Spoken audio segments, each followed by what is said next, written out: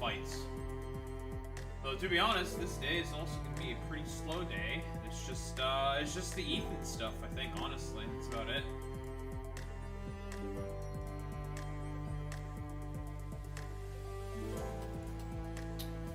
But then we have the next fucking fight.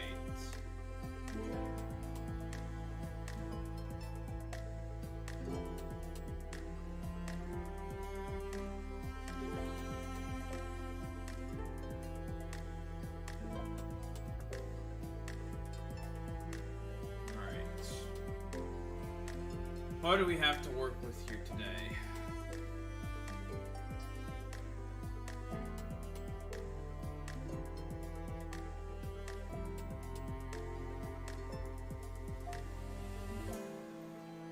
Crobat, Dragonite Gorbis, Urshifu, Armor Rouge, of course the Sceptile. Okay. Lovely.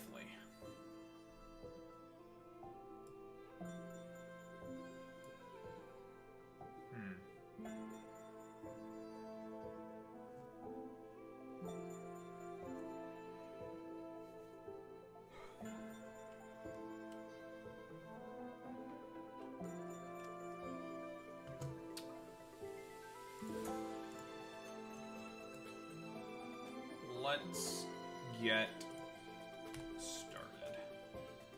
Where's my fucking emulator?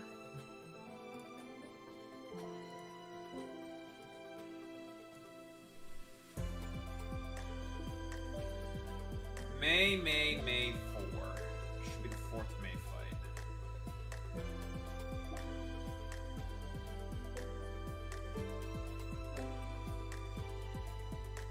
This fight should be too hard.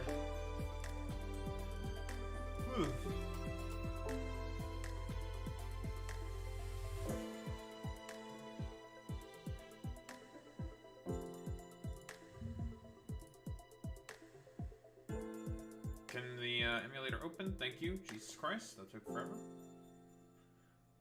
know why that took so fucking long.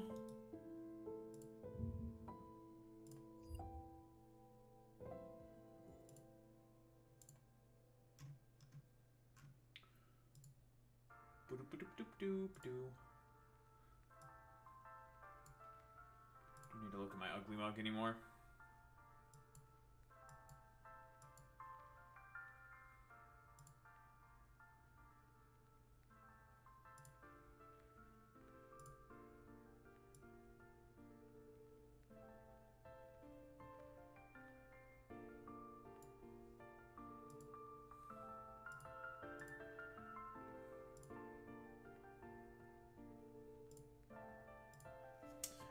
All right.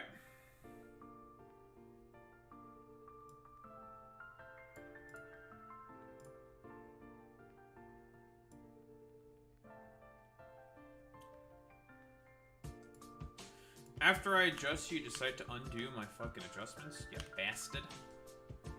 Alright, May. We don't need to level up anyone. Our level cap has not gone up. I assume it's going to go up after this fight. So, May.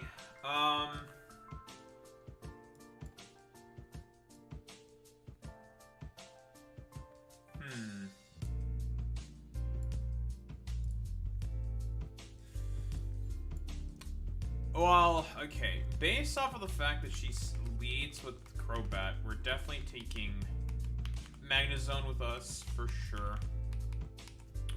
It's just a free fucking Volt Switch, turn 1. I want to take a Fairy type, a Water Fairy type to be more specific, because that'll be very good against the Urshifu, which is going to be Single Strike Urshifu, with the moveset of Drain Punch, Sucker Punch, Wicked Blow, and Ice Punch. It'll pretty much wall the Urshifu. I'm gonna go with probably Azu instead.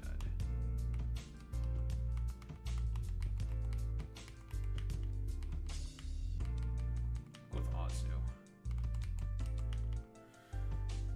Gorbis, Dragonite.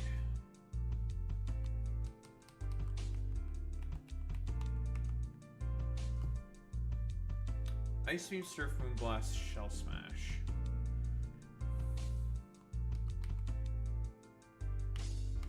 Wouldn't our quad sire be able to do really well into that thing? I would think so, right?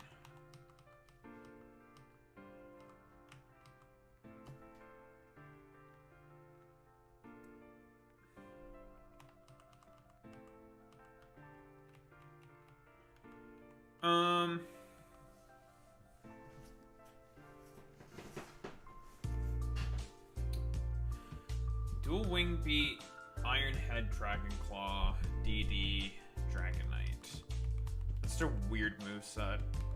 Such a weird set.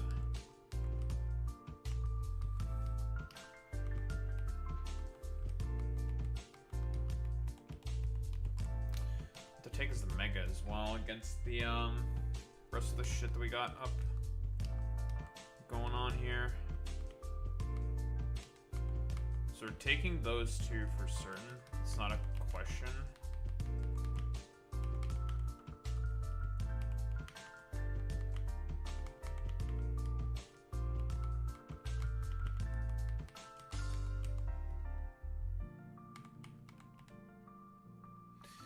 Mosa Lo Samosa does outspeed Mega Sceptile. I could give her a Focus Sash. Alright? That'd be a perfect check. Just go for Ice Beam. Actually, no. Goes for Dual Chop, that's a problem. It just gets RKO'd instantaneously.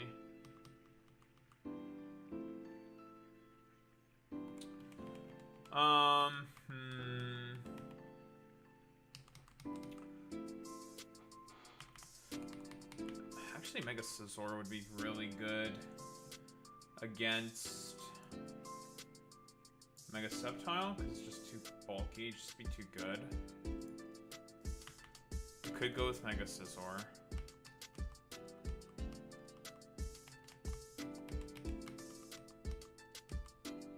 Oh, it works, yeah.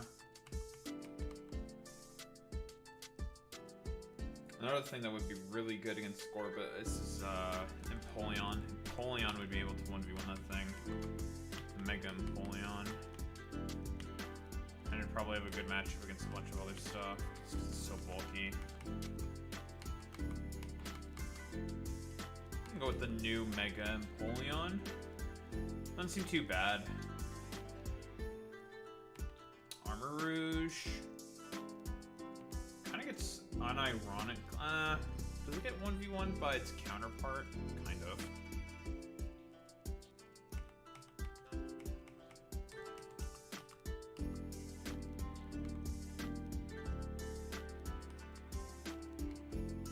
I wonder what she gives you as a reward. I don't know. I assume it's probably the Slackite. I think she also gives Blazikenite. I feel like she gives Blazikenite as well. Ozu is also going to be pretty good against Armor Rouge. Is a pretty good check, to be honest.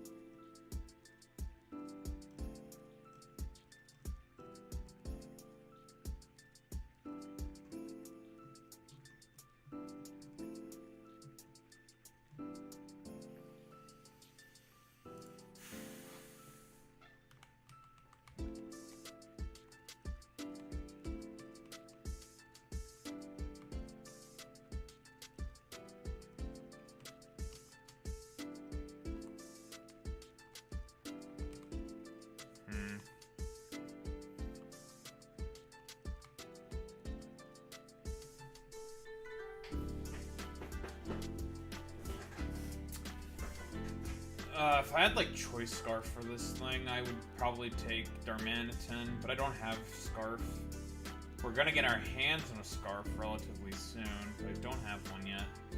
Oh, this thing would probably be perfect. Right, it would just be able to instantaneously take out the Crobat. Probably not the Dragonite, because if it has multi-scale intact. Without multi-scale, definitely would take it out in one hit, no problem.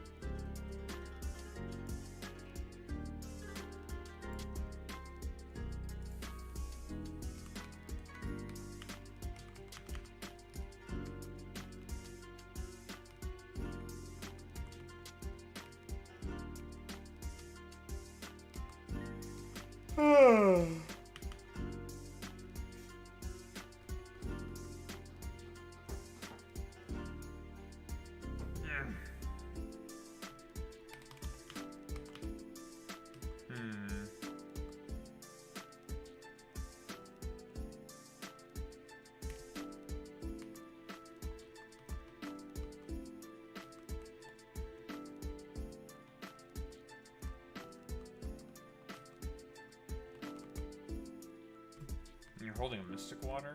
Okay. I wonder, does this thing have like jacked up stats or something? Can't really tell.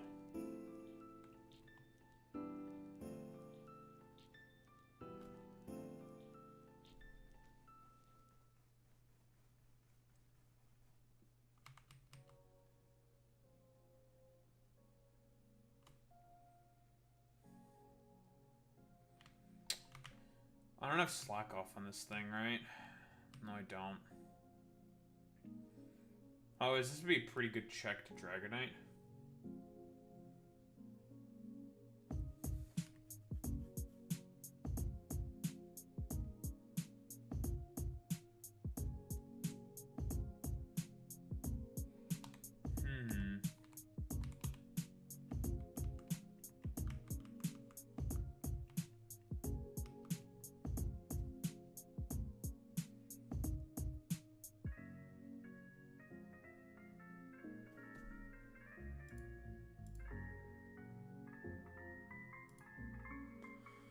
Ow.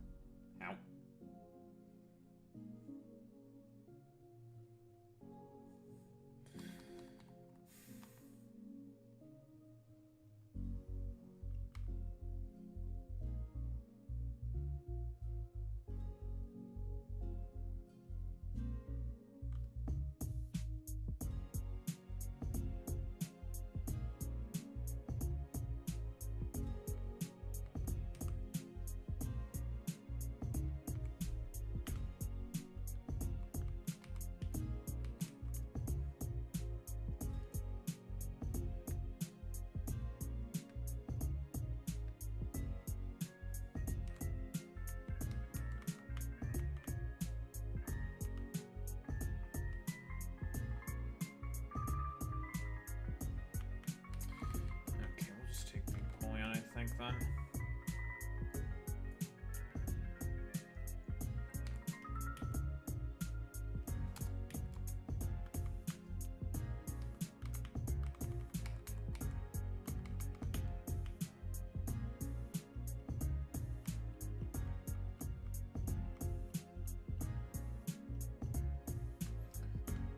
Gonna take Haze.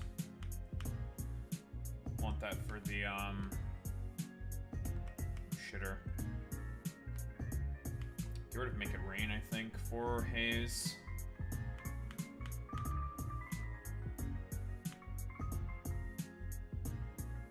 Could also use Toxapex, actually.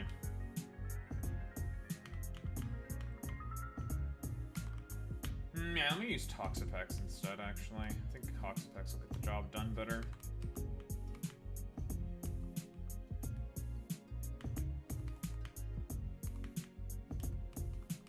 The defensive Mega Empoleon. I want an offensive Mega. I need some damage. Do you have Haze? You should have Haze. No Haze. It's kind of annoying. It's not the end of the world if this thing doesn't have Haze. We definitely want Haze. You just click Haze and it's like, okay, what do you do? Gets the Gorbis. Which then I suppose makes the Empoleon better, but I could just not Mega the Empoleon. Then I want it to be specially defensive.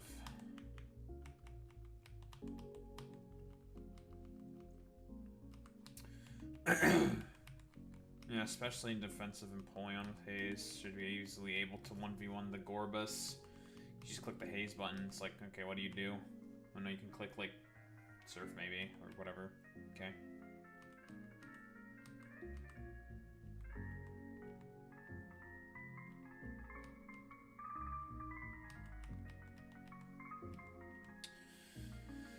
I need some offensive potential, but from what?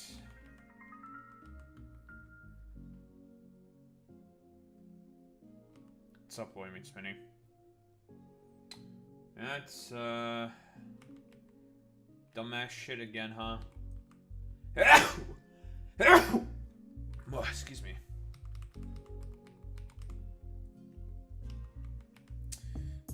I can just say that nuke's good. It's gonna be dog shit. I'll say it. The nuke's gonna suck balls. I've already seen, like, what, a spoiler of it? He's, like, suing Denim's, Caseytron, and, Frogan for, honestly, like, what seems like the fucking weakest, most pathetic fucking reason on the planet. Oh, I'm not suing Hassan because he didn't watch my whole video.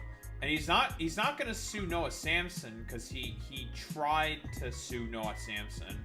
And the court just told him to drop it, like, immediately because he had no basis for any of the fucking claims he was having. So that immediately didn't work. So now what he's trying to do is, like, oh, okay, I'm gonna sue fucking stupid sexy Denims and, you know, other shitters for whatever fucking bumblefuck reason. It's the dumbest shit on the fucking planet, basically. I want to take Pheromosa with Focus Sash to use it as a check against Mega Sceptile. The problem with it is it is not great against all the multi-hit moves. Because Dual Chop and Bullet Seed are both multi-hit moves. And Pheromosa is literally a piece of paper. Otherwise it would do very well here. Plus, I'd just be able to just constantly U-turn on stuff. I'd have a slow Volt Switcher, fast U-turner, which is very good. I could just do it anyways, right? Because I think what she's going to do is she's going to immediately, like, bring in the fucking... When I lead with this, I think she's going to switch out into the Mega Sceptile, and then I just bring in the Pheromosa, and she's going to be in a really bad position.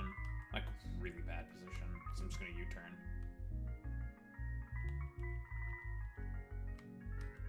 Do that.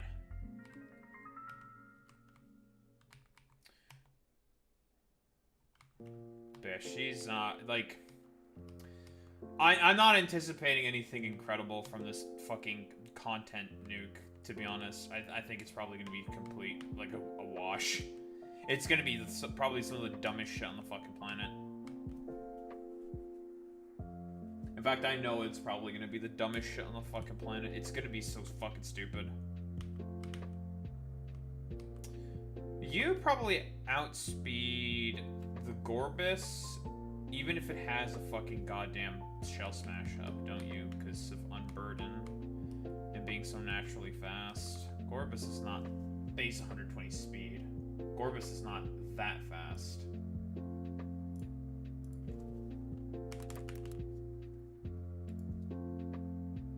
Base 52 speed, yeah, it's pretty fucking slow.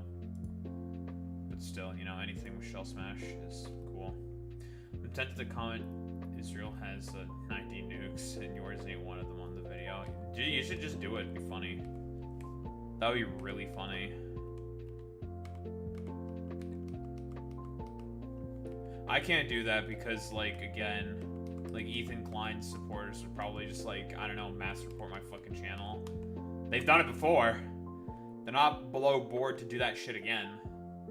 Like, I wouldn't be surprised if I got another fucking dumbass, like, community guideline strike as soon as I put up this fucking video. Because I'm definitely putting it up instantaneously.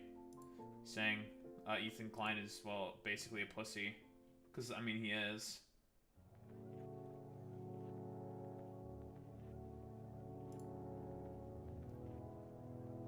I mean, the worst thing that would happen is just a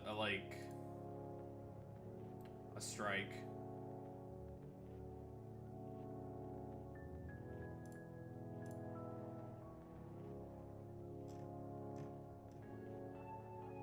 What mega do I want to bring to this fucking fight?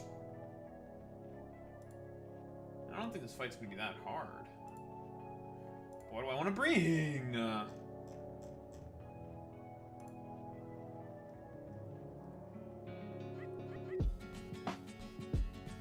Well, it's not just H3 audience members, it's also DGGers.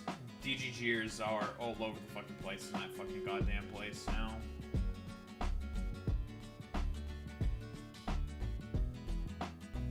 Route 124, Informer Shard Collectors gives several form-changing key items. Those are going to be useful to grab. Grown Catalog, Reveal Glass, Gracedia Bottle, Prison Bottle, okay. Pacific Log Town gives you the drive items, okay, it's not as useful. Lily Cove, Memories for Savali. Move Relearner functionality for eggs in Lily Cove. Okay, that is way more fucking useful. Okay, that is going to be very useful once we get to Lily Cove. Because we definitely want some particular egg moves on Pokemon.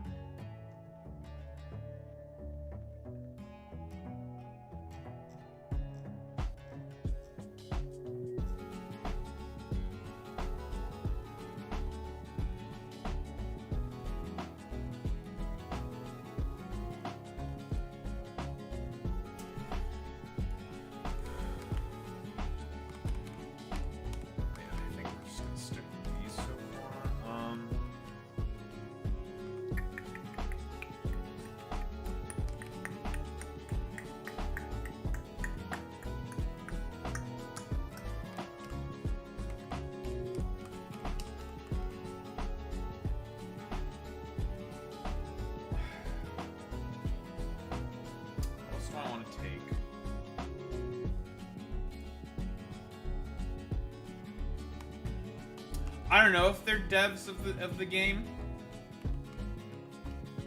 but they're like probably people who've helped create the game. They have some fights in here, and they have a lot of useful items that we want to get. So yes, we're gonna fight them.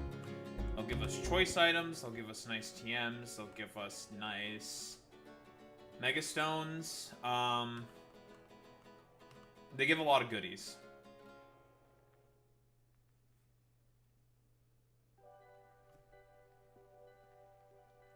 Oh, for sure. Like, this sprite for Golden Go is was drawn. This is... A lot of the sprites probably also came from Radical Red. Because this is the same game. More than likely, some same devs worked on it. But there's definitely a few new sprites that were worked on. For example, the new Mega Forms, especially. Like, Mega Rose Raid, new sprite work. Mega Infernape, new sprite work. The Empoleon forms, new sprite work. All a bunch of new fucking sprite work. And some of the other sprites have probably also been redone. I think Golden Go is one of them. Yeah, the Golden Go sprite is definitely new. This one is new.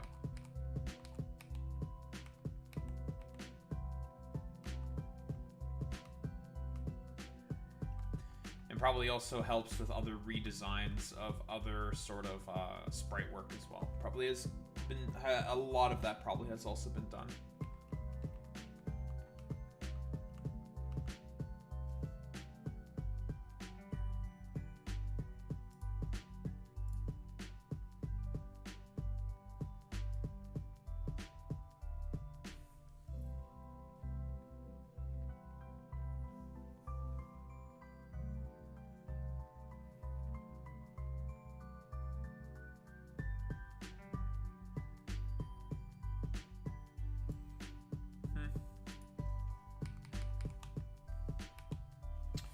You know, maybe I could just go with you.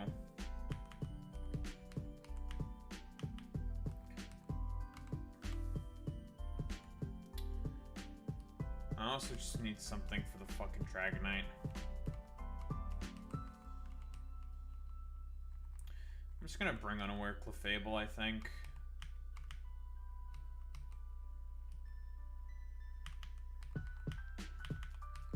Mega Gengar probably will be good. Probably will still outspeed the +2 Gorbis, and can easily annihilate the fucking Armor Rouge.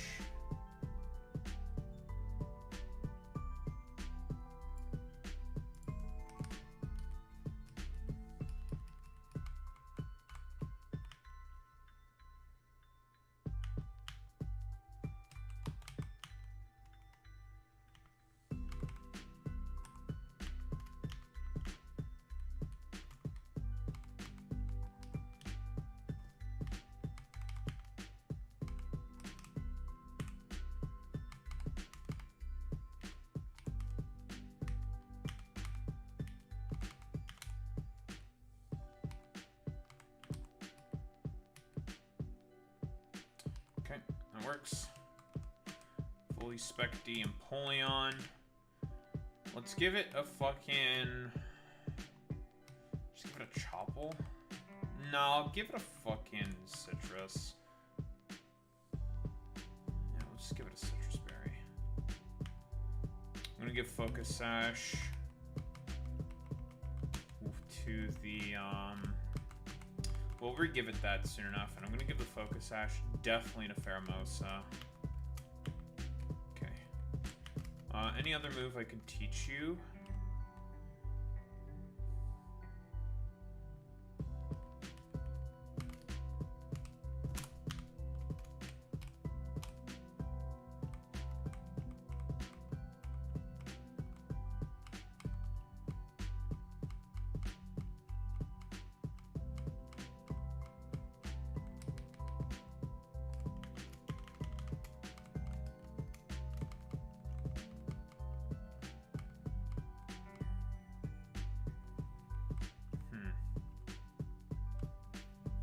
Else I could teach the Samosa. I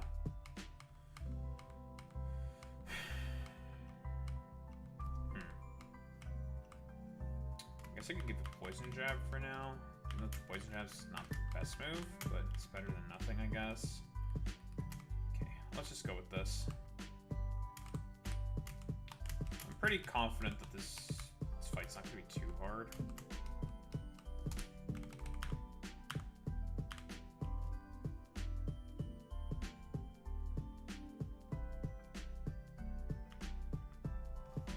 Okay, fight time.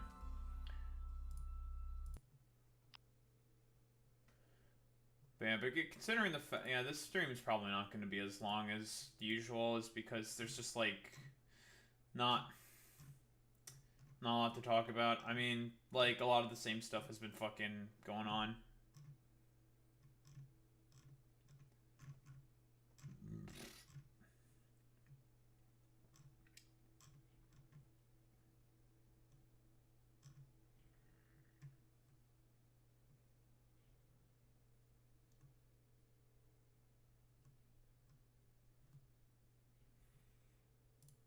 Let's pull that bad old boy up.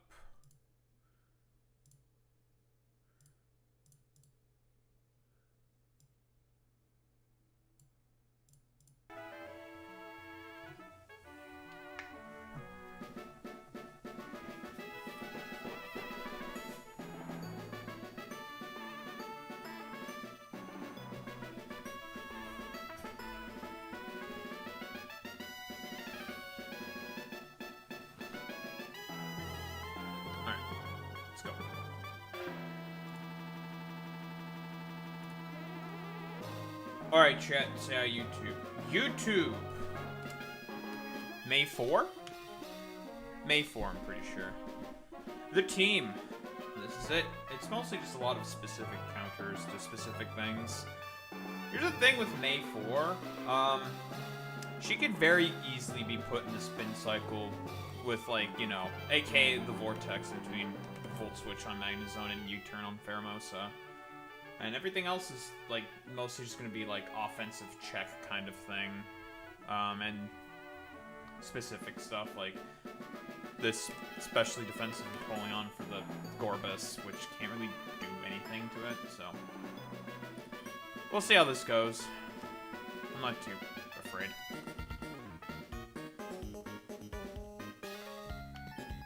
Hello, May. Alright, well, she always leads off with Crobat. We have the Eternal counter, as always. Magnezone. She probably clicks U-turn here. It's fine. Just click Volt Switch.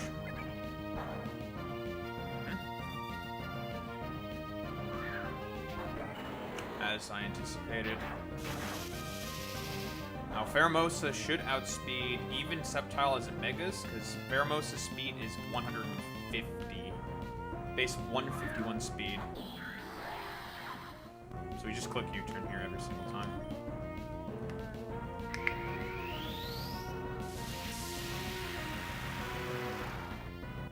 That's a new spray.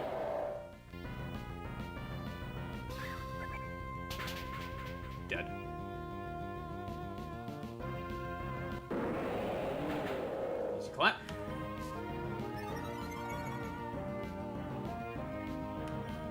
I could have just stayed and clicked Ice Beam, but...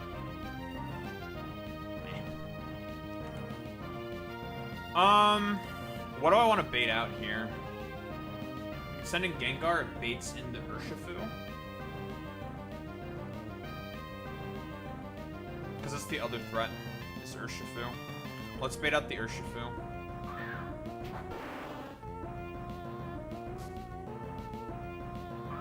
There it is. Hey, big man.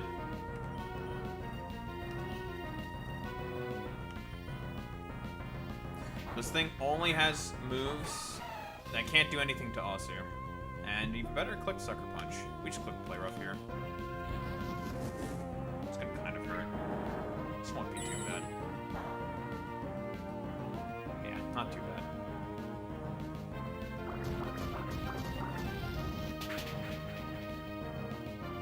Yeah, goes Urshifu. Nice. Probably the two biggest threats out of the way.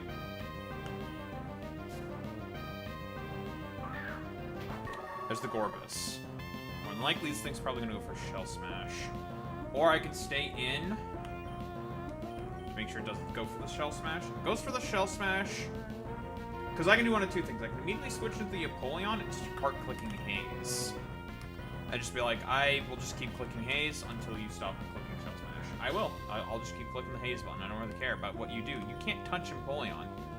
Or I can stay in, anticipating the fact that it will try to go for a Shell Smash, get a lot of damage with the Play Rough, because I think she just came in with this just to click Moonblast. I don't think she's clicking Shell Smash. That's too threatening.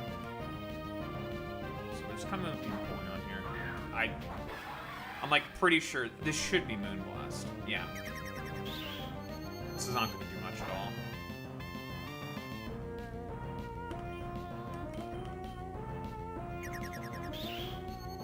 Sit here and just stall it out. It's fine. I don't have any moves in order to take advantage of that, but it's fine.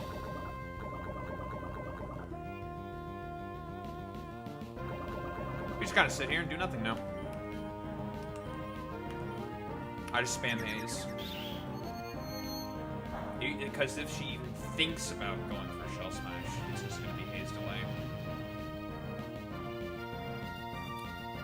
I do believe I have a Citrus Berry on this thing, so that'll proc first. I'm not gonna click Boost yet then.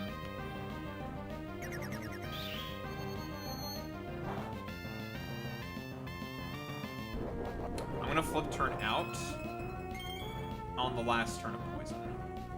Just as Poison's about to take her out.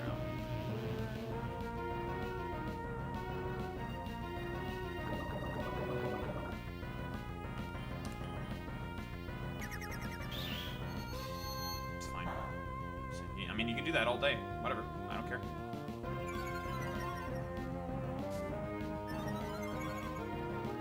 I'm just gonna sit here.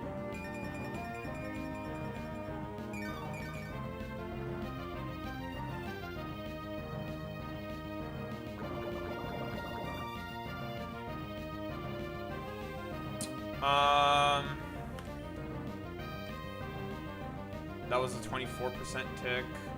This should be final tick. That's in tandem with the flip turn damage. It should be final tick of poison.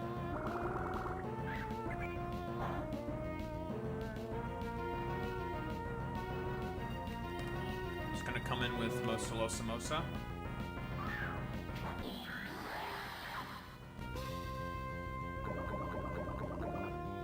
Dead. Everything I have in the back should be able to outspeed this thing.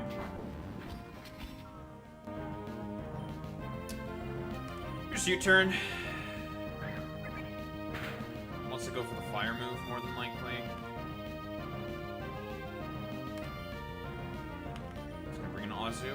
Armor Cannon does reduce this thing's defense. Shadow Ball? Okay.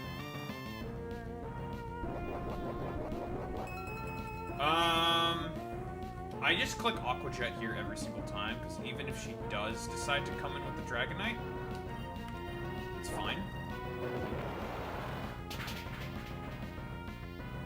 I'll break the multi-scale. So down you go.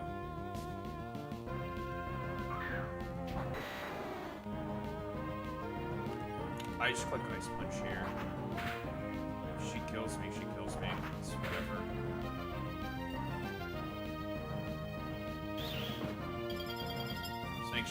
Just make sure that multi-scale is broken, which is all I care about. Dual Wing Beat only hits 2 times. We now come in with Magnezone here, because this thing's moveset cannot touch Magnezone. We just click Full Touch. She's probably going to take me out with, like, Iron Head or something. Easy. We just... Honestly, we can just stay in and click Thunderbolt. All that's left is the Crobat. Yeah, we just click T-Bolt. It's not going to do much. This is pretty much checkmate.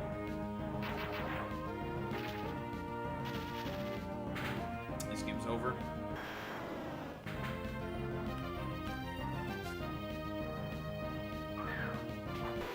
And you have nothing to hit me with. Yeah, U-turn is your best move to hit me with. Oh no! Not U-turn!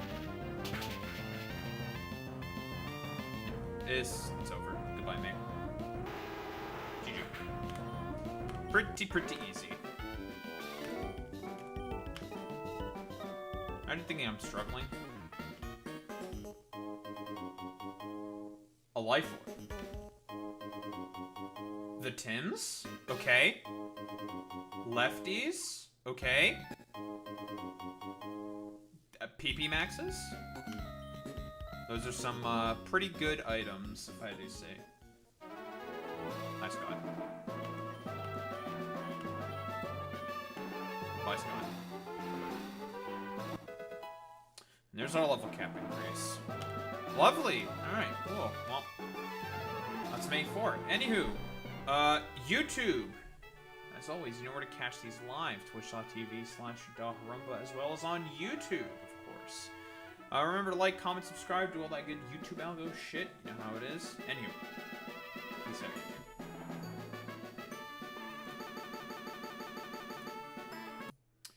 YouTube. Easy fight that was. That pretty much went perfectly. No complaints. That's what we get for putting together a solid squad there. Alright. We now can get to Fortree City, and we just got our hands on a lot of really good items. So that's good for me. Actually, can I surf here? I can't go up the waterfall. Is there anything of interest here? I'm pretty sure there's nothing of interest here. But, you know, there's an item. Did it say Magnezone? Okay, I got a Leaf Stone. Okay. Why is Magnezone able to use Surf? Whatever.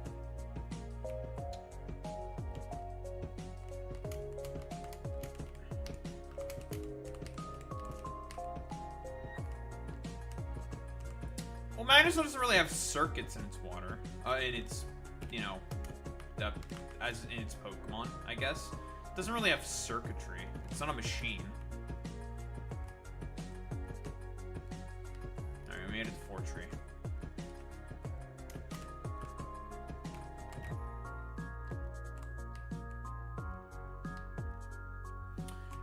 Like, okay, we don't really know what happens to Steel-type Pokemon if they go into contact with too much water. We don't know if Steel types are even, like, capable of such a thing like Rust, right? Like, who the fuck knows if they can do that? It's gonna be a bunch of fucking Pomegs that I can't pick because I have too many fucking goddamn berries. It's an Alchemy. Now it's dead.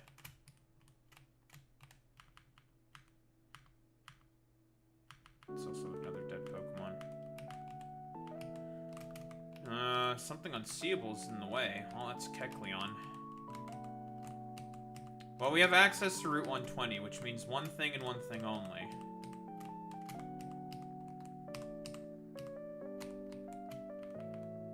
Hi.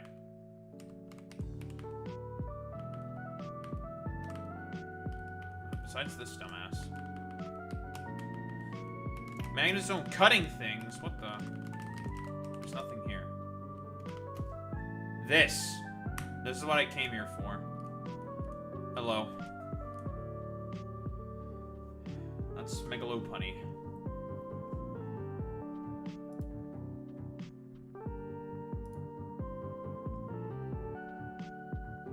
Anything else of interest in this damn place? Not really. Everything else in here is pretty much irrelevant. The only thing I care about is just the Bunnery. Everything else is completely fucking irrelevant. Where's Steven? Hey, Steven.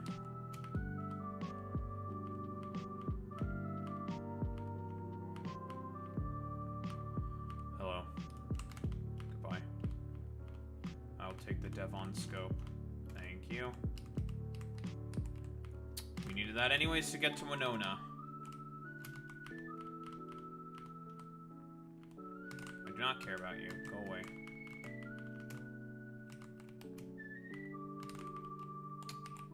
So there's no open cave here, huh? Just this very conspicuously placed fucking island? Yeah? Mm-hmm. Yeah, what's this mean? You're not fooling me, game. I know what that's for. There's gonna be a legendary Pokemon in there.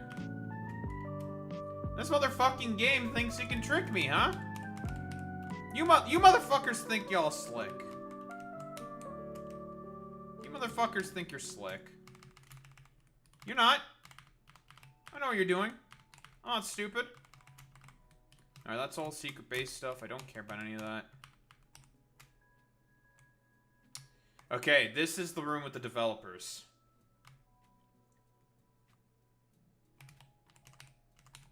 Or users? Sprite artists? A Mastiff for Fido. Okay. Trading dog for dog.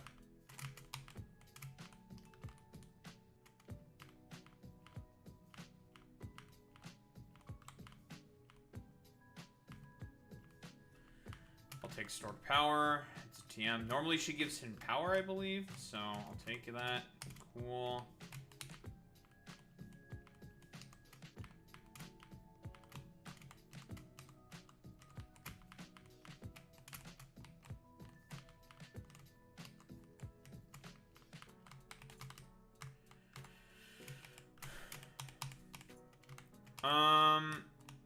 Okay.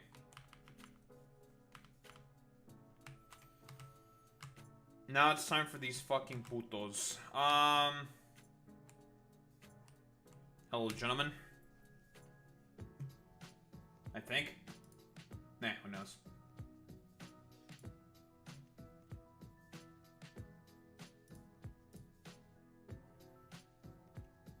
Alright, optional bosses. Trainer X. So Trainer X looks like is the one on the bottom right because of the Torterra. Who's the one with the lantern?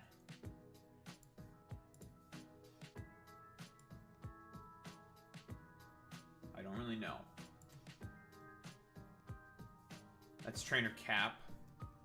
And the one with the Empoleon is Irv24. Okay, so let's start with Trainer X. A Galvantula with Sticky Web. And a Focus Sash. So, plan for this jabroni is to put up the Sticky Web, huh? Okay.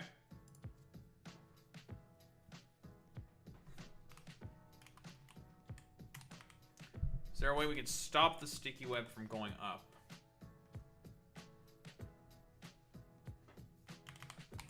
I just thought of something immediately, and it's already going to make use of Megalopunny. Megalopunny about to get some immediate fucking usefulness. Haha! You fake out and then you take it out because Megalopony is significantly faster than Galvantula.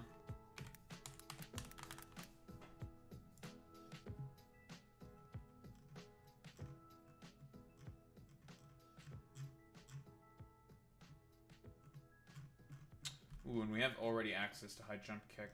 Very good. How do you evolve? Friendship. Okay, that's easy. Where's the Pomegs?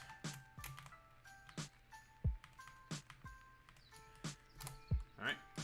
Now the Lopunny is instantaneously ready for level up. Speaking of level up, let's fucking level up all of our shitters here.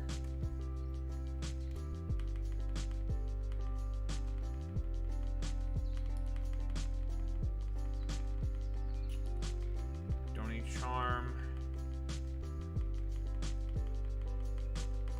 Don't want entrainment. Don't need bounce.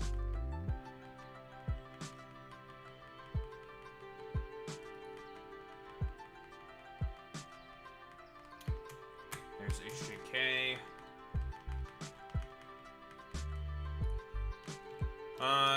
U-turn.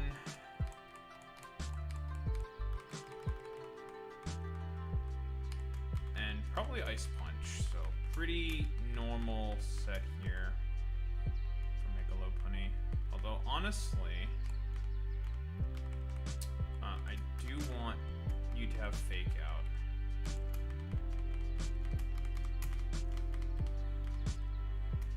Let's go return Fake Out. Yeah, sure. Why not? That's fine by me. Then I replace return with the ice move. Which is inevitably going to be triple axle. But we're not going to get triple axle for a while. So we're for sure going to make use immediately of Megalopony. Speaking of Megalopony,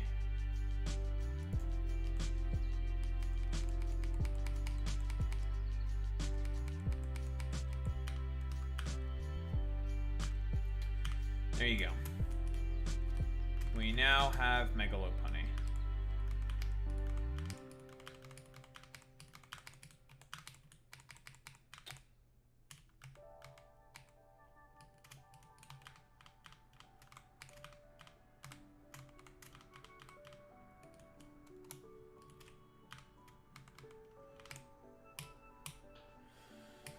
Lovely.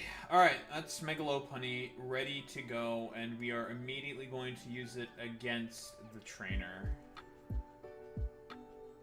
That's going to be Trainer X.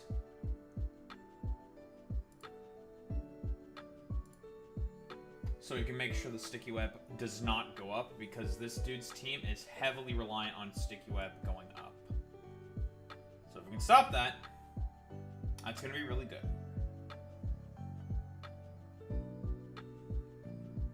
It's going to make this guy's basically a Sticky Web team, which is just a bunch of very, very slow threats, into basically... We're basically just going to make them completely and utterly irrelevant. That is the plan. Which will be great! What other fucking items? I think I want to put Limber on Megalopony, because stopping it from getting paralyzed in base form is definitely not terrible. Where are my patches? We'll give you Limber, because Limber is a good ability, actually, for a Pokemon like Megalopony.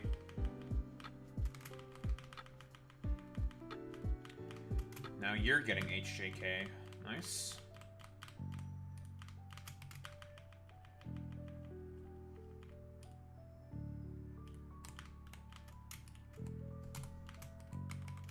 What item are you holding?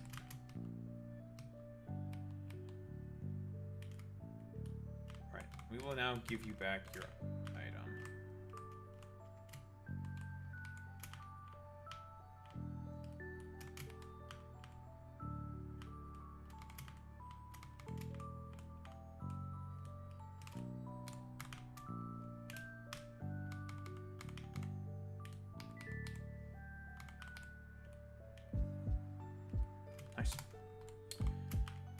Let's, you back to normal.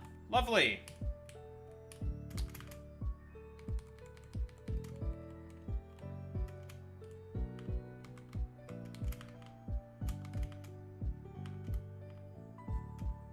And increase your roost PP.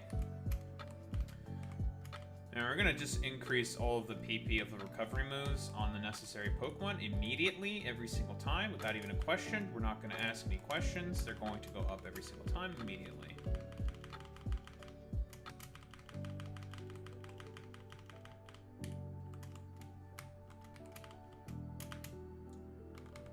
Soft-boiled.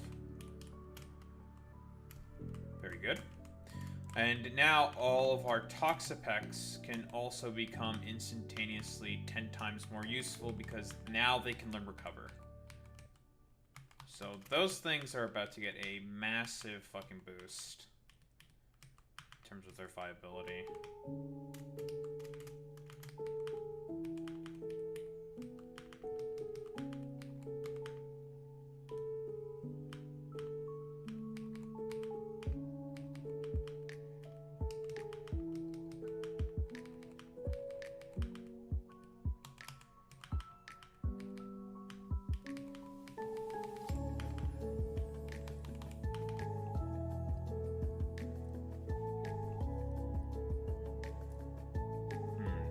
Does have Rock Slide. Can't really use flying types against that thing. I'm gonna take on the Torterra. I think it's gonna be annoying because it's gonna be immune to ice moves because of its ability Ice Eater. So I think it's gonna be quite fucking obnoxious to take on.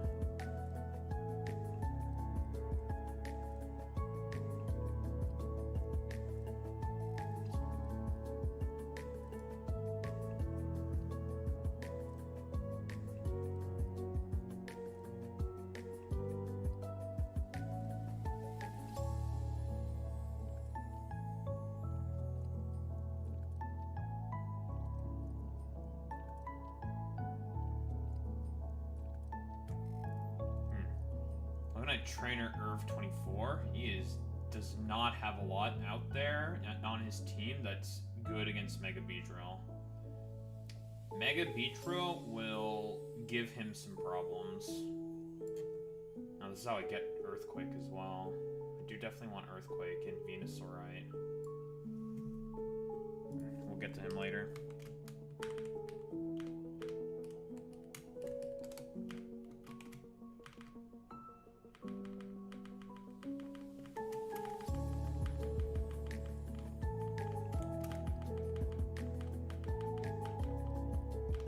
You are no longer fucking completely useless. You are now a complete, utter menace to society. Goodbye, fucking useless ass Sludge Bomb.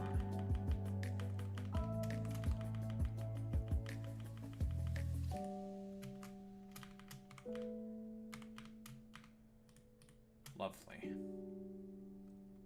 I probably also have enough PP maxes in order to just use them all on everyone, but I'm just going to only use them on the recovery moves. I don't really need to use them on anything else, I think. Just the recovery moves is more than enough, I think.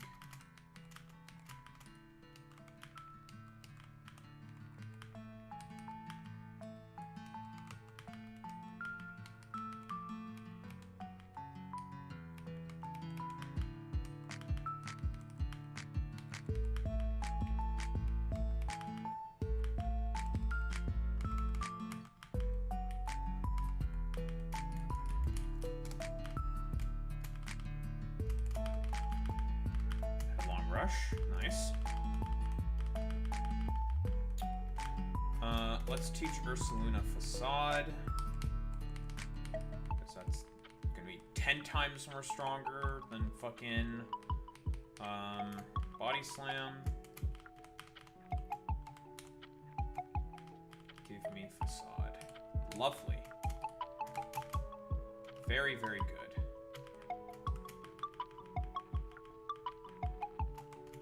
You also don't have Recover at the moment. That's another motherfucker who needs Recover.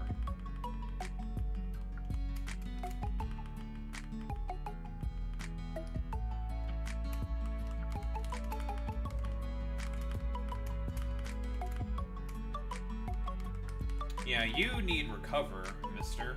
Or missus. Is what you need.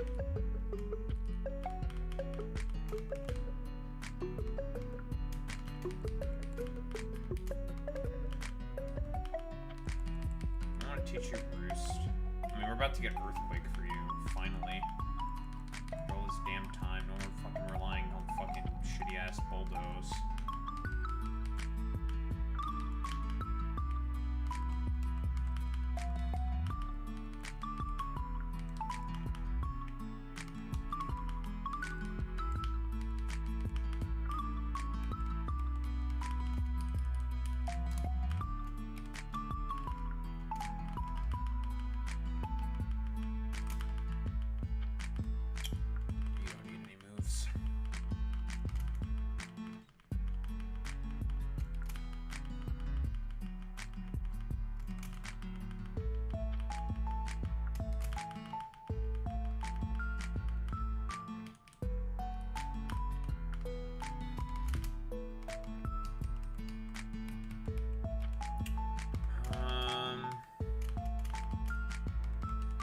Get my hands on the Slackite. I wonder when that happens. Guess we'll never know. Atarianite, I believe we're probably going to get from Winona. So soon we'll have our hands on Mega Altaria, which will be nice. Really wish you had fucking triple Axle right now. Because I would love to use fucking Mega Weavile, or Weavile in general, against Winona. Because I think it'll probably rip Winona to shreds. But we don't have triple axle. We don't even have Icicle Crash. We do not have the necessary strength. Hello? Double Edge is useless on you.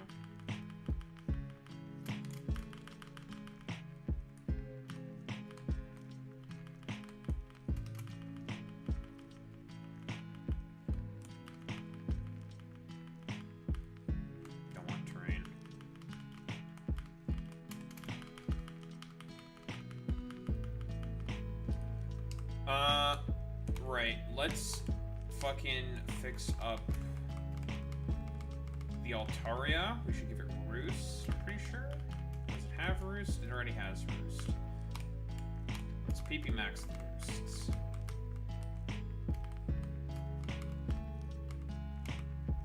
Right, all you need is Earthquake, and we will teach you Return because it's a stronger move. Return. 27.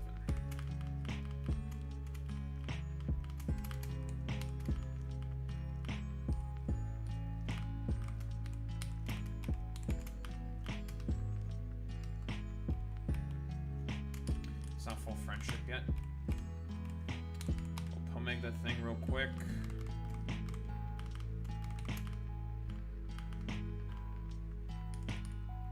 Okay, stats.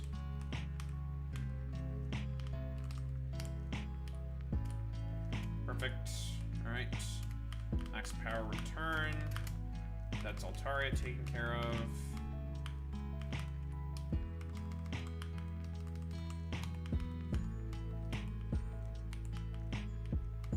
I know that slacking also has slack off on it, but I don't know if I want to keep that. Of course, having a, I don't know, stupidly strong, as ridiculously bulky of an attacker as slacking have slack off definitely has merit in terms of keeping it that way. However, I don't know if it's necessary. If it's necessary, that's an entirely different question.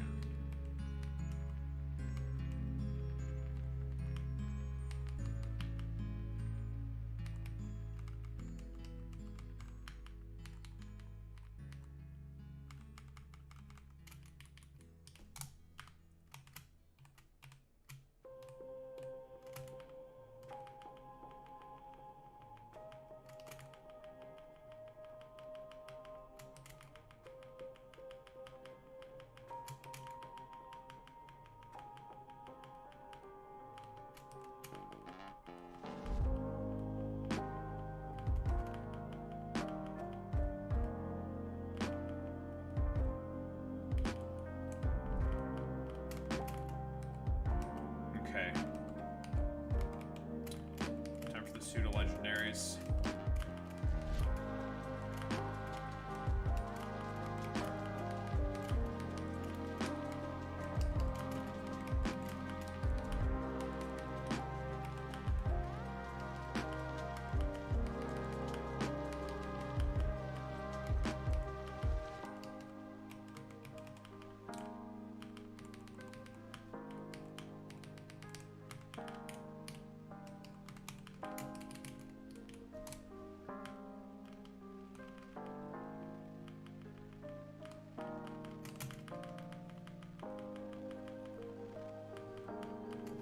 There's Clanger's Soul.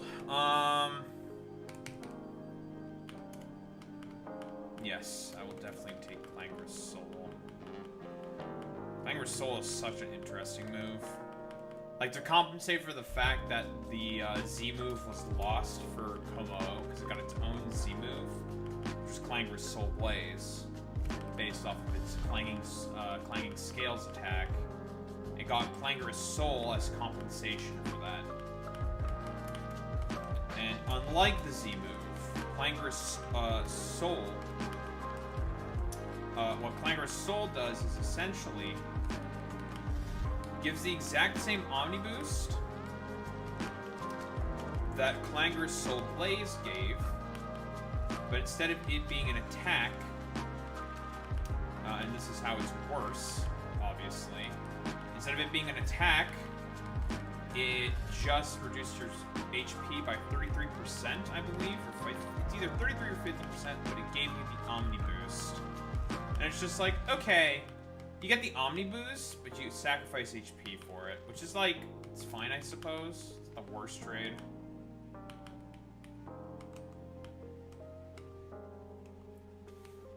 It's a pretty decent move. The thing with,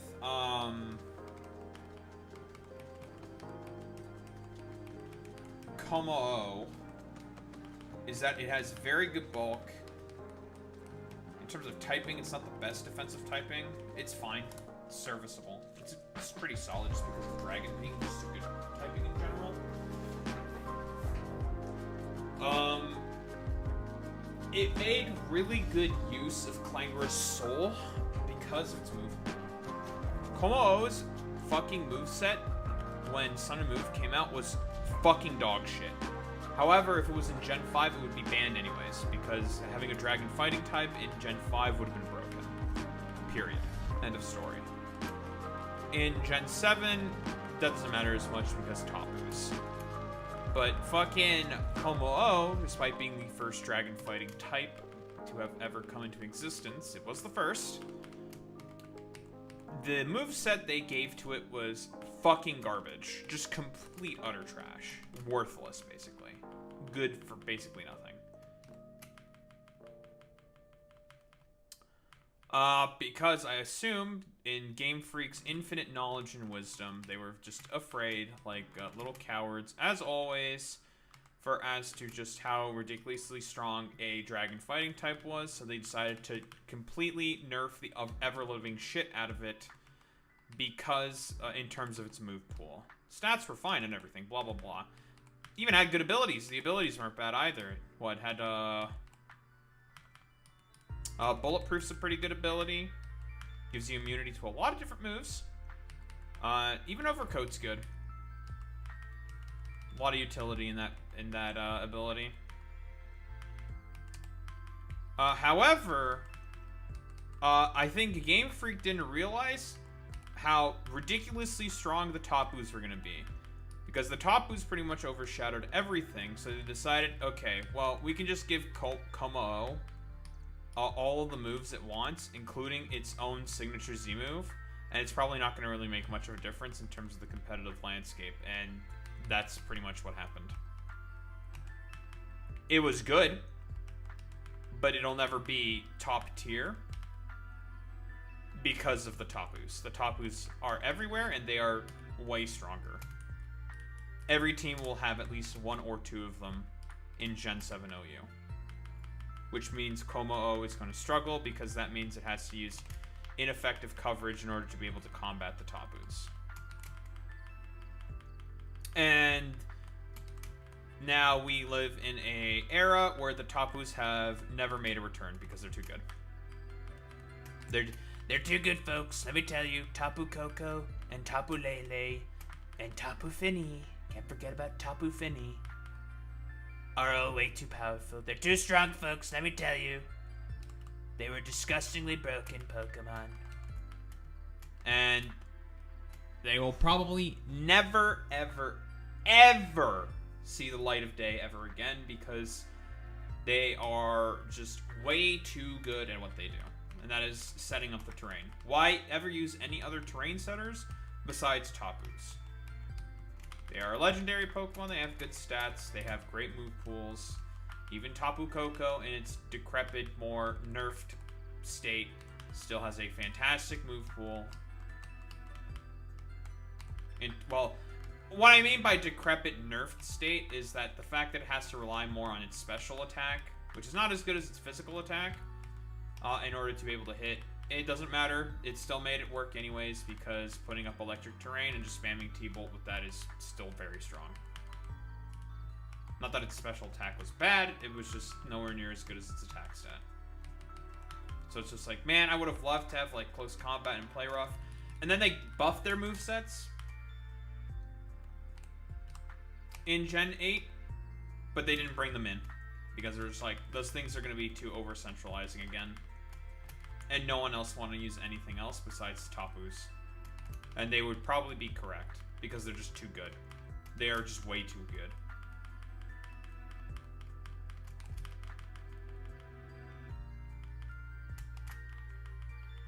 They're too good, folks, let me tell you. The Tapus, they're too powerful. They are way too over-centralizing. And especially because I believe in National Dex OU, not Proto-Synthesis Pokemon, but the Quark Drive Pokemon, if they have Tapu Koko, which is their ultimate enabler, people thought, like, seed teams were bad enough. Try having, an electric seed user plus a bunch of Quark Drivers in the back. Have fun with that. It's fucking degenerate. Just complete fucking nonsense. Way too fucking strong.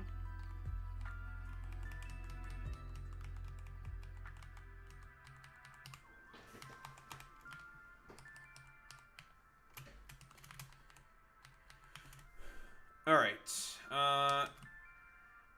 a few more boxes. You can fuck off as far as I'm concerned.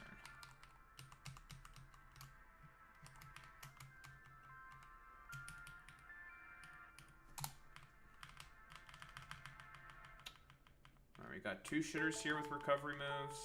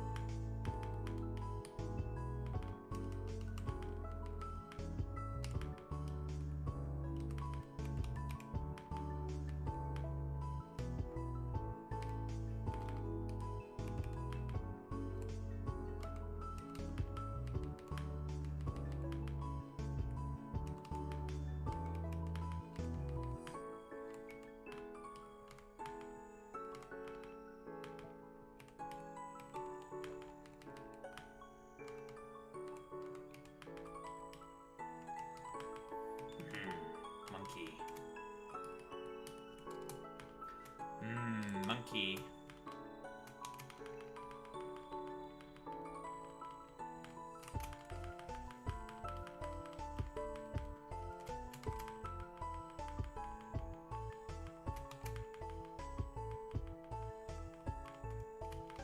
Fickle Beam. Okay, I'll take Fickle Beam over Dragon Pulse. Like 30% of the time, it's 160 base power. But otherwise, it's only 5 power lower than Dragon Pulse. It's a worthy trade. It's fine.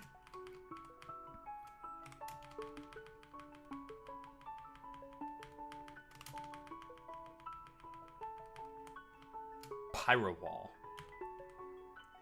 Yes, please.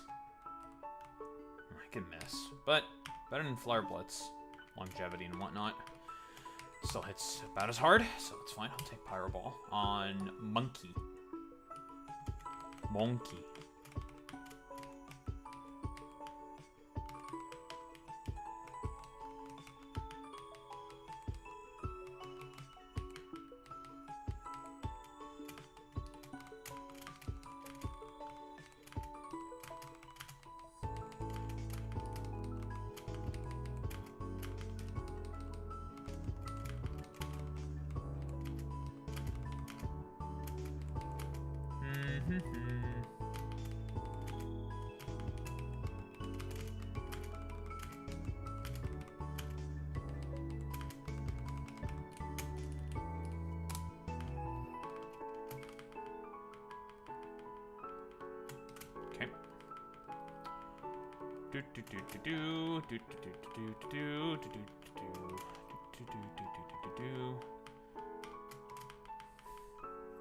Curse? Don't really want curse on this thing, I don't think so. Nah.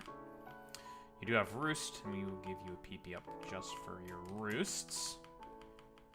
I don't have slack off yet on the dirge.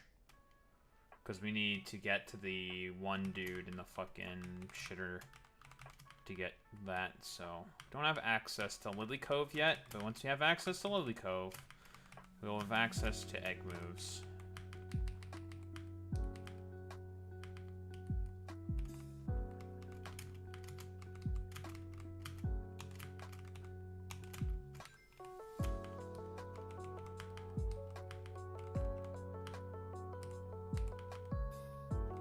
I gotta make sure the Broom is fixed as well.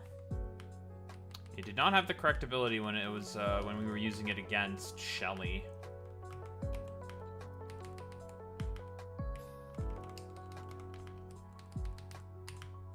So we'll fix up the Broom. Let's do that right away. It should have Technician. There we go. Much better.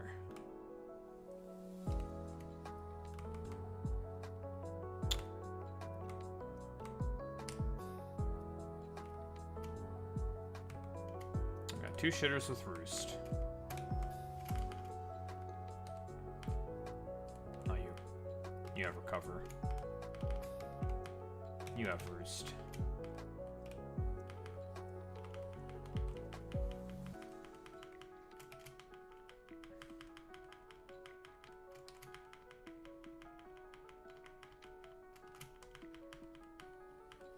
Double edge?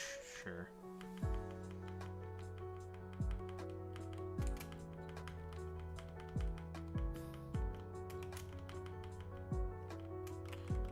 Right, yeah, you were just about to get Spore, huh? About time. Okay. Monkey. Monkey.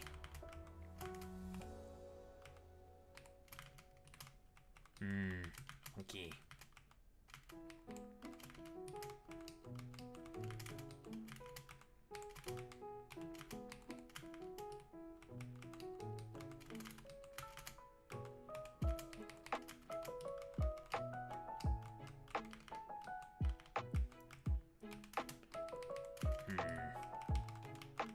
Monkey.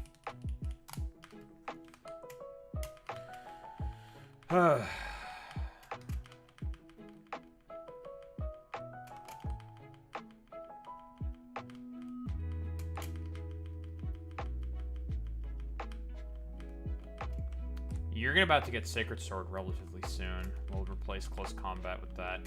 You're getting close combat. Yes, please. Goodbye, Mach Punch. Hello, close combat. Sneasler's pretty much ready to just receive the Choice Band whenever.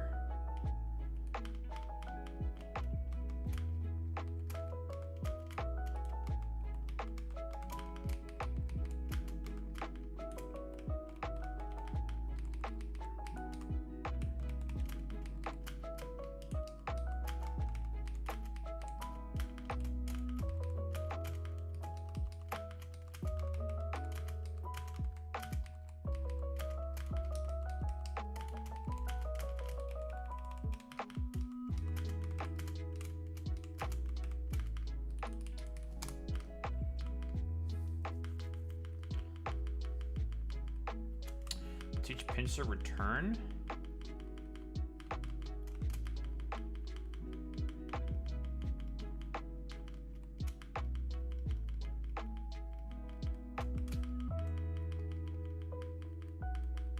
Headlong rush, eh?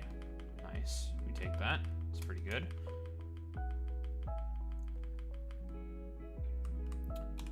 Pincer.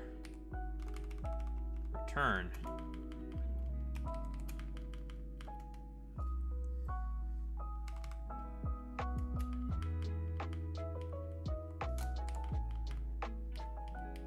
Pomeg time.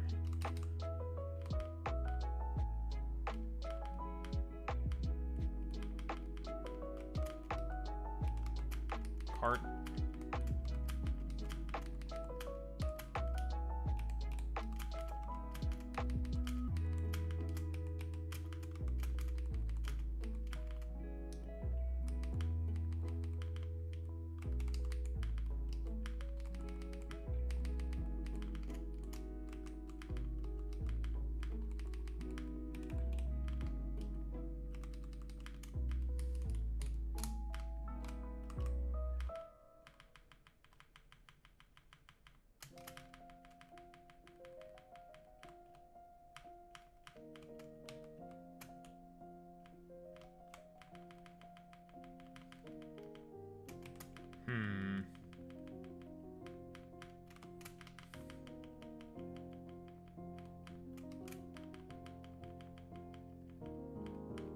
Psycho cut? We don't really need Psycho cut on you. You don't need that. You don't have sharpness as an ability. I would otherwise. Honestly, like, just leave Blade Sacred Sword just with sharpness would be good enough for you, but you don't get sharpness. Not that you really need it. Beast Boost is fantastic on cart. Choice Scarf with Beast Boost. It's pretty good.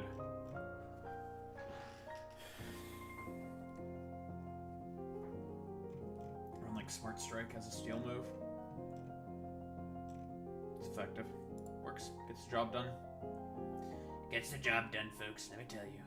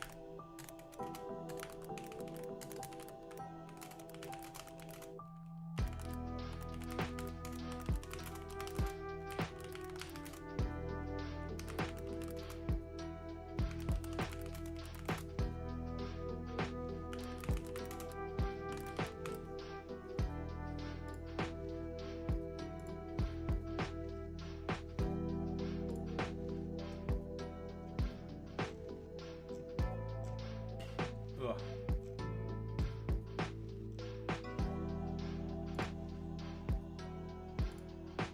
Still need to figure out what I'm going to do for Irv. Or for Trainer X.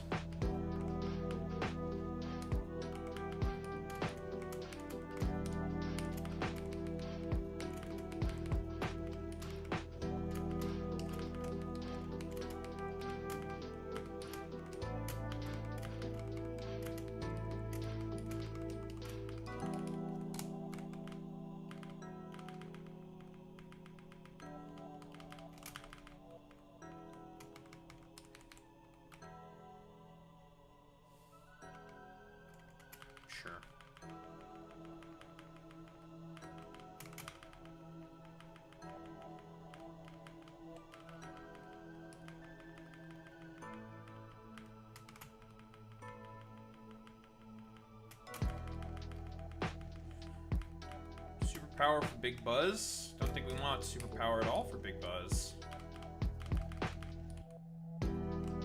It's got Roost. I don't know if I want to PP max the Roosts on Big Buzz. I don't know if it needs it, to be honest. I don't think so. I think it does. We can figure that out.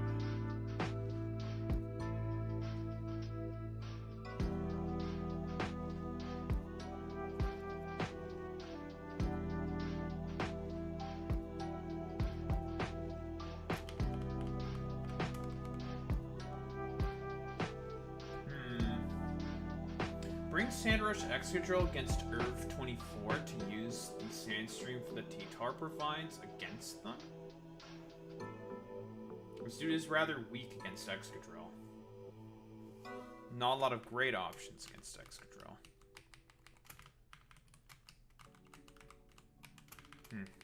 That could definitely be a play.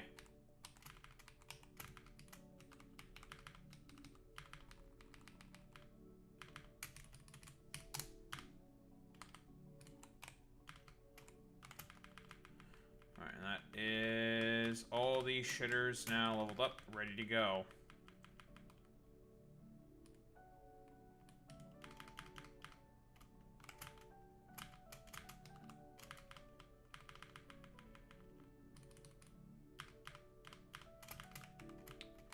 Okay.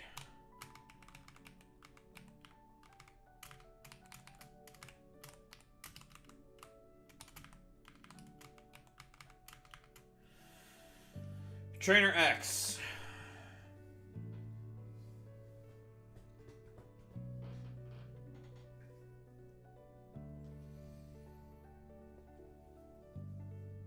Oh, yeah.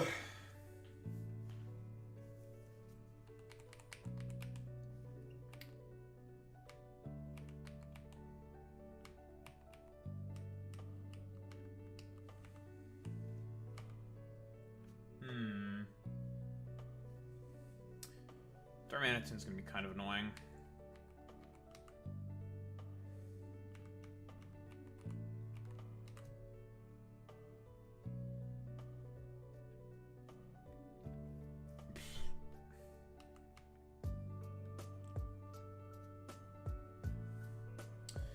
Malamar. We have plenty of Pokemon that can use U-turn that can just hit that thing really hard. I'm not too concerned about Malamar. I think it's pretty, ignorable.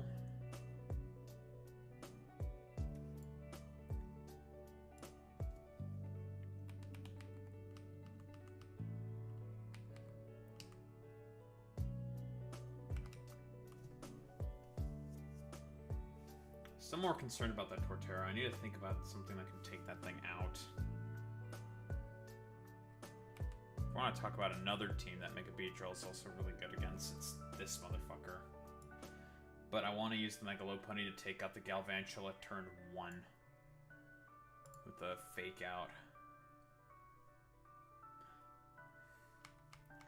Bring in some hazard control just in case, because we could probably get Defog off on a bunch of different stuff here with probably Corviknight. I'm gonna use Corviknight, think, for the Torterra. Shouldn't really have anything that the Torterra can't really do anything, I think, to the Corviknight. Since it's sort of fully defensive, and it doesn't have Shell Smash, so we don't have to concern ourselves with that. So let's do that. The Darmaniton. Thing's annoying, I'll be honest.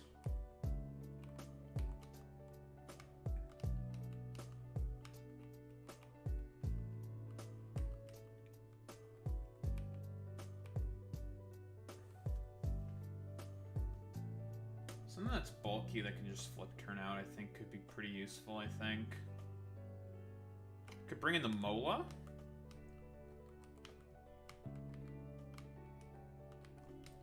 I need to pass wishes as well.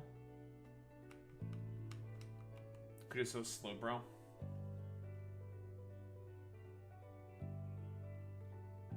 Mola or Slowbro, I think, both work.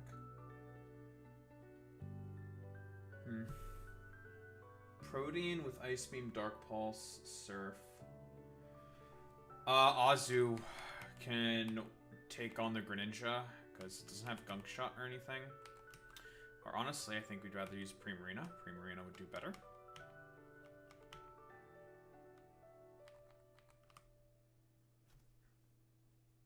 Primarina is better in that 1v1 against Greninja because it doesn't have the Gunk Shot, so use that.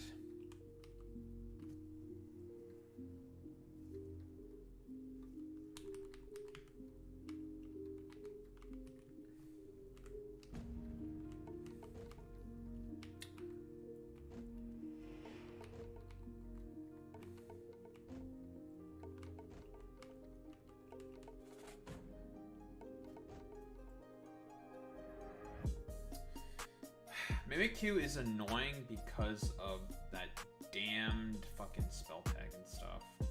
Or because of that damned disguise.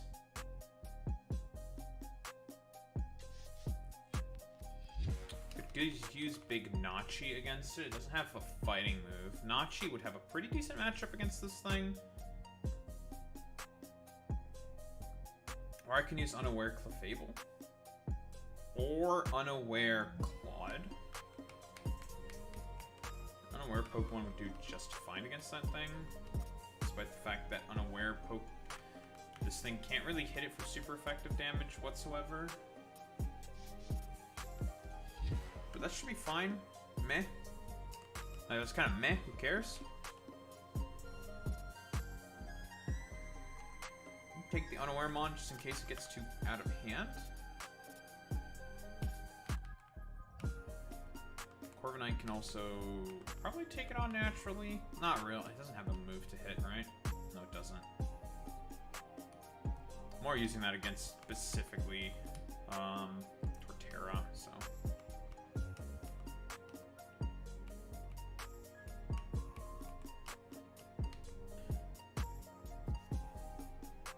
Could use King Gambit against the fucking Mimikyu, actually, because it doesn't have a fighting move.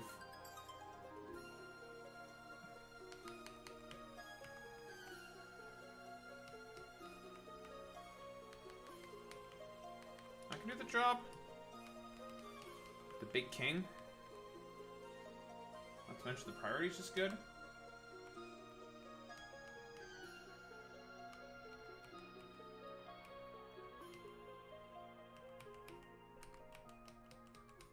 I did not level up some of these motherfuckers. Wait a minute.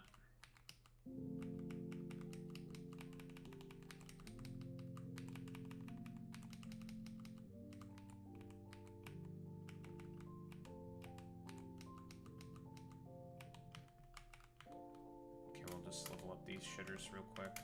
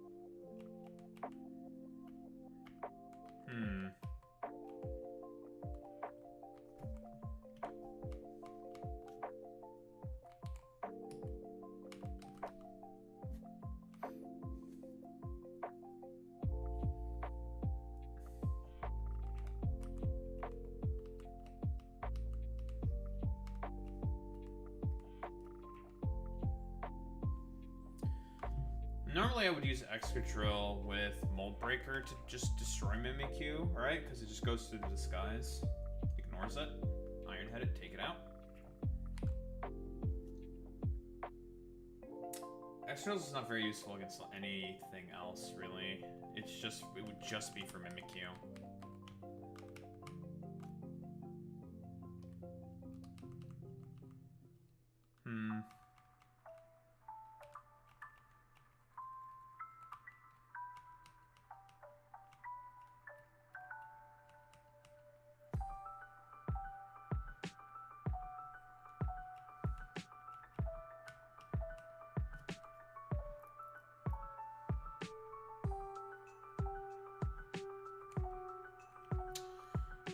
What's the best way to take out this fucking Darm?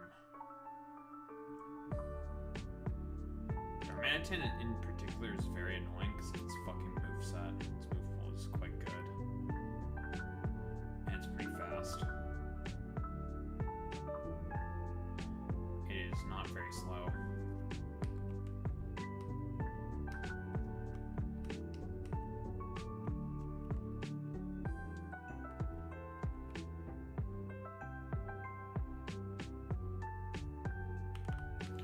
Garchomp.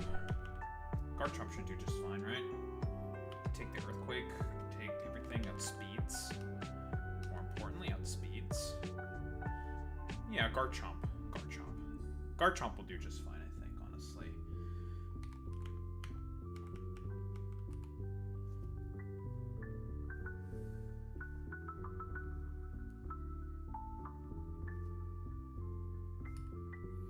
I'll take Unaware Clefable. Yeah, I'll take the Unaware Clefable, honestly, I think. Okay, this will be it. Unaware Clefable should be easily able to also just 1v1 the fucking Malamar. In case I think this becomes too annoying. Alright, so this is the first one.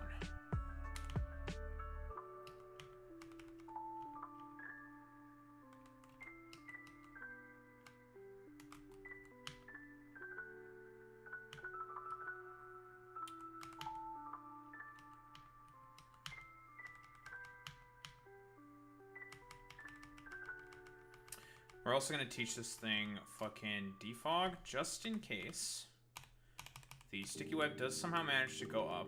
We can just get rid of it. The Corviknight on the Torterra. Because we do not want the sticky web on the field. Because that would be really bad. So just in case it does go up, I don't think it should go up. It shouldn't go up. We'll teach defog on Corviknight just in case.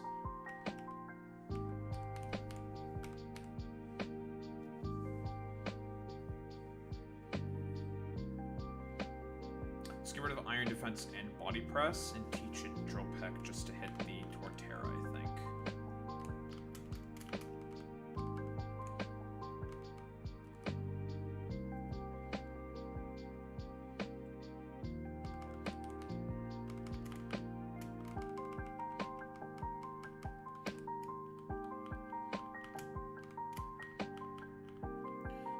Teach it those moves after. Okay. I think we are good to go.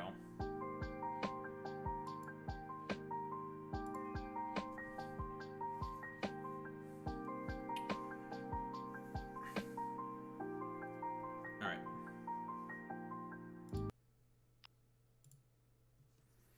Let's get started.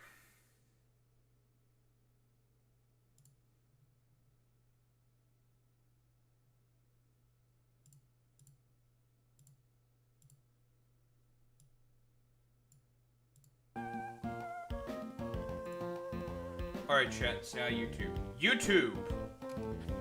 Trainer X.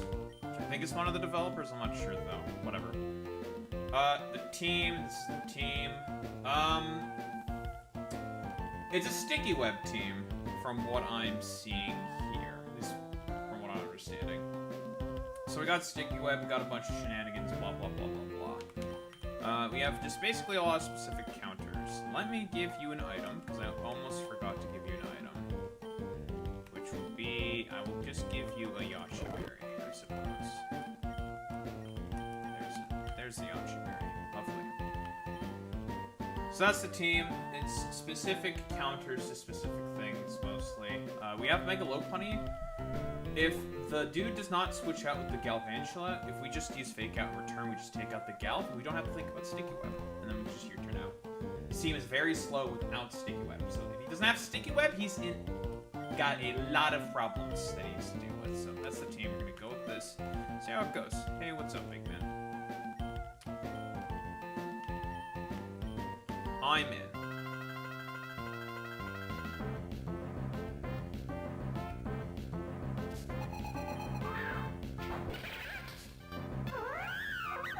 Okay, this guy is very reliant on Sticky Web. We also have a way to get rid of the Sticky Web, just in case. Normally this guy would have a Focus Sash. With the Fake Out, we take out the Focus Sash. We pop the thing in the head.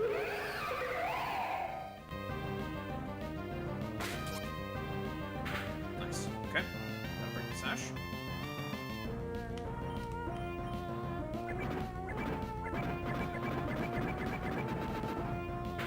And this should take out the Galvantula. No Sticky Web for you. That is really, really good. Now, hopefully what I'm hoping for here is the Mimikyu. Very good. I can immediately U-turn out and break this thing's disguise and bring in King Gambit. This is very, very good for me.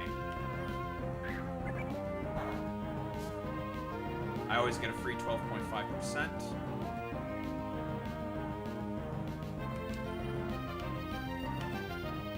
He's probably going to go for Play Rough.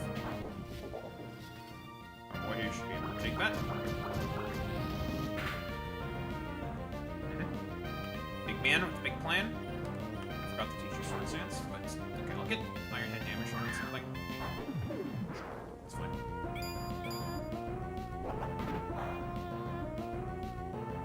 Oof. That's a good chunk of damage right there. I was bringing Garchomp here. It's going for Flare Blitz more than likely.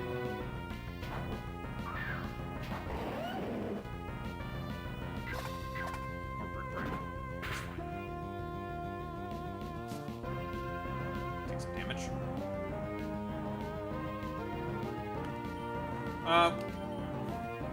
We always click Earthquake here. Just take out the darn. Nice! Alright, Manatee is dead. More than likely the Mimikyu comes back in. This disguise is broken. Ren comes in. Okay, that makes sense. Wants to go for Ice Beam. This is a Greninja without Gunk Shot, so the Water Fairy types completely wall it. It has Water Shuriken, Dark Pulse, and Ice Beam. And some Water Move. This is a wall.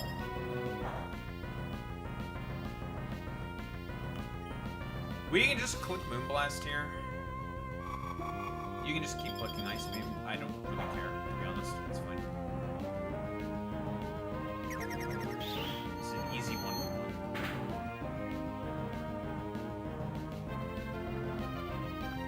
Just keep clicking the Moonblast button.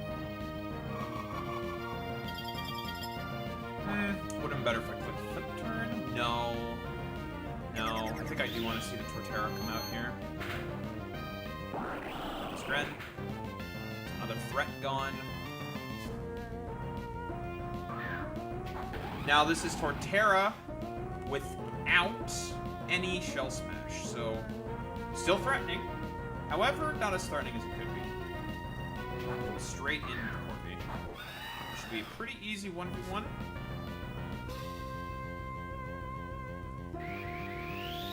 So typically with Mega Torterra, it's immune to ice moves. It has Ice Eater, which is similar like to Earth Eater, but with ice moves instead of ground moves. It's better, honestly. Less damage. Normally I would have liked to have Iron Defense, but I taught this thing Defog just in case the plan with the Galvantula went awry.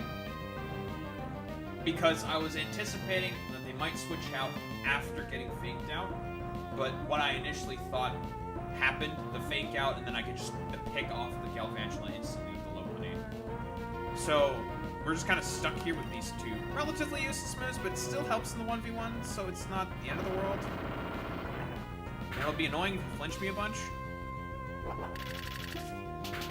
But hey, we can still hit this for like pretty effective damage. It's too bad I don't have iron defense. With iron defense, I would just basically become immortal with this thing, but eh.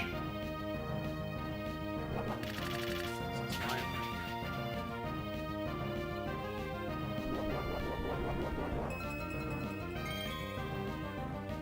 I'm just gonna go for roost here. They flinch me, it's gonna be kind of annoying, but I'm slower, so the Torterra can't really take advantage of the fact that it was my flying type.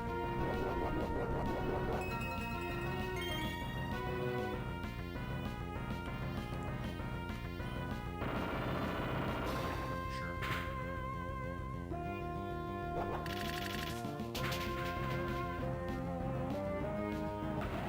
Down goes the Torterra. All that's left is what? There's the Malamar and the Mimikyu.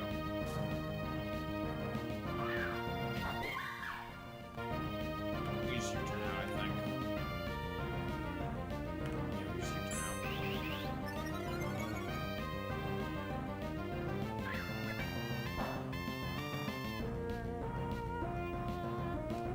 Does King Gambit live play rough? If it did about, what, like, looks like about 30%, double that.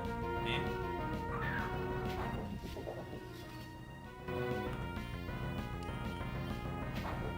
That's fine.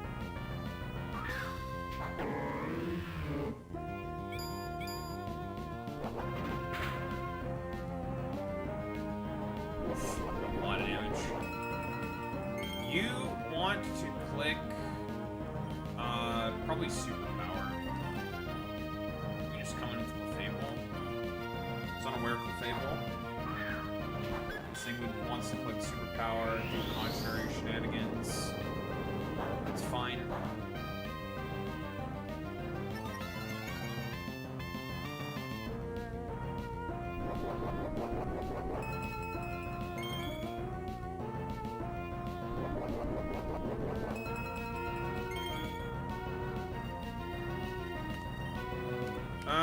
It's an easy 1v1.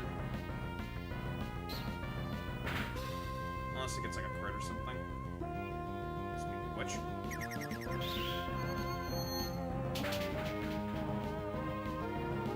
Nice. There's Malamar. All that's left is the Mimikyu.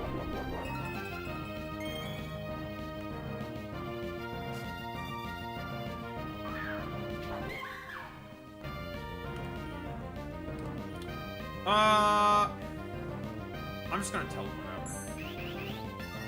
I was thinking of just using T-Wave there, but I was like, nah, I think porting out is fine, so I'll just come in with King Gambit again. Or I can also come in with Lopunny. Lopunny, fake out, U-turn, because I definitely outspeed this thing.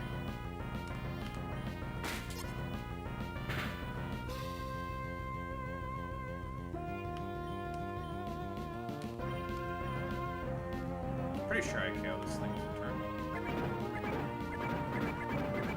If not, I guess the money dies, but I should just KO this thing.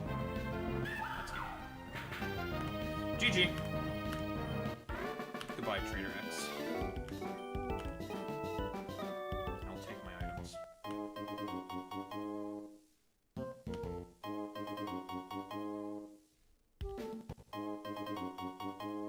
What's up, Twilight? Earthquake. Finally, some shitters can finally get Earthquake and the choice band. Pretty good.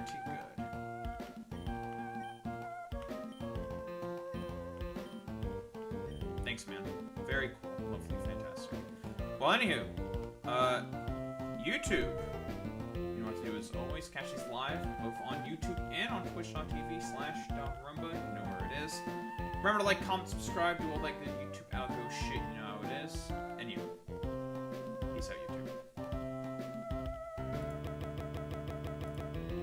Okay, what the hell is going on in YouTube chat? And why is someone just spamming random letters and shit? Why are you spamming random letters?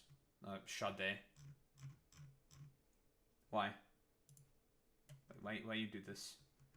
Why did you spam a bunch of random shit and then a bunch of shit gets automatically retracted? Why you do this? But why?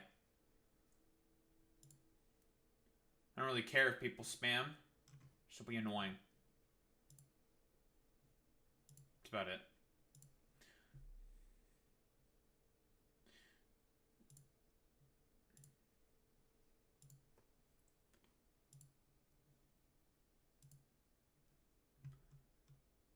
Okay.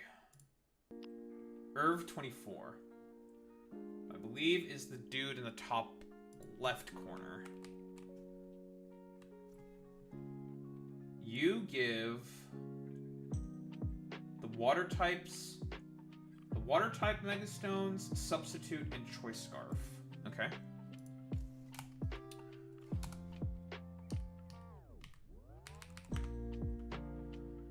I've already determined that I want to use Mega Beedrill in this fight because Mega Beedrill will be able to do shenanigans completely unimpeded. Where'd I put it? This guy does not have anything that can stop Mega Beedrill from just repeatedly just U-turning constantly. I wonder what moveset the Imperium has. Brick Break, Drill Peck, Liquidation, Cut. Physical delete, defensive Toxapex would be pretty good against that.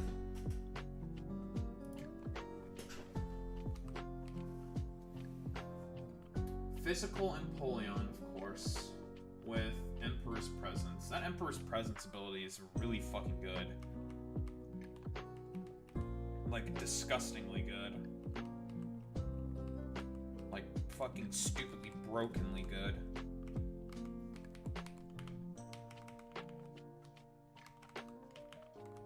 Base 120 speed, eh? You know what can check that? Fucking Naughty Hex Polt can check that because it can just get the fucking burn on it. Burn with the wide lens. That thing's gonna be much more, like, way more useless. Checking with burn can certainly work. And it's not that Polt would be bad at all in this fucking fight. Lots of pretty solid stuff that Polt can do shenanigans against here. Rillaboom has terrain extender as well. Do I really care if they put up the grassy terrain? Not really. This guy's team doesn't make a ton of use of terrain. This dude doesn't have any seed Pokemon. I think the guy just has a Rillaboom on the team. I think it's just that they have a Rillaboom, which is fine. I don't really care about that. You can have that. We're also going to take Sandrush Excadrill, because the dude does not have anything for Sandrush Excadrill, and the T-Tar can set up sand. We can use that to our advantage.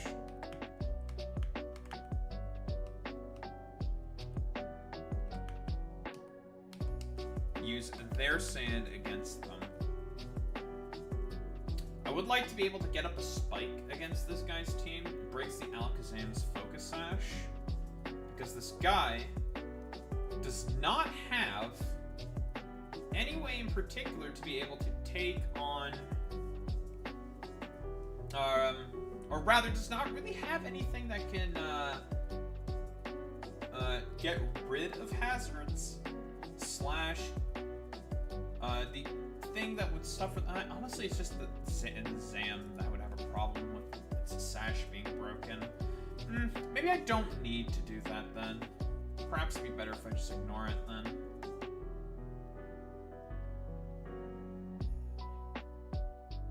I think I'll just ignore it then. That's fine, I suppose. I think do I just take King Gambit again? Good matchup into the Florges. Hidden Power Fire for Florges isn't gonna do too much. Sucker Punch is always good. Sucker Punch on the Alakazam is good. Sucker Punch is just good in general. So just fine against the T-Tar, despite the fact that it has high horsepower. I can always equip a Shuka. But it's high horsepower. High horsepower is not that strong of a move. I could just bring our boy King Gambit again. I could. Wouldn't be bad. Wouldn't be bad.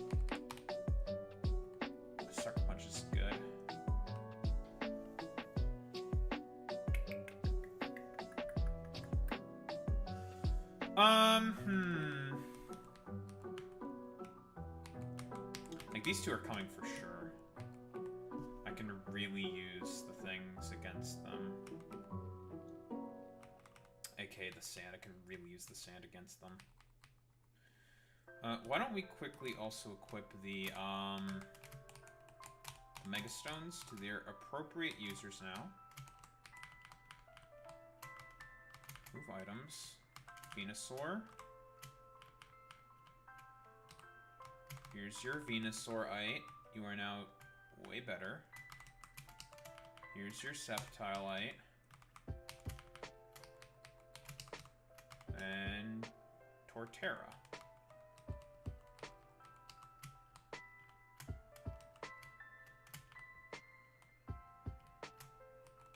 Nice. Okay, cool. We also have a choice band we can make use of.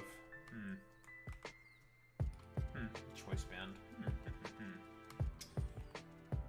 Plenty of goodies we can use that with.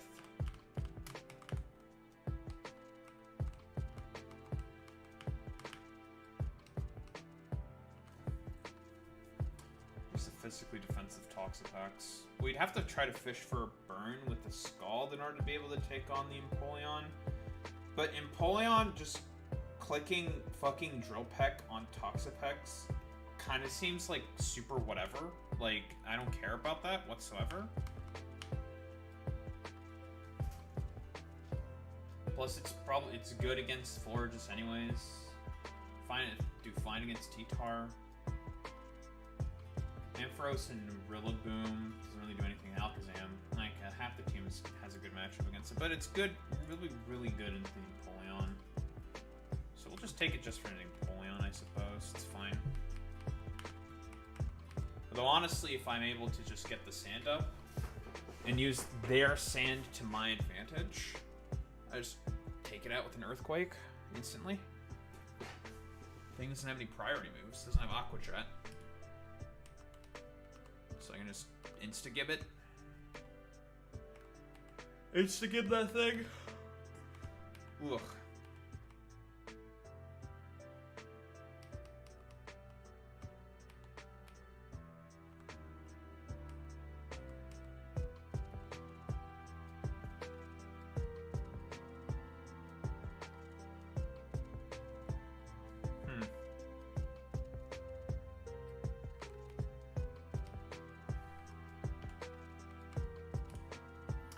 I want a slow defensive pivot.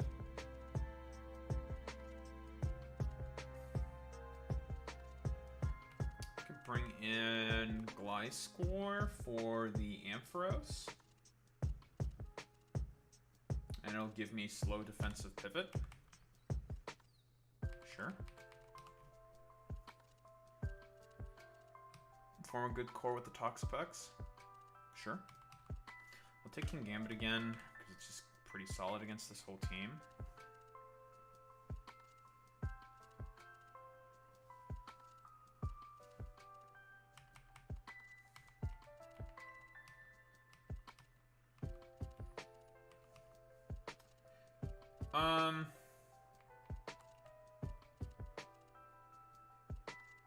What else?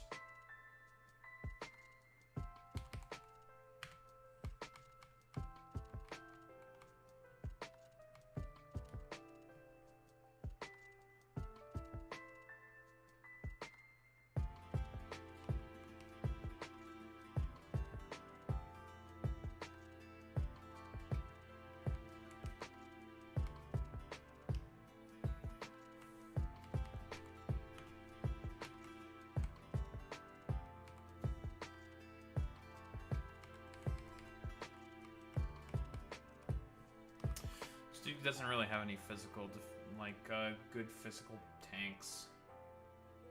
So about to say, Well, I only have physical attackers, but it's not that big of a deal. It doesn't really have any physical things to take advantage of that. It's not that big of a deal.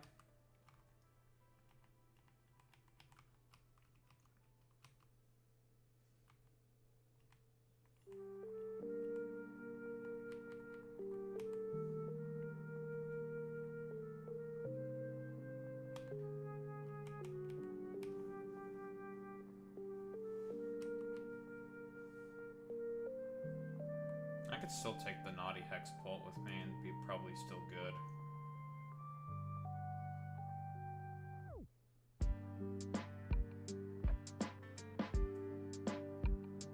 It gives me will-o-wisp. Most of their stuff is physical. Sure. I'll take the dragon bolt then. Okay. That'll do.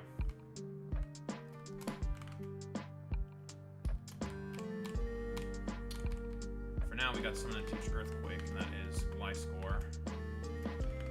No more dog shit fucking bulldoze.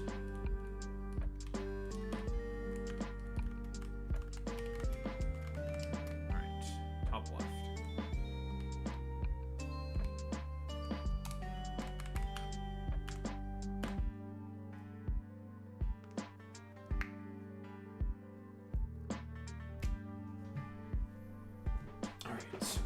Alright. Let's do this. Next on the chopping block, curve 24. The dude is gonna put up grassy terrain, but again, like I said, it's not that big of a deal for me. I'll be like, okay, sure. Free terrain? Yeah, fuck it. Yeah, whatever. Fantastic. Alright. Turn on the audio in this bad boy.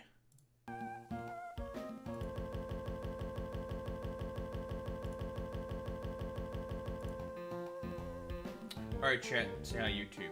YouTube! Irv24. I presume is another developer. The team.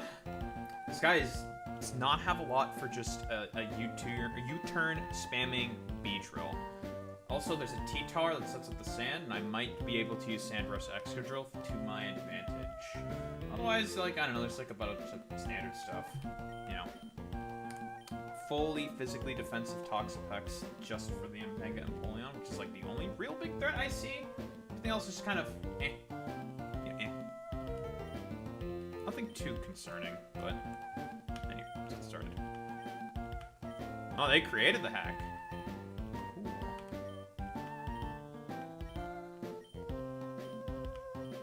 Sure. Substitute is a pretty good move.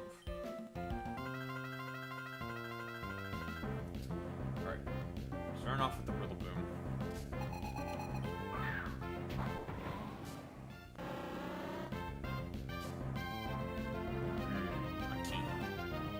I'm anticipating that they're going to switch into the Empoleon here. They're staying in. That's free KO then. Okay, that's fine by me. I'll take my free KO. What do we want to bait in here? Because you don't live. You don't live. You're gonna die. You're gonna die! I could bring in the Dragapult here if I want to. Just U-turn again. So probably bring in the Forges if I were to take a guess.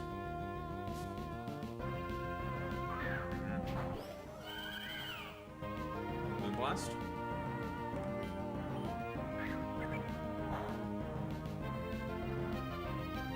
Come back in with Beedrill.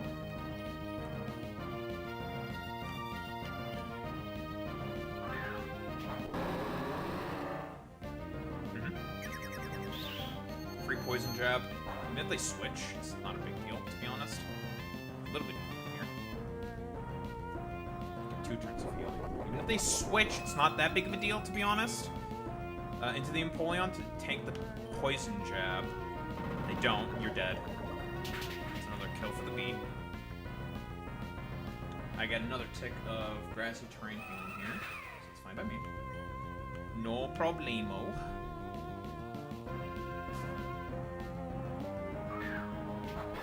There's the Empoleon. Mega Empoleon. We U-turn out. Because we outspeed this thing.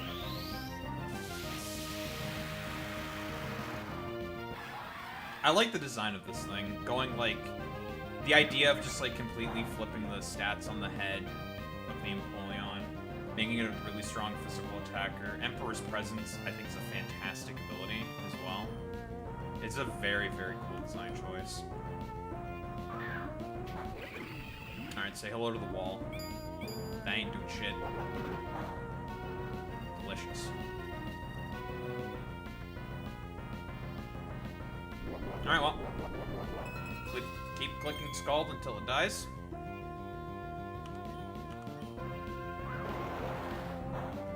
Want to fish for the defense drops, I guess? Gets it immediately? I've been having really bad luck with my, like, defense drop shenanigan stuff. And I get the immediate burn. Okay, a little bit of justice in this world.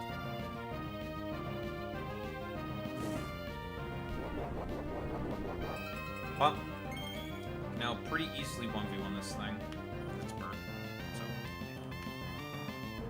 Sure. Ow.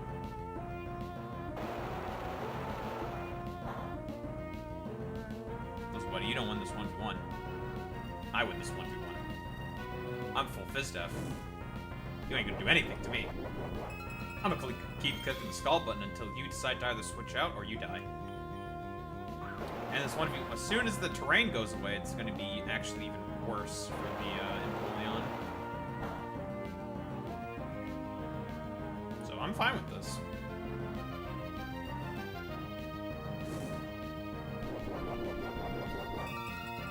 I have no qualms with the position that I am currently in.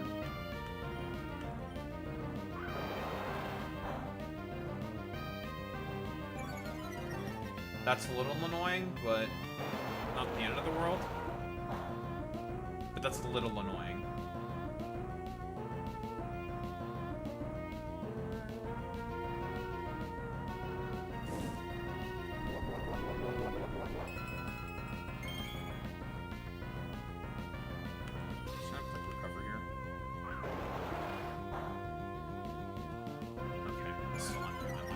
Third defense drop, okay? Alright. These things might start to hurt a little bit more, but still this thing is burnt. So, eh. Yeah, those are gonna start to hurt a little more. Fourth defense drop. Okay. Cool.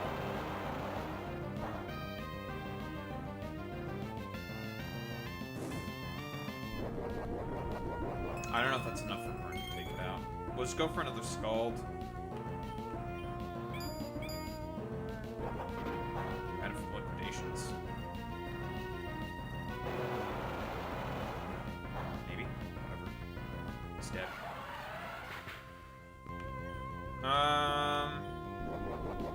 We switch out. We still probably gain most of our HP back through regen, so not too big of a deal.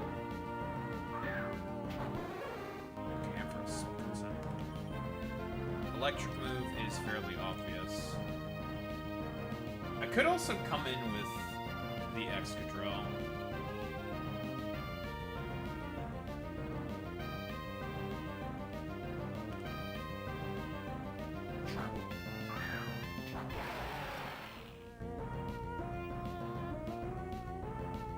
Does this thing have like a Shuka? I don't think so.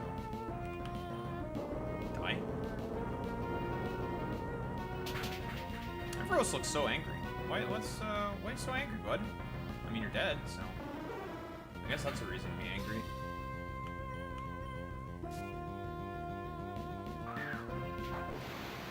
Zammy Bammy wants to go for Focus Blast.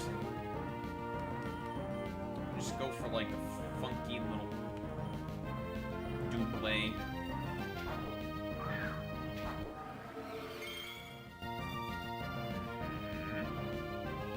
Just click your turn. Switching. Okay. It's fine by me. I don't care about that.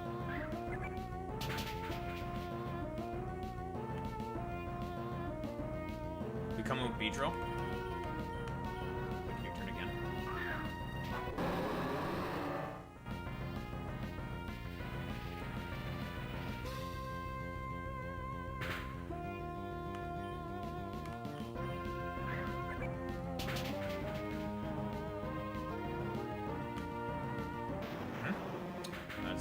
That's a significantly stronger hit in comparison to the other thing before.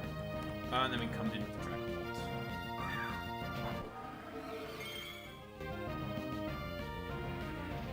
All that's left is his ham. It still has its sash intact, but that's... Cheers. We click U-turn every single time, and we come in with the King Gambit, and King Gambit will be able to easily clean it up here. Because it's going for Shadow Ball. Or honestly, like, it's gonna die to the sand, so... Because this thing doesn't have Magic Guard. It's got Inner Focus. Hello. Delicious. Alright, well. GG! Goodbye, Irv. Easy clap.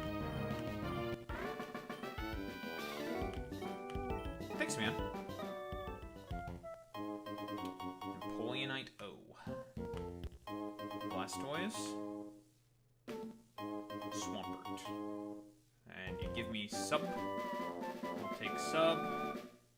And a scarf. Nice. Thanks, man. Hey, thanks, man. Well, anywho, nice. Pretty easy. Well, anywho, gamers. You know where to catch us live as always. Twitch.tv/Daharumba. You know where it is. Of course, also on YouTube, of course, as well. Streaming live there every day, both platforms. In any case, I would, like, comment, subscribe, do all that good YouTube algo shit. You know how it is. Anyway, peace out, YouTube. Nice.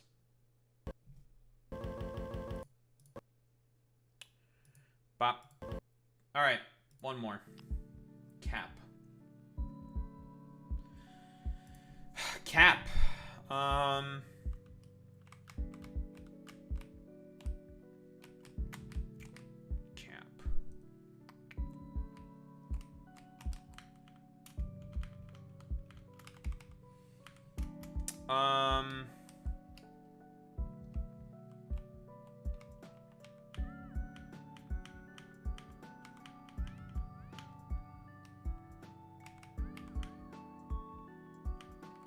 Well, we have now access to the Rain Mega, so that's good.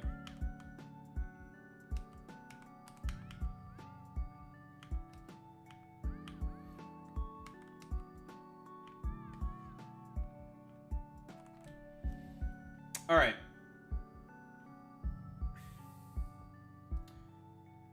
Machamp. Not Machamp, but Alolan Muck. With an air balloon.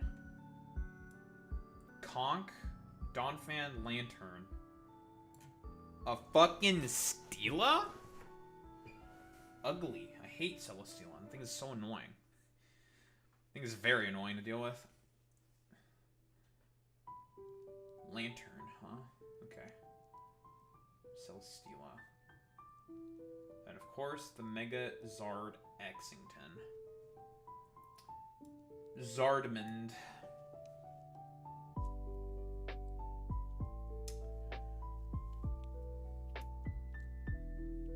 The Alolan Muck has a fucking air balloon equipped.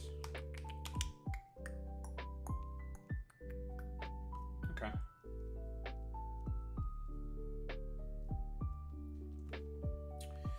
MK.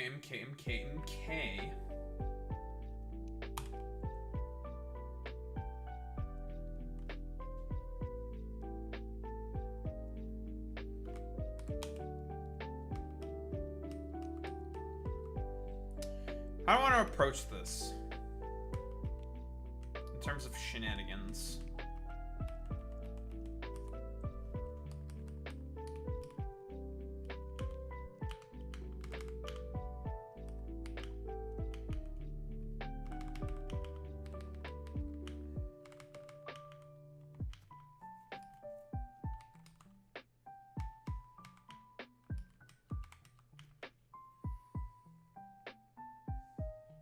The Pult is pretty decent here, to be honest. Very good matchup against the Conkeldurr. I can bait knockoff, switch into a Mega, and just take out the fucking... take out the Alolan Muck with something. I want Mega. It's gonna go for knockoff. Or go for ice punch.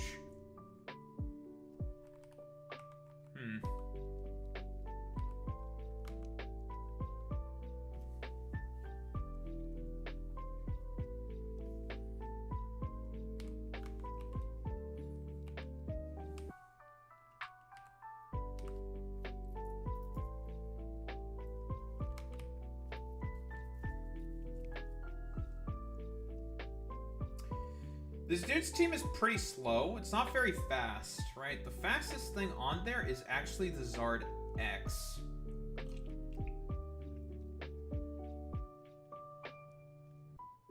Mega Heracross does pretty good against teams like this, right? Very slow, very bulky teams it can just very easily punch through. Of course, we need to think about the Celesteela. Celesteela is incredibly obnoxious to deal with.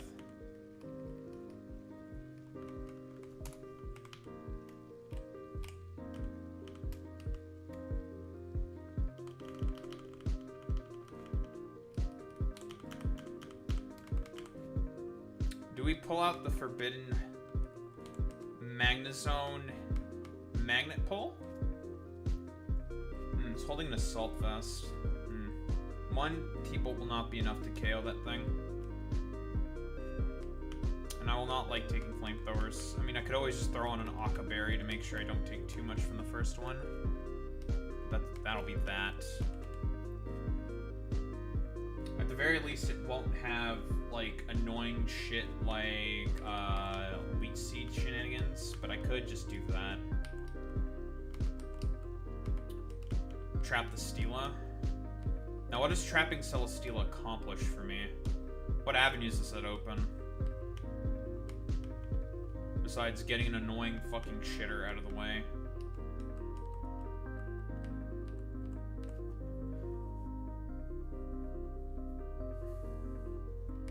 So I definitely want to take the fucking Mega Heracross. Mega Heracross is quite good, I think, in this matchup. I think also along with Gliscor. Good matchup into the Muck. As another viable thing to just get knocked off. Sure, the Ice Punch is annoying, but eh.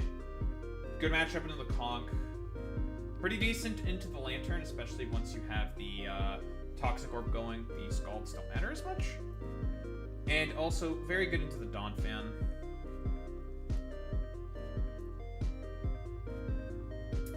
We just need stuff for the Mega Zard. Zard is a problem. Mega Zard X's speed. I don't remember what it is exactly. Mega Char E Zard X. What's your speed stat again, buddy? Big guy? Big man? It's base 100 still. So plus 1, 450. At level 68. So let's say it's probably 300 something. Okay. 300 something speed at plus 1. Let's just say. Let's say, hypothetically speaking.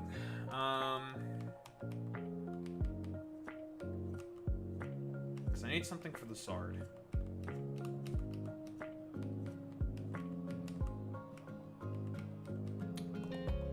We have the Choice Scarf now. We have the Choice Scarf.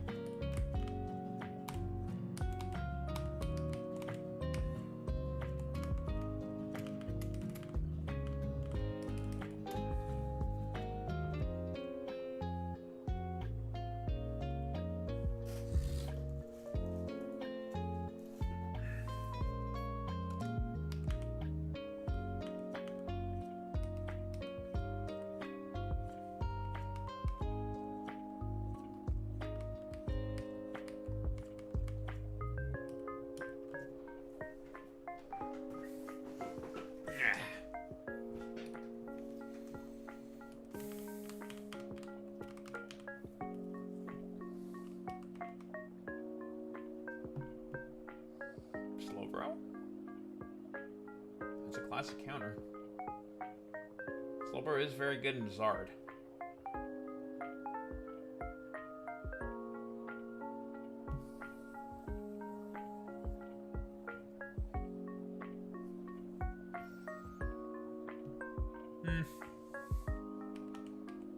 If I had an unaware Pokemon, it'd be nice, but I don't.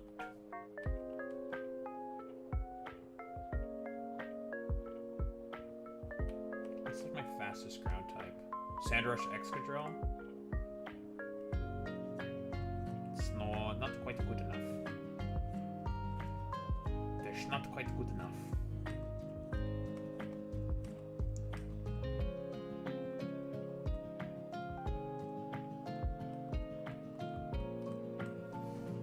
Fast Encore could also do the trick, but I don't have a fast Encore user.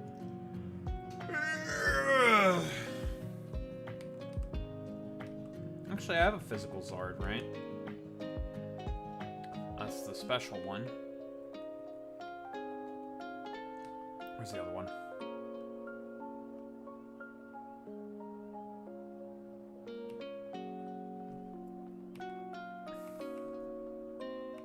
There it is. 224. So times 1.5 is if it gets a Dragon Dance up. Let's just say. Its speed will be 336. Okay. Can I get something that will outspeed 336 speed?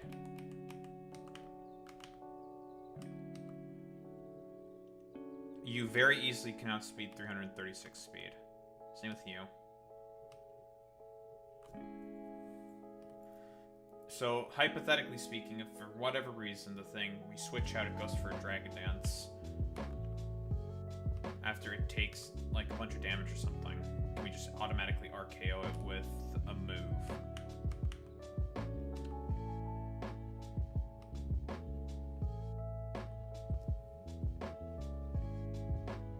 Is the question. Would Dragon Darts from this thing be able to take it out? Let's remove the Naive and put Naughty on it instead. See, the best thing I have is just a check for it.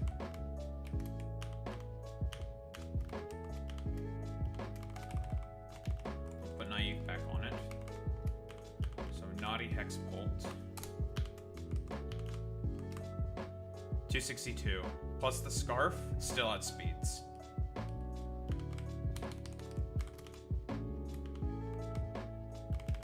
Should easily outspeed.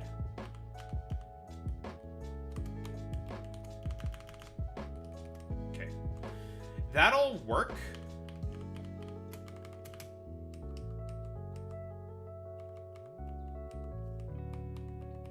That should work.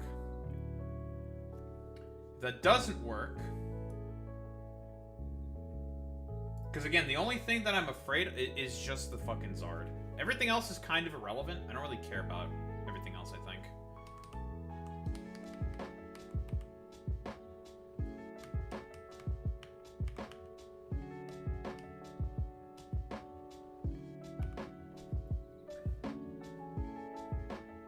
Celestial will get trapped. Lantern is a Lantern. Just bring a Grass type for that. I'm gonna bring Meowscarada.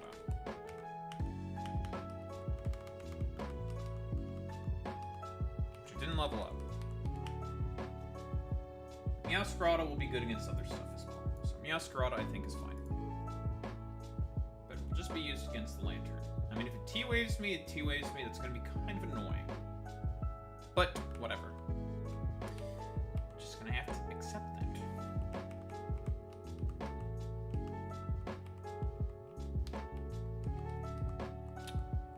I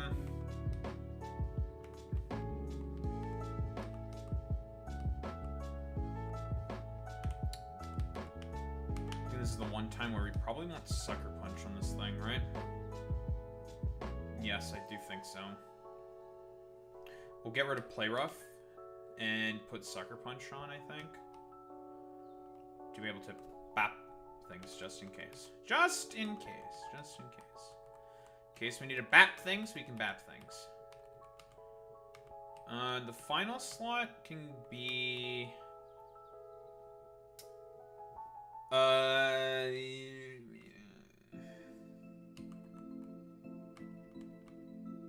Slowbro? I do think Slowbro is pretty good in this matchup. We'll take Slowbro. And it can hold the Slowbro Knight, but we're not gonna make with it. I think this is fine. This will do.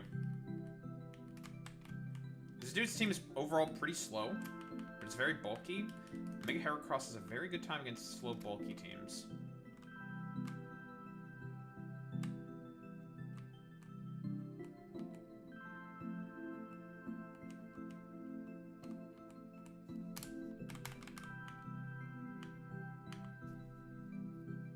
Alright, last guy.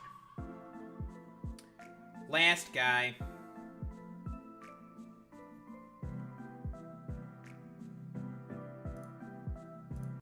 Bop.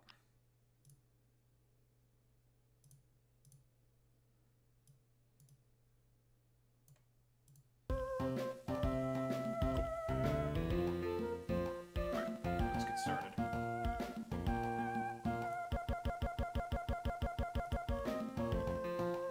Alright, chat.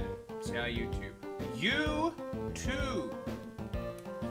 I believe this is Cap? Trainer Cap. Here's the team. So this guy's overall team is like bulky and slow. Overall, I would say. And Mega Heracross is pretty good against that. The fastest thing on his team is the Mega Charizard X, which we can outspeed with Scarf Dragapult. Going naughty. Because what? 1.5 times 262 is definitely higher than 336, which I believe is what I kept there. It's like 340 something. So, just in case, the Zard somehow does get out of control, we have something to check it just in case. I should probably level up the fucking Meowscarada. Just do that real quick.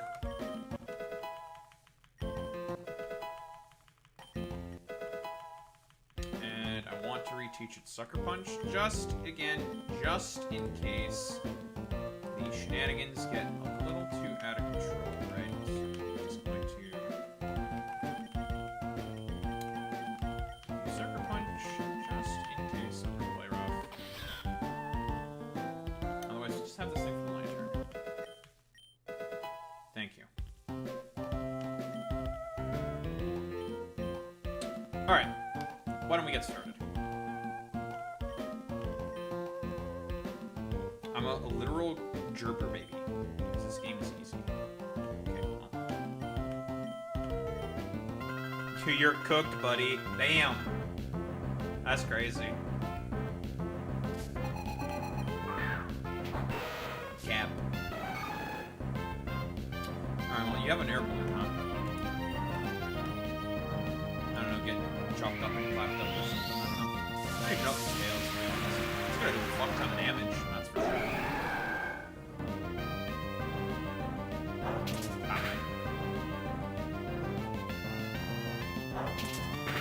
don't think that KOs.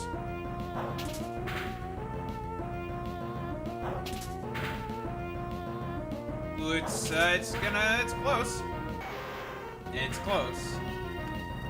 But skill link, guaranteed 5 hits. Celesteela, I think, comes in here. Alright, time for the easiest trap of life.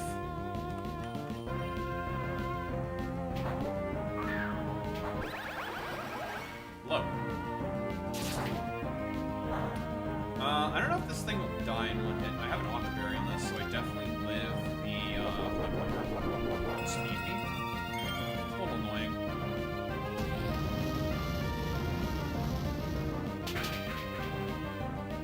Ouch.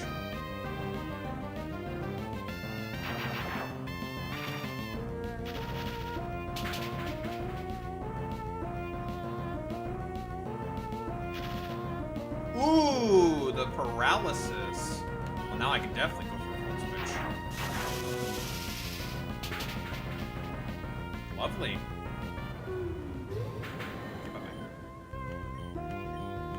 Alright, I got a little lucky there. I'll say that. I'll say it. Bring in the Dragon Bolt. Hoping that I bait in the Zard. So then I can just take it out. I didn't bait in the Zard. You don't have ice shards, so I'm just gonna leave. Bye-bye. Probably he's gonna go for knockoff.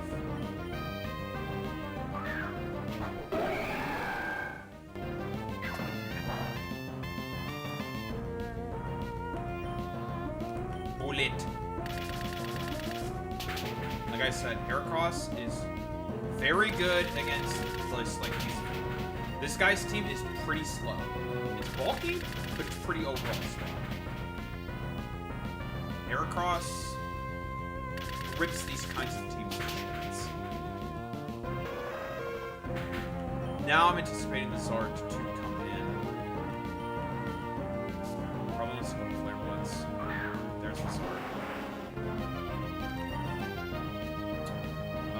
Dragapult should be able to take one.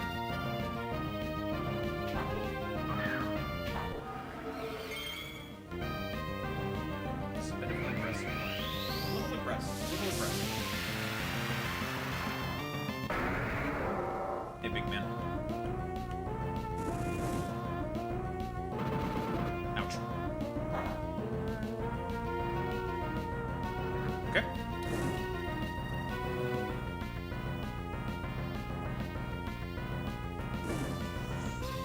I got burnt.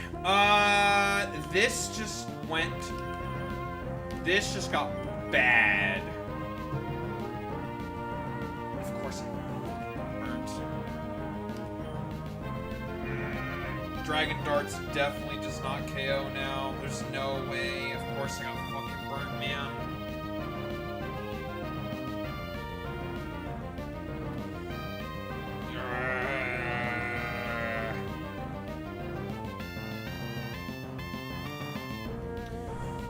Does it go for the Dragon Dance now? This is really, really bad.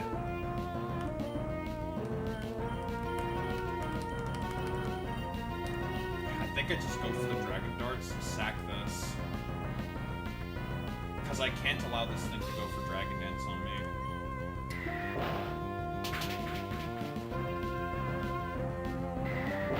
Of course I got the fucking burn, man.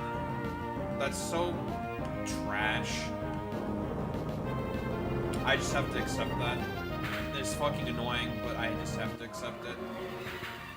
Of course they get the fucking burn.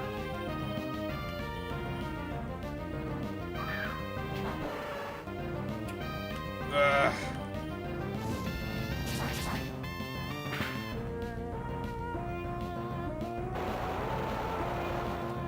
10% chance to burn. That's the Zard dealt with, so whatever. It's irritating that had to be the case, but I don't think I really had any other choice. You want to go for T-Bolt.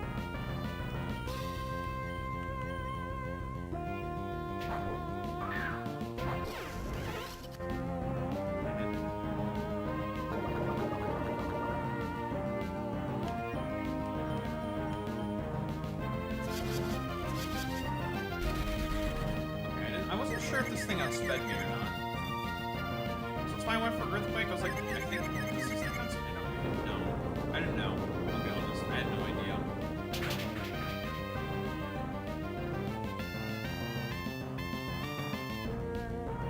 I also did not think that Earthquake from Gliscor would KO Lantern. I'm not gonna lie. There's Conk. I mean, this game's pretty much over. It's just unfortunate that I had lost Dragapult, because I would have liked to have Dragapult for this thing, but...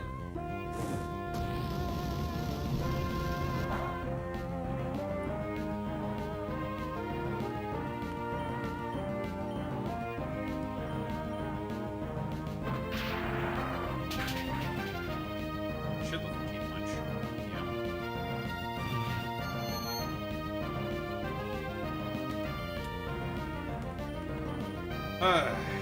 This is unfortunate. Now we have to do like some more annoying things. We're just staying with the Gliscor. I'm just gonna cut it off. Punchy glove for you.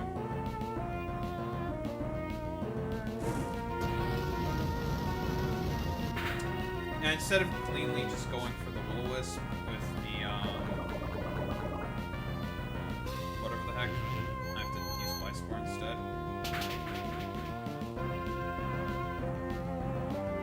But then GG. Well, besides the unfortunate burn, not too difficult.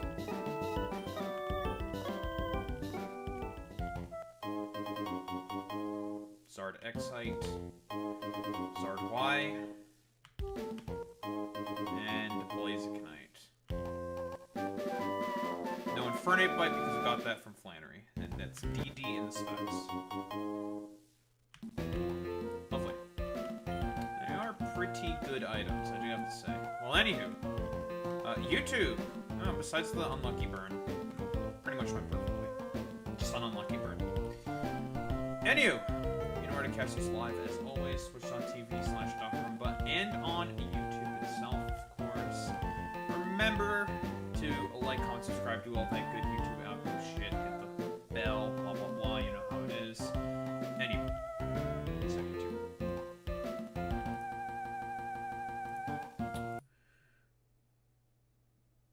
Ugh.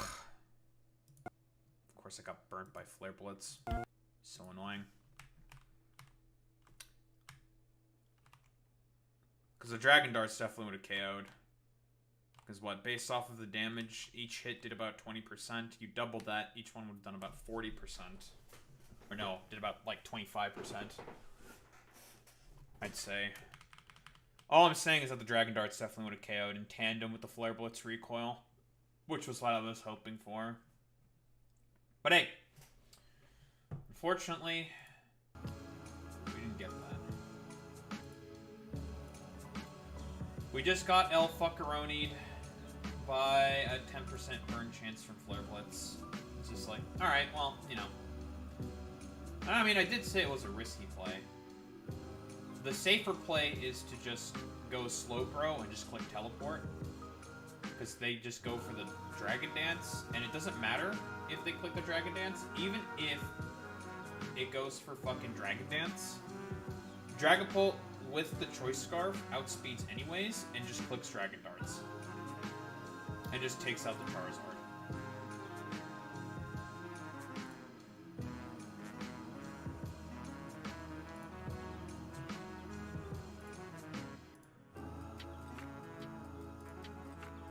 But hey, you know, sometimes you just get fucked over. The game just decides to be like, fuck you, dude.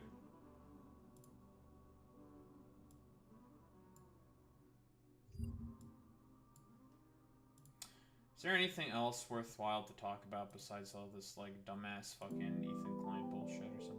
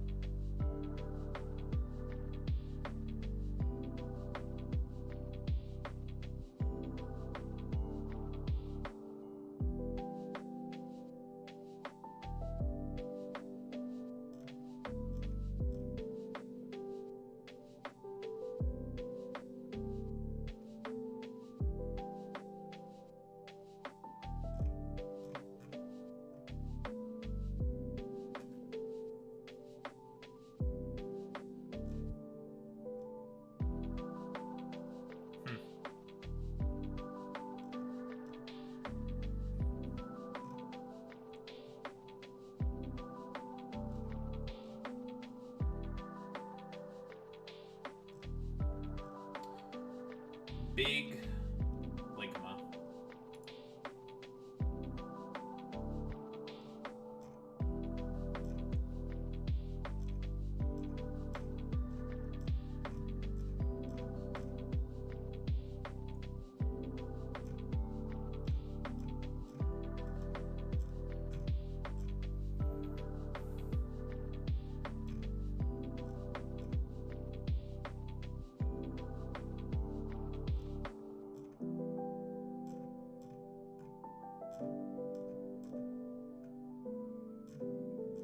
Trying to see if there's like anything.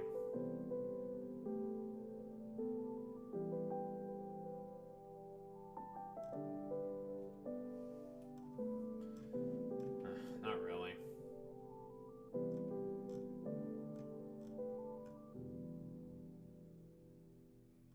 Man, this person's a simp for Caroline Levitt, huh?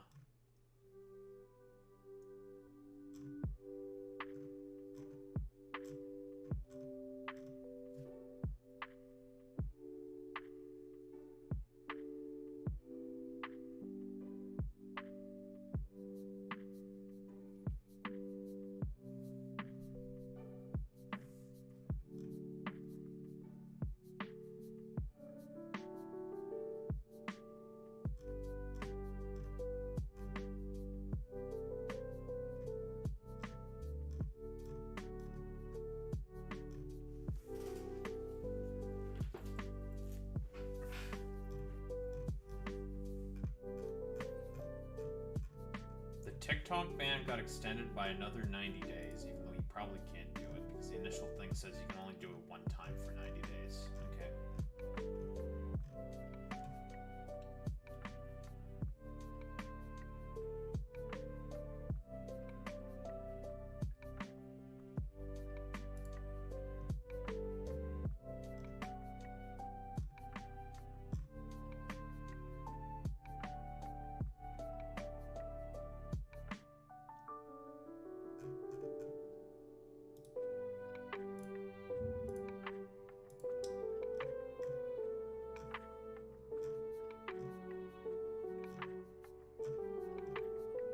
It's either this or I just say, I don't know. It's either that or it's just Asmon slop content, but I don't fucking care about that shit.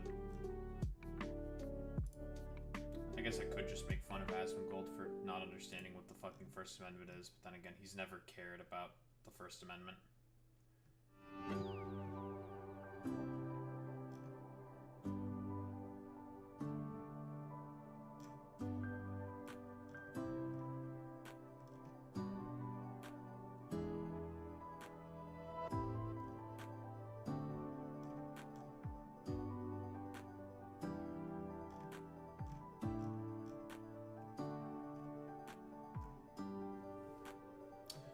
Very cool.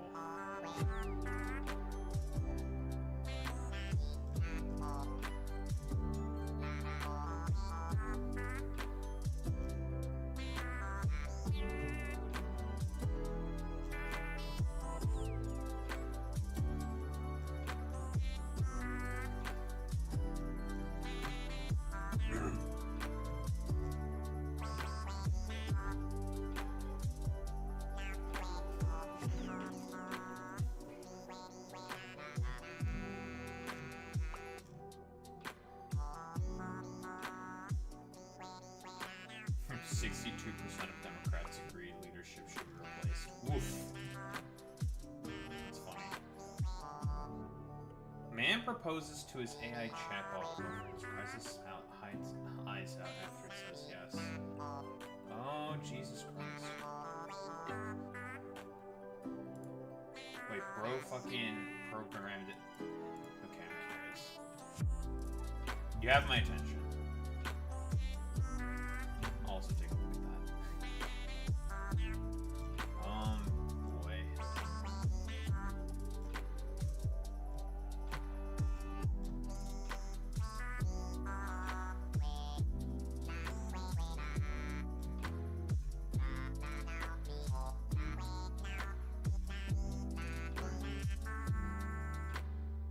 Before we get started, I'm gonna take a piss and everything. Take a piss and shit, blah blah blah.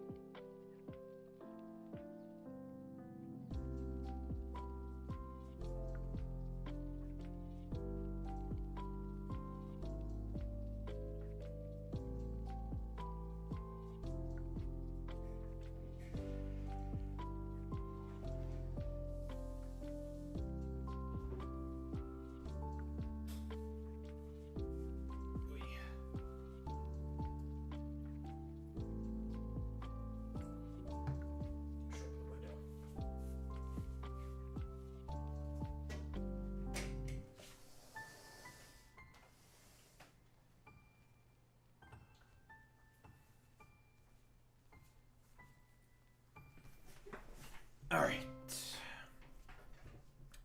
We are back.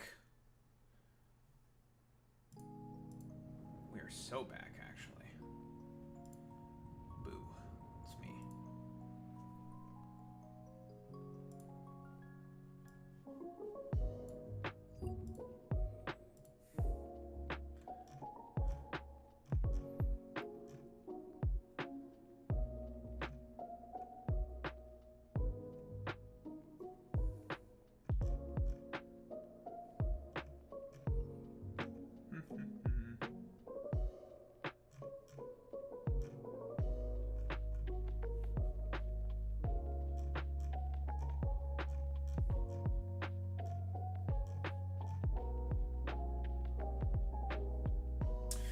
Oh, I guess people have also been attacking Zoran Mamdani for his usage of the global rise of the Intifada or whatever the fuck. I don't know. It's just very stupid. I don't care about it.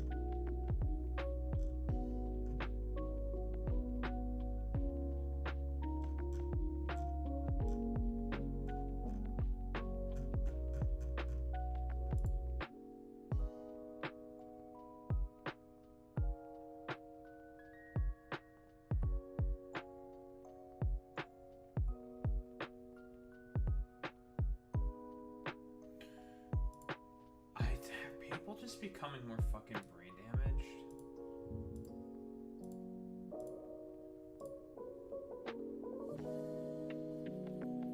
No, I don't care about that. I don't care about it.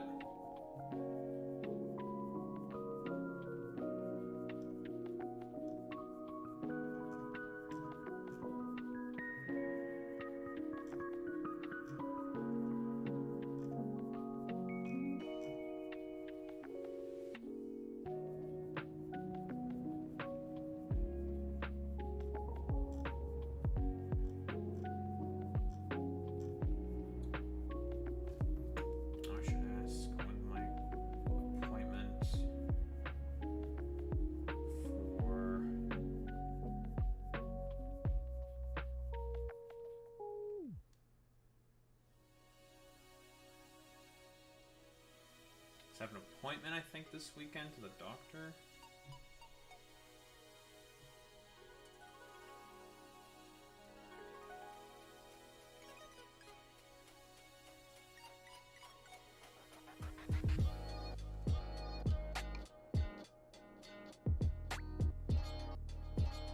I think it's at 10, I think.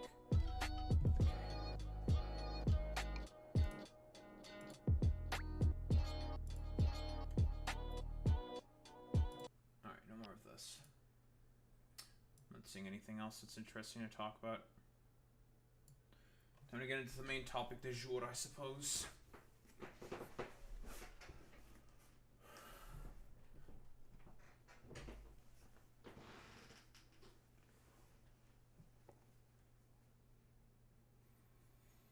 Alright.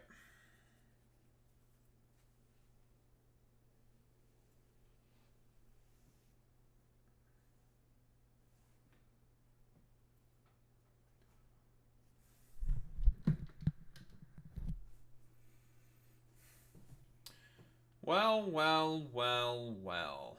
The Horsemen of Hypocrisy at it again, potentially doing something that's hypocritical. So, he's deciding to sue. So, I believe that this is his content nuke. That he said that there was going to be a second one on Hassan, right? Based off of the first one. Although, honestly, he's done, like, a bunch of separate videos and has been constantly talking about Hassan, you know, on his, like, dumbass podcast. So, I guess the overall crux of this video, which is this, is, well, Ethan's going to sue 3 women, smaller women creators, Denims, Frogan, and Caseytron, for alleged fair use violations. The state of reaction content on Twitch is so broken.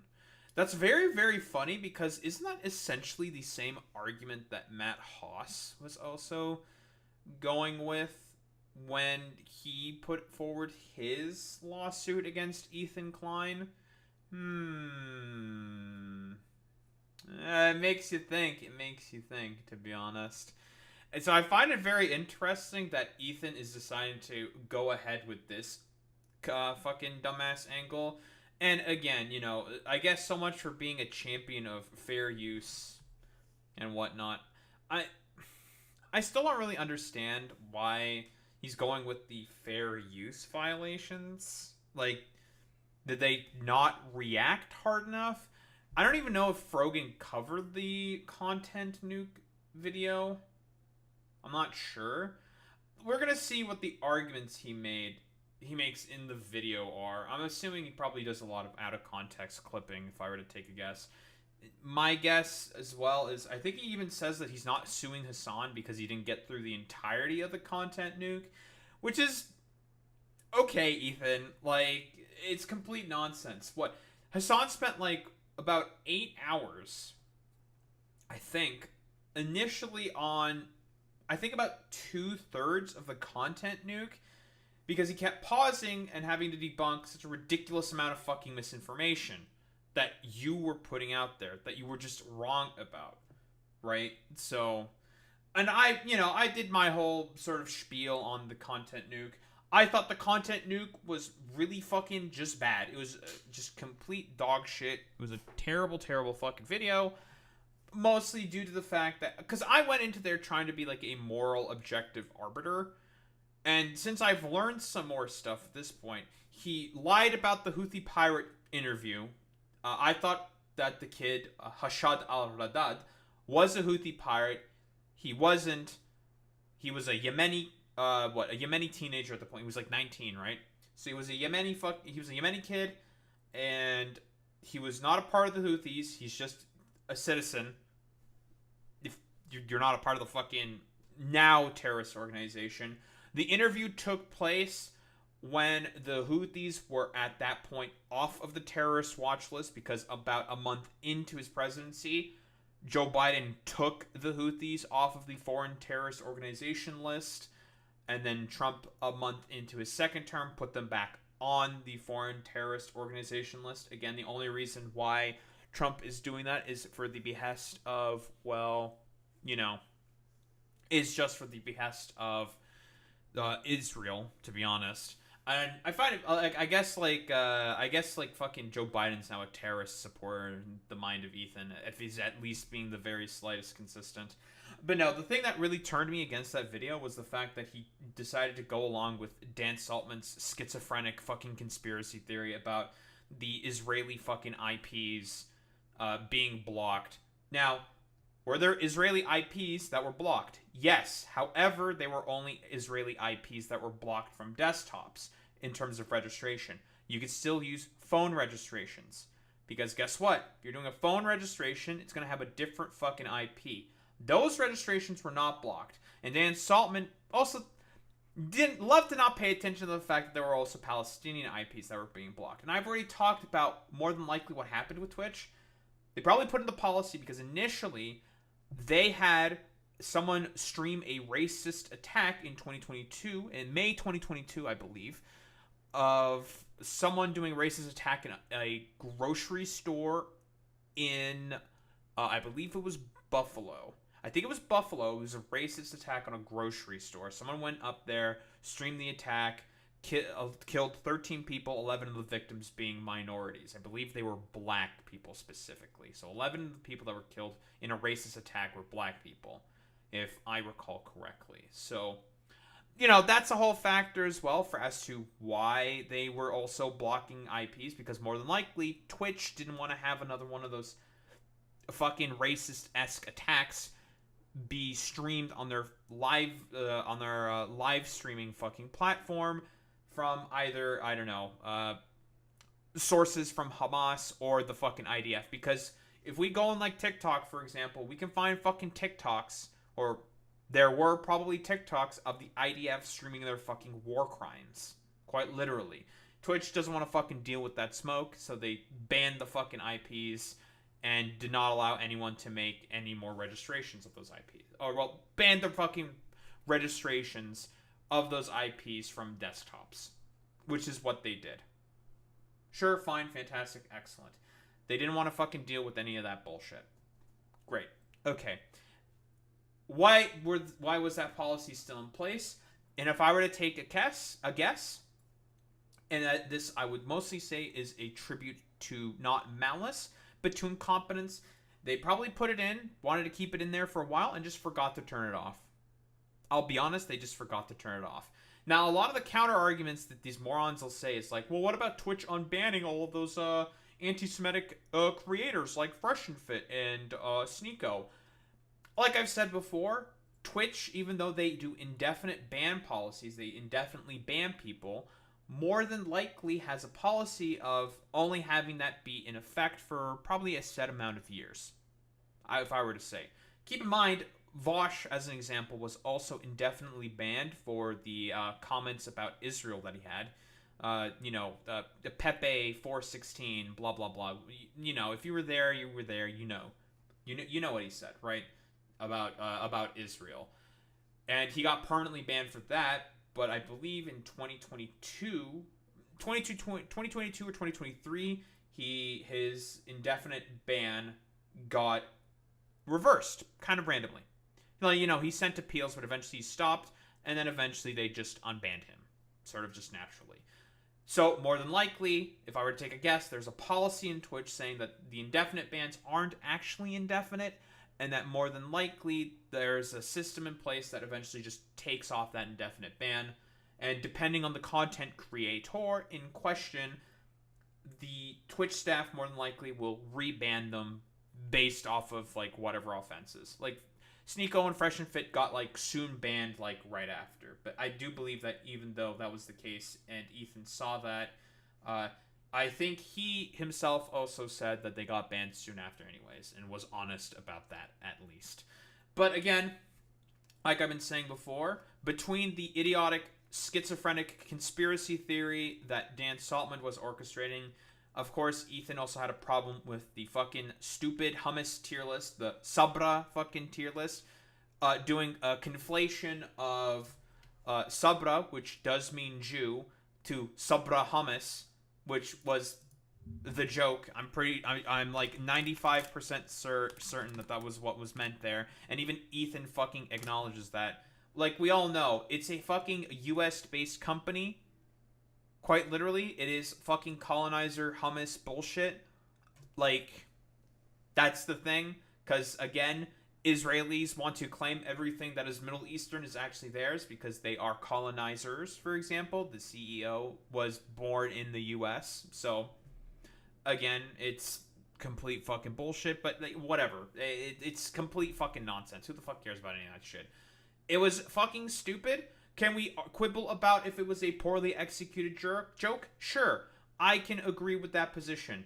But to do the whole fucking conflationary bit of saying that, you know, Sabra meant Jew in that particular case, even though they put a bunch of non-Jews in the supposed Jew category of Sabra hummus, is very fucking stupid. And him and Dan Saltman, as well as DGG and a bunch of drama commentary YouTubers, ginned up a fucking idiotic conspiracy theory, got the ADL in on it, and had those 5 creators banned for a month.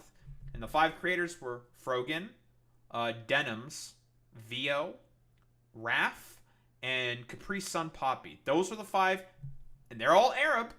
All Arab fucking content creators. You know, one of them is a Persian, whatever. One of them is an Arab Jew, yada, yada, yada. Tomato, tomato, potato, potato. It doesn't matter. Who cares? All of them were Middle Eastern fucking content creators, and all of them got banned. Why?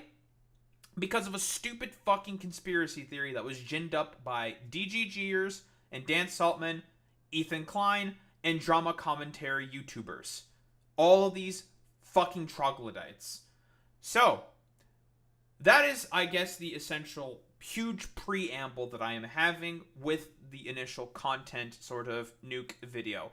Now, obviously, there's like the Hezbollah stuff where Ethan got pretty much most of the history for as to why Hezbollah came up and became a terrorist organization completely fucking wrong. I've talked about that in the video before. Hezbollah, and I'll do a quick summary again, a TLDR or TLDW is basically Hezbollah came up as a group as a result of the first Israeli-Lebanese war. They were doing attacks in the southern parts of Lebanon.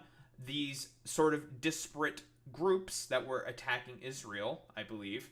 They were attacking the Israelis with like mortar fire and some rocket attacks because, again, of a lot of the bullshit that Israel is doing, blah, blah, blah, blah, blah.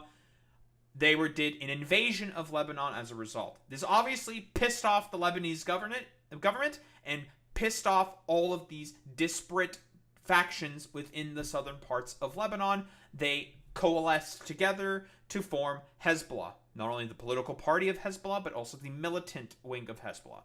And they managed to push the Israelis out of Lebanon. Like, they were occupying southern parts of Lebanon, but eventually they got fucking pushed out because it became untenable for them to stay there. The Hezbollah was able to push them out. And now Hezbollah is a big prominent party and, militant organization against, Israel as a result. So, again, we're talking about a guy who also used a lot of DGG out of context clips of Hassan to attack him, as well as, Hassan's orbiters, blah, blah, blah, blah, blah. Time for me to be accused of being an orbiter, but it is fairly clear and obvious that the clips were pretty out of context, simply put. But Hassan has a huge fucking explainer video about all the fucking contexts and everything. It's 8 hours long. If there are particular parts that you want to go into in Hassan's video, I can put it within the description of this, I suppose, video, and you can see him explain it for himself. I don't want to go through 8 hours of stuff. I don't give a shit about any of that stuff, okay? Let's just say what Ethan did with that context nuke, or content nuke, not context nuke, content nuke, was incredibly fucking dishonest. Simply put, he was just wrong and was operating off of very, very poor information. So, with all of this preamble out of the way now, let's get into the supposed next nuke. If it's a dud or if it's a hit. I personally don't have very good feelings on this. Hi there. My name is Ethan Klein, and my favorite hobby is spending hundreds of thousands of dollars on lawyers. Today, I invite you into my home to share my favorite pastime with you. I mean, to be fair, you did do a lawsuit on Noah Samson and were forced to drop that case because it just was not going anywhere, to be honest. I mean, Ethan, you are a multimillionaire if you want to just... And he's been constantly doing this. He's just been, throwing around his fucking millions of dollars of wealth that he's accrued from his podcast in order to be able to, do idiotic, frivolous fucking lawsuits. That's not, hyperbole. He has been doing that. Join me in creating generational wealth for my attorney. Let me tell you guys... Did he even light the cigar? Whatever. The story. About a year and a half ago, there's a big conversation called ReactGate.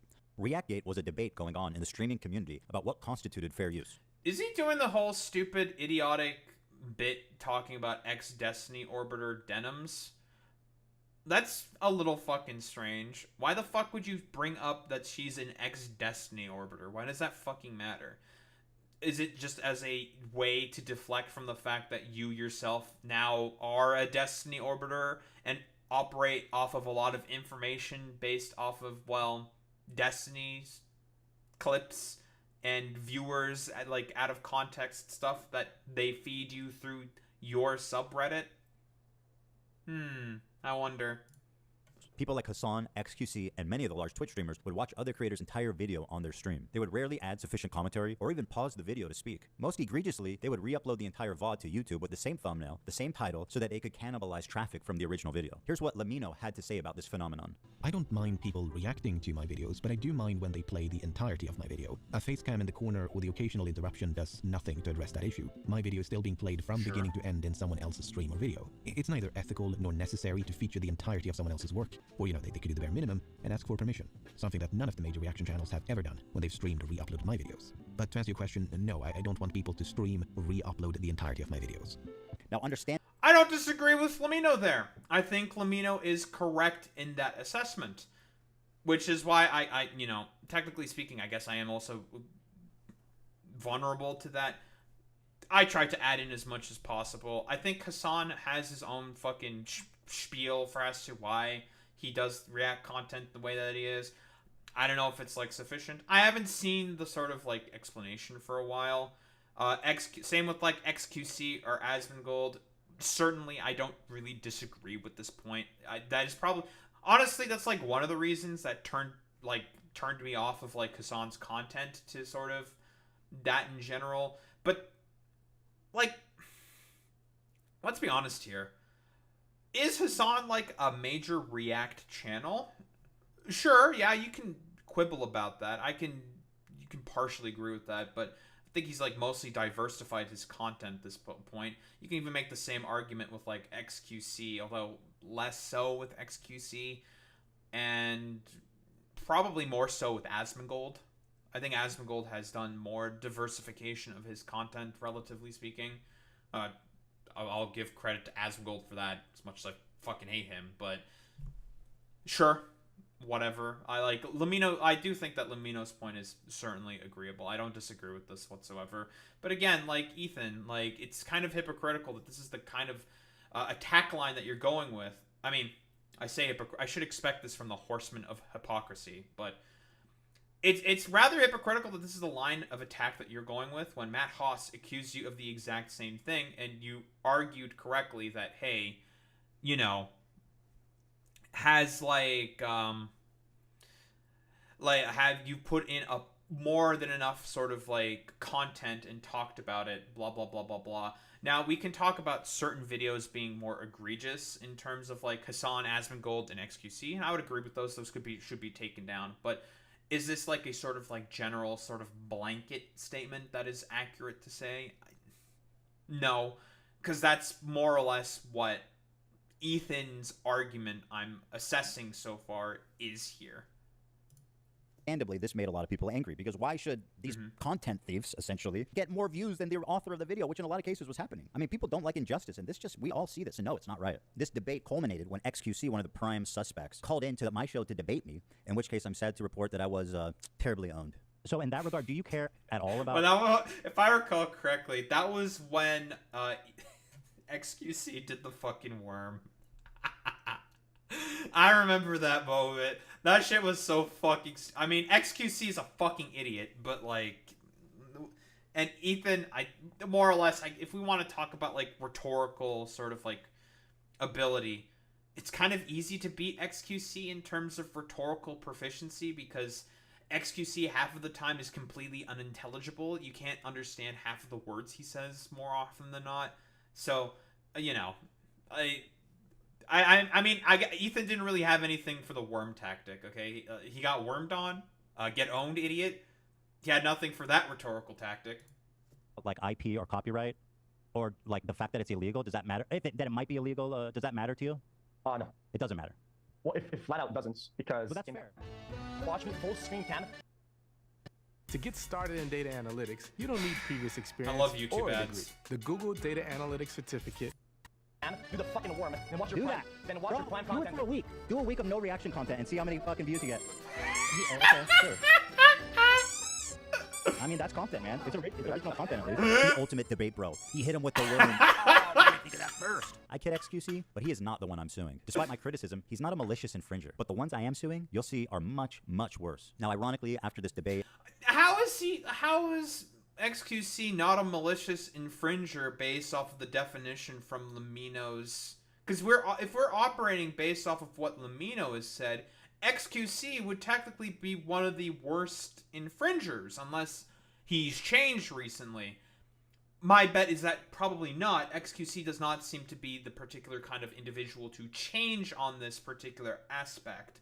I don't think so. He's, well, very good at producing, like, very lazy, rudimentary content, relatively speaking. I don't think that's hyperbolic or ridiculous to say in particular. Like, I would probably agree with that assessment. But based off, if we're operating off of Lamino's like definition, XQC should be one of the prime suspects. Again, I've not seen much of XQC's content. Like, actually, no, I have seen a little bit of XQC's fucking content recently. Why don't we take a look at like what his reaction was for the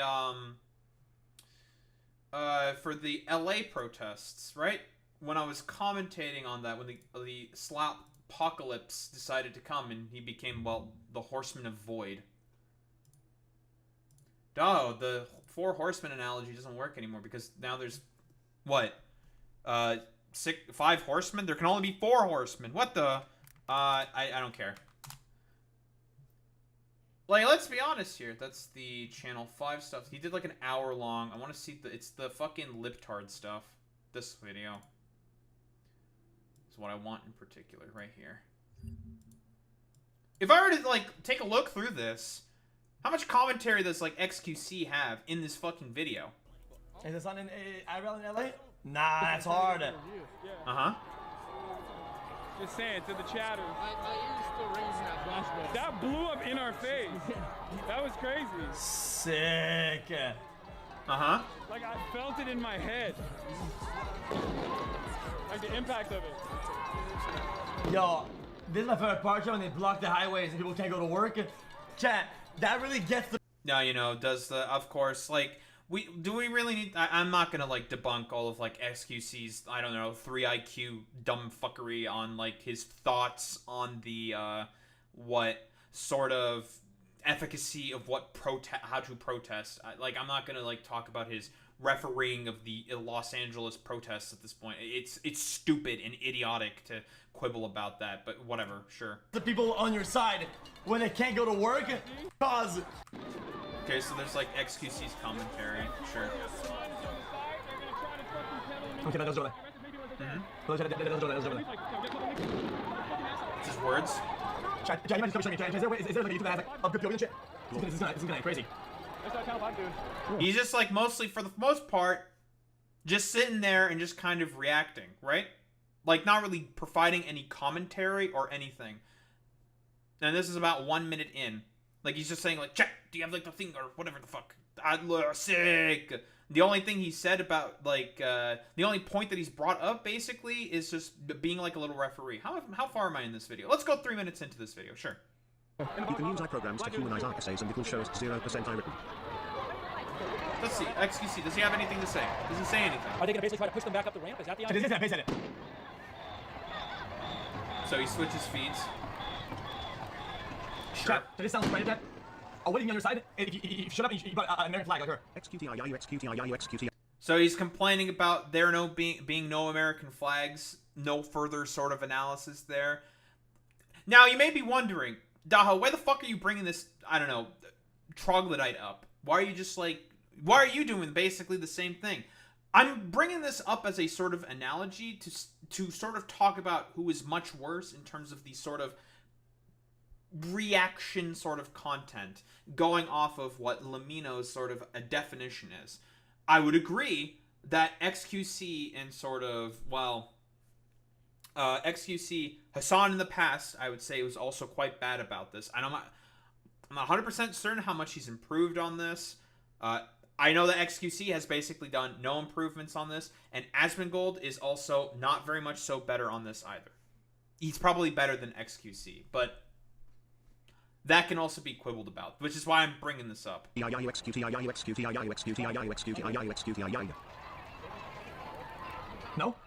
XQCL.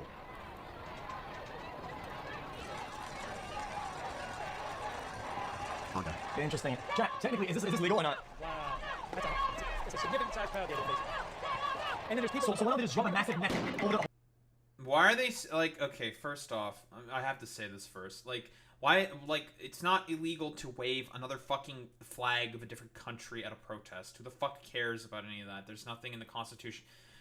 Stupid. It's just dumb. It's really dumb. Over the whole highway and arrest everybody. They're not doing anything wrong, obviously. Like, why arrest all of them? What did they do? They have a permit to be there, XQC? They do. They have a permit. They can be there. So, and they're not doing anything wrong or illegal. This is the First Amendment. If anything, like, the cops are now blocking the other part of the fucking highway. But XQC doesn't really care about that. Sure. All those people up above, look at, they're surrounded by protesters above them. I'm guessing it's a scary situation for the police. Look at all the protesters above them. Well, so you're here, it's illegal, so why don't they just put a net there? What the protesters are doing is not illegal, but again, like, he's basing off of what all the dumbass fucking 3 IQ chatters are saying, and they're all idiots.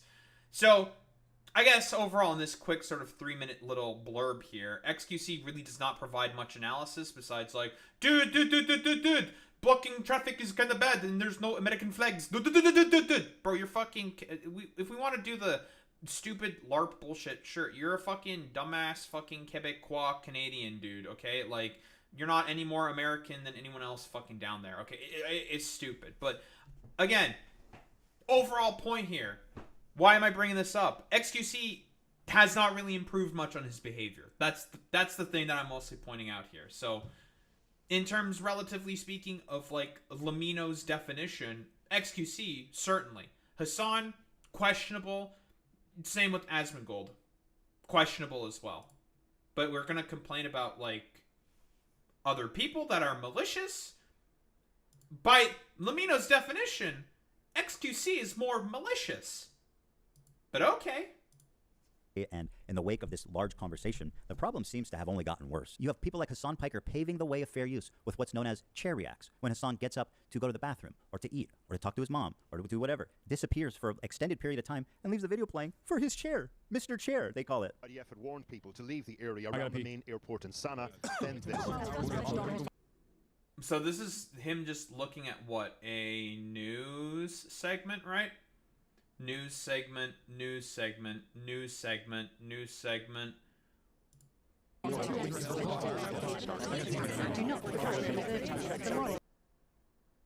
Why are we also, I don't understand, why are we hyper specifically focusing on Hassan? Hassan doesn't really take many breaks, to be honest, right?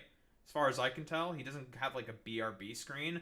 He just like gets a video, he talks about it. Also, a lot of this are like, so far it's mostly just like news sort of segments, right? Where there's a particular video, he lets it play and then says a bunch of shit when he comes back, blah, blah, blah, blah, blah.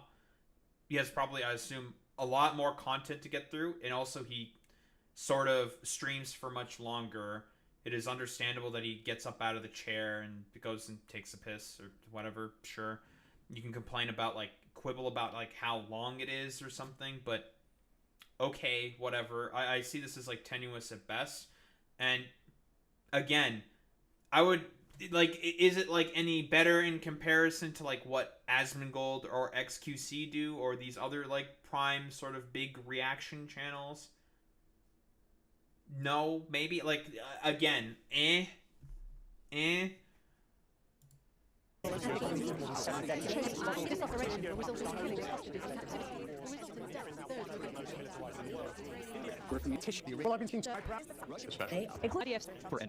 it was in this setting that I... Yeah, he's going over a bunch of news segments. I don't see what the big problem is. Like, oh no, the billion-dollar news conglomerates and corporations are not going to get an extra $20 fucking dollars, or like an extra $5 fucking bucks from all of Hassan's fans going to look at a particular news segment. Like, this is what we're complaining about? Really, Ethan? Okay, sure. Like, You didn't even play any examples of him taking content from, like, a particular content creator. Like, there was a TikTok there. Okay, sure. That can be quibbled about. And overall, I guess I could, like, agree with that position there. But most of those were news segments from multi-billion-dollar corporations. We're going to complain about that? Ridiculous. I formulated an idea. What if I could make a long-form, irresistible piece of content that I knew that these streamers couldn't resist, they couldn't avoid the temptation of watching it the second it was published? I don't have an issue with them. That's shit. It's not that I wanted these people to steal my video. It's that I knew they would. I knew they would watch. So this is the argument that I saw. This is one of the fucking most idiotic, schizophrenic arguments I've ever seen on the planet. Oh, I'm not totally upset and not jealous about the fact that my fucking content nuke didn't perform as well as I hoped it did, but it still performed relatively well for my fucking channel. But it didn't go as well as it did in comparison to all the counterattacks it fucking received. Like, the content cop blew the thing out of the water by, like, double the fucking views, my dude. Like, come on, bro. Like, are we gonna be for real? Like, sure, let's get the fucking content nuke. What's the fucking view count on the content nuke? Content nuke Hassan. What, 3.5 million views from 4 months. And how about the content cop? H3. 2 months, half the time, twice the amount of fucking views. And even the response, the follow-up response, got 2 million fucking views. Crazy. Who would have fucking thought? Like, really? You want to now, like, have the copium argument that was like, hey, actually, it was a honeypot this whole time, so I have basis to sue people. Bro, what the fuck is this? Okay. The entire video, add little to no commentary, react to it instantly, giving them no time to form an opinion. The trap was set, and it worked even better than I imagined it would. That's how it's supposed... Like, okay, what do you mean don't have time to form an opinion on it? What the fuck are you talking about? Hello? You watch, like, okay, Ethan, you probably understand this. If you're watching a particular video, okay, you're only going to watch it once. I am different, however. If I'm watching particular videos, when I do the fucking yap sessions about things that I want to learn about, I will very often, pretty much 100% of the time, I haven't been sort of necessarily for, like, I think the 2 most recent ones. No, the most recent one I did pre-watch in order to help formulate my opinions and sort of, like, watch and see if I would be interested in it. One of the other ones before, I just decided to fucking raw dog it. Which would have been... I don't remember which one it was, but I just raw dogged it on stream. Fuck it. Generally speaking, I will pre-watch and say, okay, this is the stuff I want to talk about. This is the stuff I want to bring up because I'm interested in this particular topic. This is what I'm interested, blah, blah, blah. This is the theming that I want to bring up. Okay, I suppose I have, like, more integrity in that case. If we're talking about, like, sloppy fucking dog shit videos that you're going to see only once... You click on it, you're just like, okay, I'm interested in seeing, like, what's said here, adding my own sort of commentary on here, blah, blah, blah, blah, blah. I'm not going to do, like, a whole, like, super in-depth, deep dive, whatever, bumblefuck bullshit. Generally speaking, there's, like, not much of a point. You just, like, fucking raw dog the fucking opinion, okay? And then, you pause on it, you have your piece. When a person makes a particular argument or point, you say your counterpoint, blah, blah, blah, you quibble about it, yada, yada, yada. You pose opinions out there for the audience to also discuss with as well, for them to also quibble, disagree, or agree with. Yada, yada, yada. You know, whatever.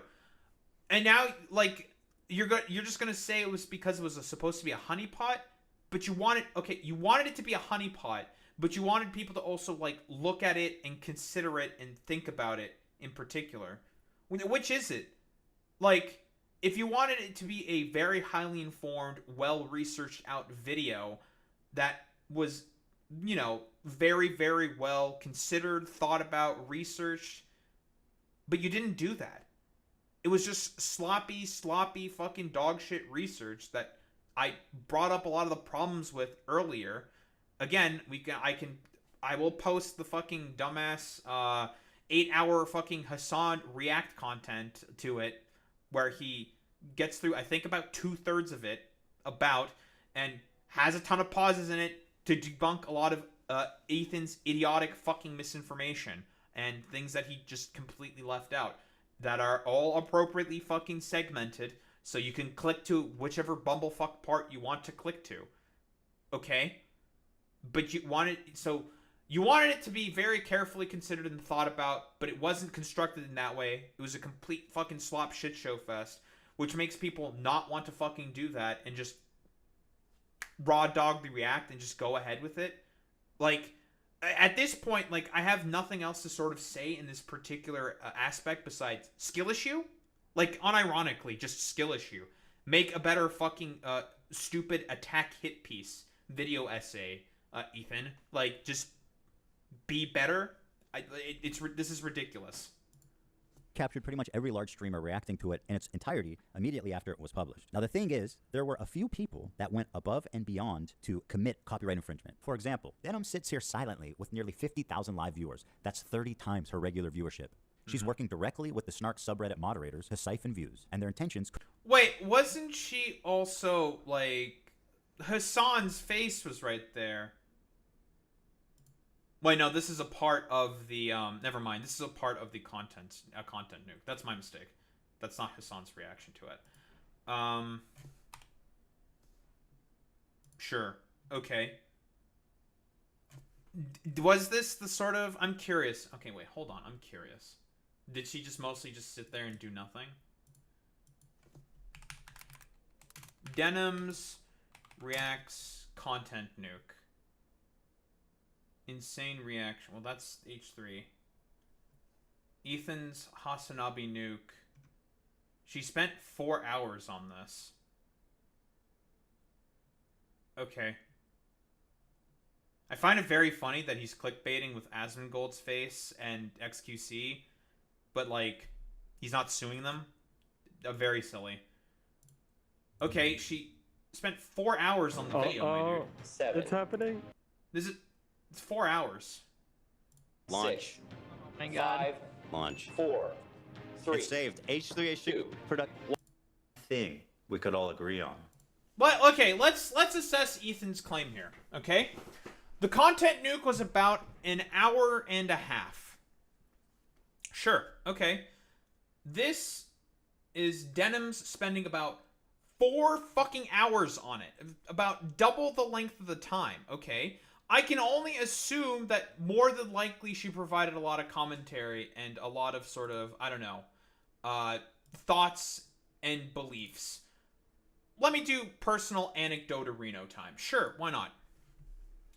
I called it Ethan Klein and the Consequences of DGG Slop. I spent about 4 hours and a half on that video. The video itself was about 4 hours and a half on my fucking channel. Also, that was about triple the length of the video, because the content nuke was about an hour and a half. So about triple the time. Okay, so we want to quibble about and have problems with the length. What is an appropriate amount of time to react to a particular piece of content? Well, let's get to a point, okay? Because Denims is more than likely listening to Ethan to see, like, listen to a particular argument that she may disagree with and talk about it, or that she may agree with and talk about. And what was Let's listen to this. That we love America and everything she stands for. Mom and Dad and apple pie. Sure, there's plenty to criticize and endless things to improve, but I thought it was about making a more perfect union, not tearing it down. Marching bands, a pride that only The thing is, there's something kind of scary. So far, not really any arguments being raised here initially by Ethan. It's a preamble. Communism. That's America to me.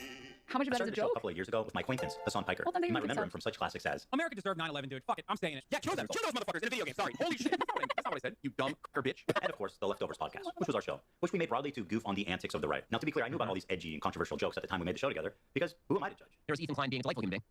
I was just going to say, if there's another Holocaust, if they start rounding up the Jews again, I hope Ben gets... He presents himself as someone like a left-leaning Democrat who supports basic things. And we went on making the show for about 2 years, and everything was good. Everyone was having fun, the audience was having fun, no problem. Okay, let me just. He literally calls himself a socialist. Let's just start there. Like, let's just start there, okay? For just 2 fucking seconds. Oh my god, dude. A left-leaning Democrat. Now you're just being disingenuous. Come on. Please, little.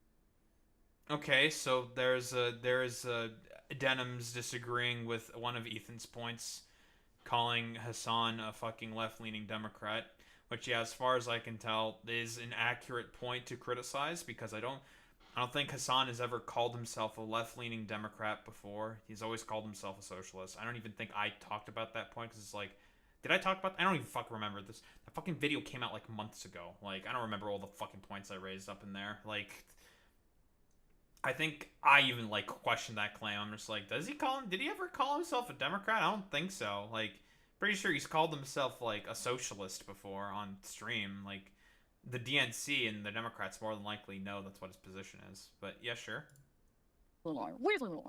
That wasn't until this happened. We were doing our regular show. Okay, we could talk... Okay, sure. Like, she didn't react for very long there or something. She just provided a little fucking quibble point. Sure. Okay. Is that, like, malicious? Or what exactly? Again, she spent 4 fucking hours in the video. And for the first time, I noticed an inordinate amount of radical, hardcore leftists. I mean, I thought we were social democrats, not whatever this was. I don't hate the idea of, like, people who can be successful. I think it's good that people can achieve success in the term monetary success. I mean, that's what that means, right? I do. You know, there's nothing wrong with that. Because I see so many people in the chat saying no. I don't know what y'all are tripping about. Like, what the fuck do you What is the idea that you guys, people are looking for? You guys are all, like, radical communists? There's that many radical communists? Suck it, chat. You're watching a capitalist pig. Deal with it. And then this happened. This comment from Hassan really started to sound some alarms in my head. If you're in a socialist country with multiple parties, and one of the parties is a capitalist party, which would surely exist, what would you do if that party started gaining momentum? The solution to that would always be education and offering more... re-education? Re-education, certainly, yeah. There should be an enforcement mechanism, and in that enforcement mechanism, I think, like, rehabilitation, which would include re-education as well. If putting capitalists in re-education camps isn't disturbing enough, I started to notice that Hassan was carrying a lot of... First of all, where did he say that? Oh my god, where did he say that? Second of all, Christ almighty, oh my god. Second of all, why is this giving high school video projects? Why is this giving, like, okay kids, everybody, you need to go home and make a YouTube video. All right. Like, and then, introduction. In conclusion. water for communist states, war crimes, and genocides. What do you call Crimea? I call it a part of Russian territory, bitch. That's what I call Crimea. I call it Crimea River, a Russian river. The annexation of Crimea is absolutely a justifiable annexation. Tibet was literally a fucking feudal slave mandate, like... I think Hassan has changed his position on... I do not agree with, like, a lot of Hassan's Ukraine takes. I think they're really fucking bad, but... Okay, sure. The Denims, I guess, is, like, not really reacting there. Not really providing much of a fucking point. She's just, like, kind of making fun of, like, Ethan's point. Okay, sure. Let's keep going. Again, like, why is this video, like, 4 hours long, Ethan? Your content news was about an hour and a half. Something like this, people get very... Looks like something he would have made. Yes. That, you know, we talk about the Dalai Lama saying... You know the thing that I hate about this is that, I mean, I'm gonna give it some time, but so far, he literally has refused to point out why any of the things are wrong. He expects the viewer to do all of the work to explain why the things are right or why the things are wrong. And a lot of it is just like an appeal to American ignorance, right? Like, I think the best example is Americans who think like the social credit system in China is real. Who think that like literally once your social credit drops too much, you're just like not allowed to be part of society. Like you try to go get a coffee and it's like, no coffee, you below social credit. Like it's sad that so many Americans think that. When in actuality, it's unbelievably similar and close to, if not about the same as like your credit score. Like your credit score that you have as an American that is tied to your credit card. That's supposed to help lenders know who to lend to and blah, blah, blah, blah, blah. But it's sad. Like that's why so many Americans went on Redbook and were like, wait, you guys don't actually live like this? And then the Chinese people were like, hey, do you actually have to pay $5,000 for an ambulance ride? And we're like, uh-huh. And they're like, oh, I thought it was propaganda. Oh, are you sure it's not propaganda? Oh. I can't wait for Asmund to watch this and go up and raise an eyebrow for 2 hours. I'm sorry for you, American. It's like, yeah, me too. She gets 8 months. Splatter, thank you for the prime. Mira, thank you for the tier 1. And yes, that will be the Asmund response. My tongue or whatever, but like... Okay. She reacted a little longer there. Again, like, the point of me bringing this up is, why do we really care about the efficaciousness of how long a person should react to a particular piece of content? Again, Denims's, like, react to Ethan's content nuke was about 4 hours long, which is about double the length of the video, right? Depending on which parts that she may have bigger problems with, she probably added more to a particular part or less to a particular part. The overall point that I'm bringing here with this is, again, the problem Ethan is seemingly having here is what is an efficacious amount of time to spend to react to a particular piece of content, which is a very idiotic fucking distinction. Like, who the fuck cares about that stuff, right? Now, you can quibble about, like, again, if we are going off of what Lamino's definition mostly is, like, is Denim's not fulfilling Lamino's definition here? You can make an argument that maybe there's a yes or no. Does she, like, get up out of her chair at some point in time? I don't know. It seems like she's been in the chair the whole fucking time. Yeah, she's in the chair the whole fucking time, so it doesn't satisfy that part of the definition. And yeah, she sits there and lets parts of the video play out so she can, you know, allow Ethan to have time to make his points, and then she can have problems with particular points that Ethan is having and talk about them, or sort of like whatever. Like talk about them, react to them, disagree, or agree to those particular points. Blah, blah, blah, blah, blah. Sure, whatever. Like, some people could probably accuse me, rightfully so, of overreacting, trying to spend too much time on a particular point and a context in order to sort of, like, figure out a particular position or something, or to talk about things. I certainly think that I have, well, done that before. I criticize my own actions for that, I suppose. Like, again, the point that I'm mostly bringing up here is just like, why is this a particular problem? Why are we quibbling about the sort of what is an appropriate amount of time to react to a piece of content? That's going to be super broad and subjective, and based off of what Ethan is saying, the basis of what he is suing off of, that's going to be really fucking difficult to argue in court, because it's something that is super fucking subjective. Now, could we talk about, like, Denim's not really engaging with any of the points? Sure. Maybe.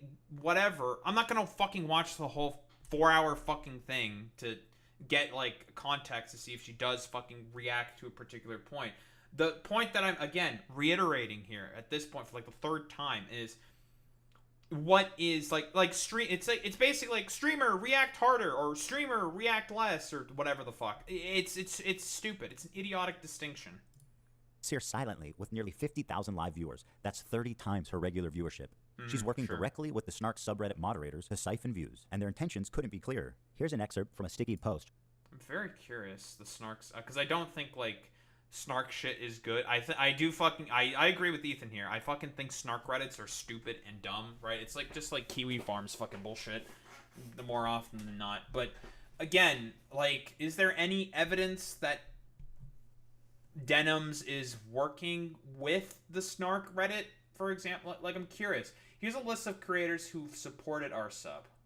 Okay, so they've supported the sub, which means Denim's is there. So that's the argument in saying that she supports the sub. Do we have, like, a clip? Does Ethan provide a clip of her saying, like, I agree with the Snark Reddit. I think the Snark Reddit is a good thing, right? Like, do we get anything from the horse's mouth? Let me see. I'm curious.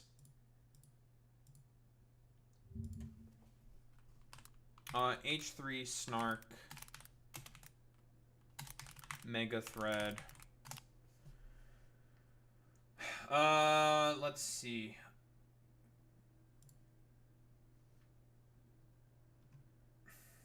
Curious. Let's see. H3 so threats against this. Let me see. Who supports? Ethan does not support. I want to find the fucking thing. Where is this particular thread? Zionism mega thread. Perhaps if I just say mega thread. H3 show, content nuke, Snark mega thread. Okay. Please watch the reactions to this video. That's not exactly it. Curious. Okay. Where to watch and discussion. Here we go. Here's a list of creators who have supported our sub here by either engaging with us directly or by citing our posts in their critiques of H3. If you're planning on watching along with any of them, we ask that you carry out our sub's rules in those spaces too. Okay, so what is Denim's? What's the link here? Is this the VOD? No, it just goes to Denim's stream.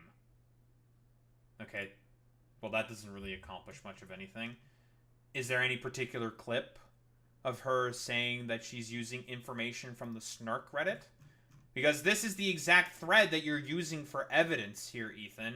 And this link that points to Denim's name, right?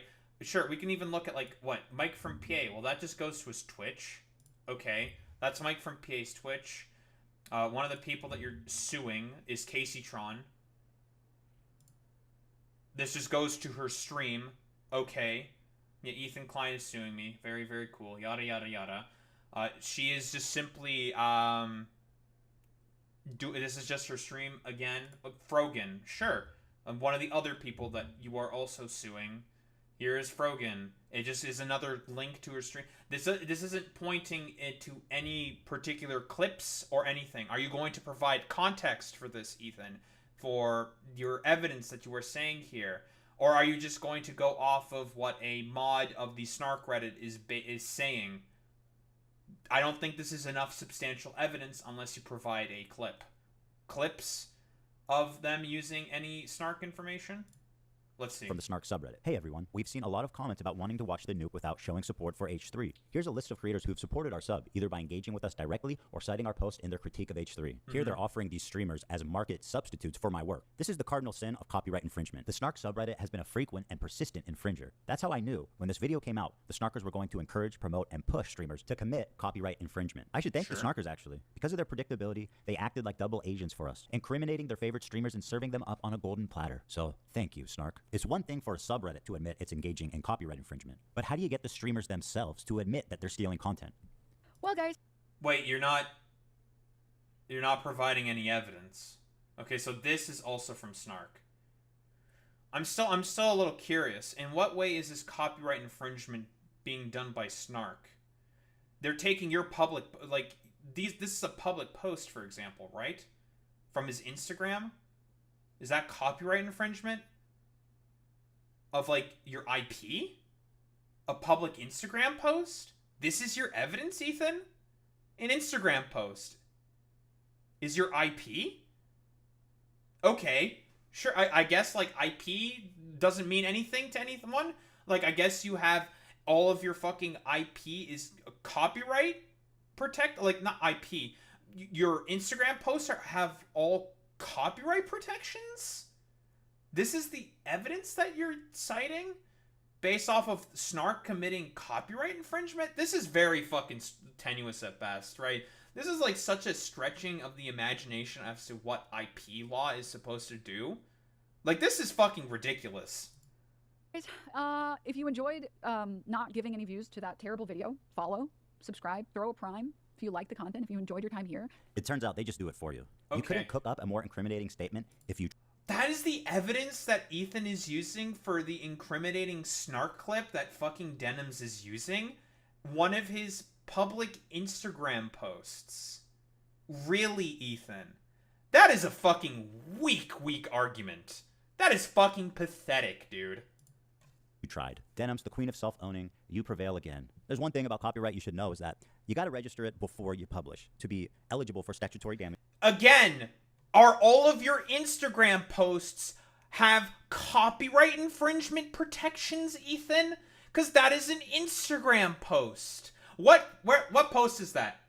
What post is it? Where's it coming from? Watching the content nuke, I'm curious.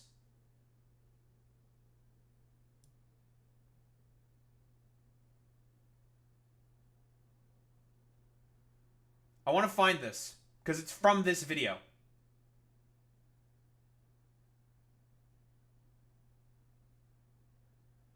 Here. Is this a link from chat? When you put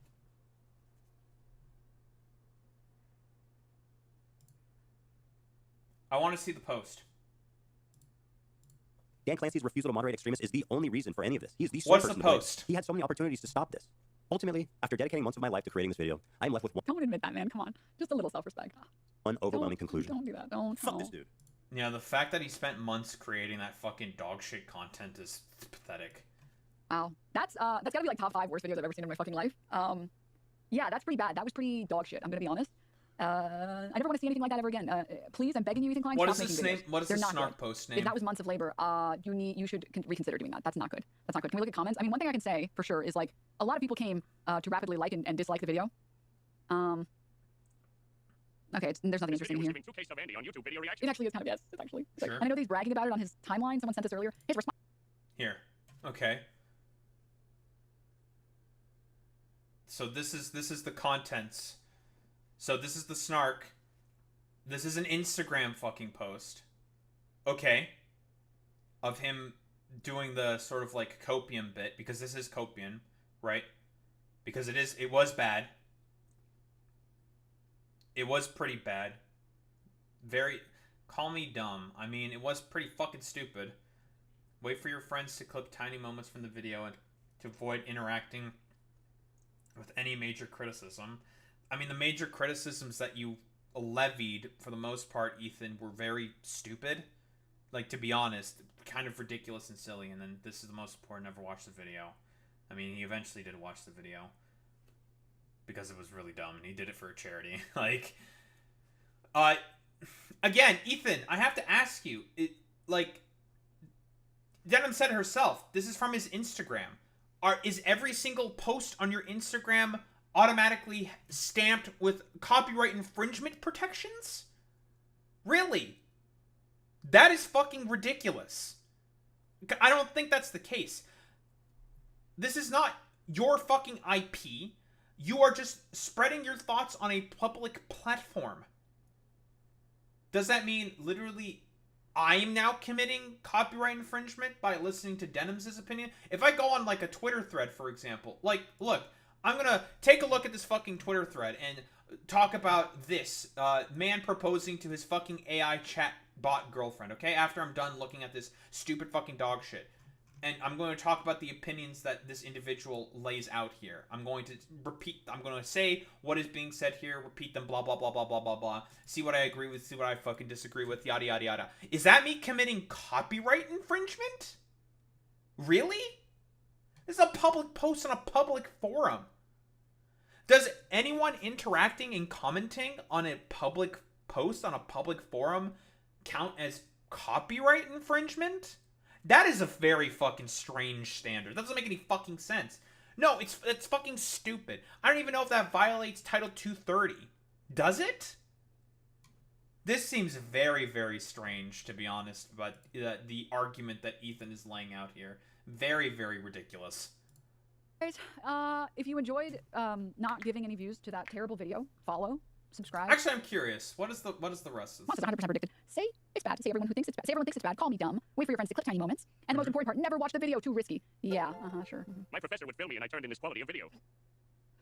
I think you said fail me for a second. I was very concerned, and then I had to go back up and read that you said fail me. Back at. Thank you for the 5 gifts. Thank you. Well, guys, if you enjoyed not giving any views to that terrible video, follow, subscribe, throw a prime if you like the content, if you enjoyed your time here. 10-hour stream. This is the longest stream I've done in a while, actually. Pog, sick. I appreciate you guys tuning in with me, because I'm gonna be honest, I did not want to watch that by myself.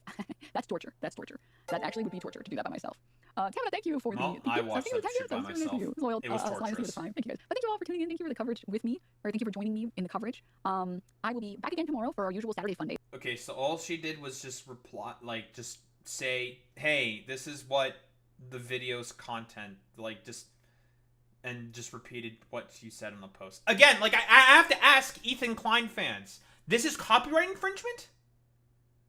Because that's what Ethan is saying.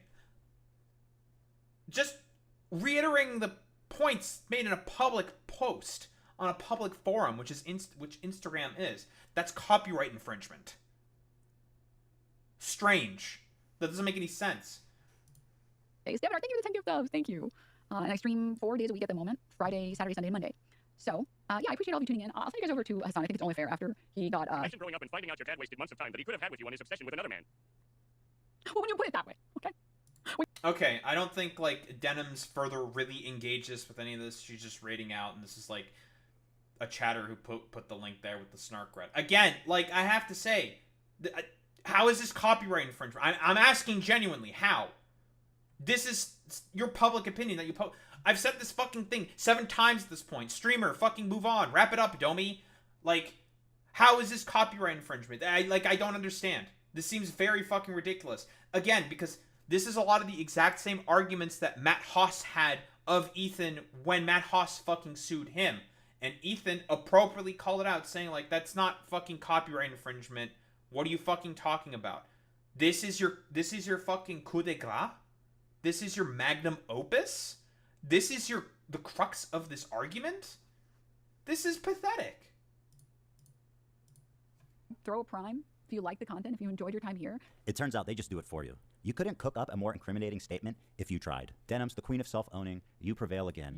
Ethan, you can cook up a more pathetic fucking statement, dude. There's no there, my dude. There's nothing. Like, what the fuck is this? Like, come on, man. Come on, Ethan.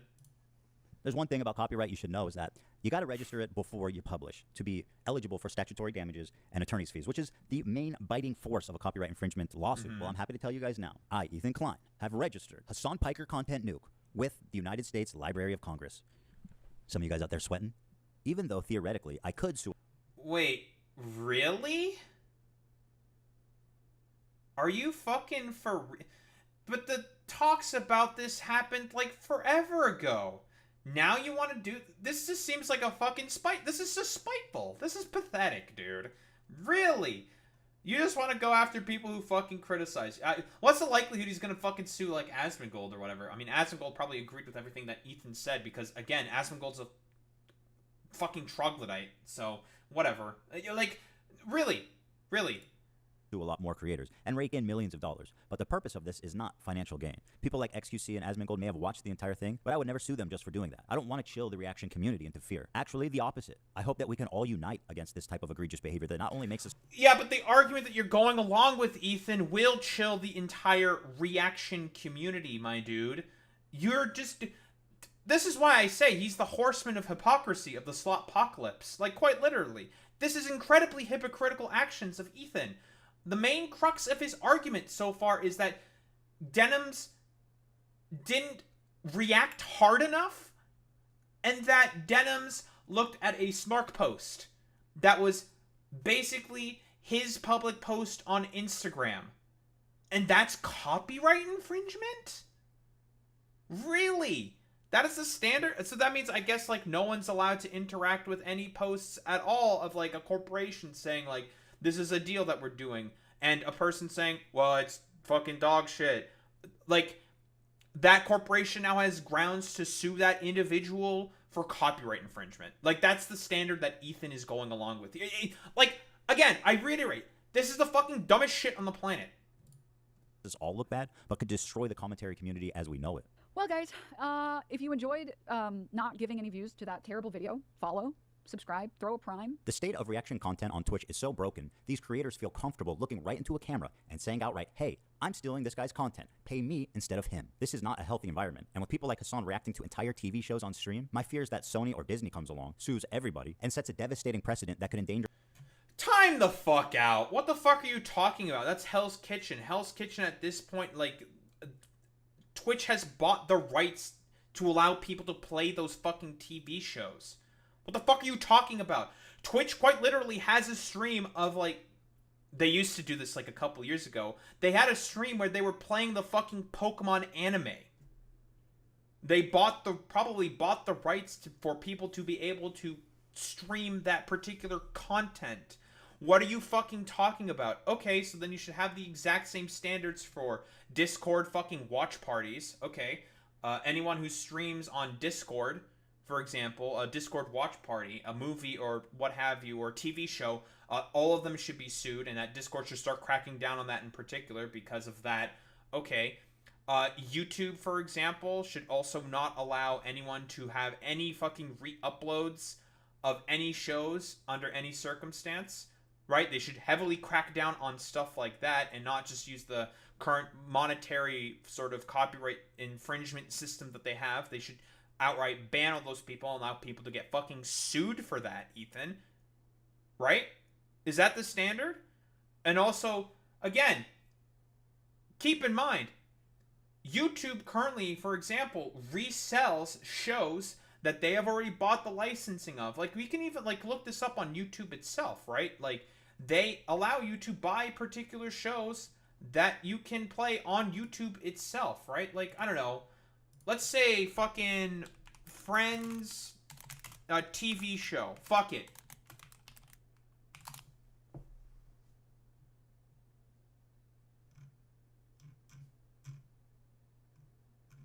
This is on the official channel of Friends, right? This is the fucking official channel. Let me fucking pull up the tab. They're not charging you anything for this.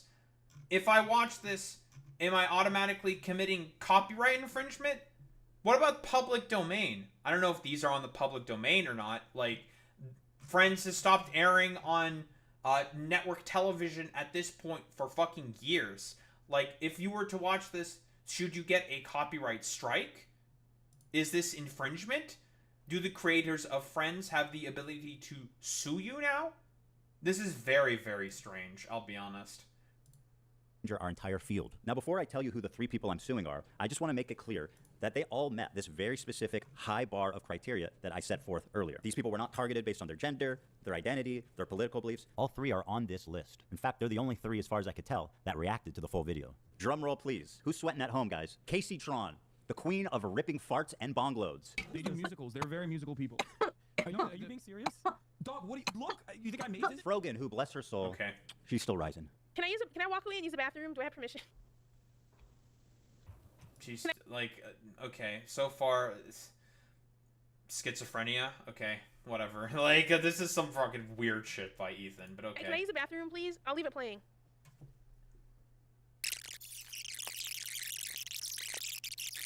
Apparently thinks Twitch is liable for me interviewing a Yemeni teenager who's only known genocide his entire life. What happened? And Denim's the queen of self. She left for like maybe 2 minutes there of an hour-and-a-half long video. Oh no, it's the end of the world. That means it's copyright infringement. Like, seriously?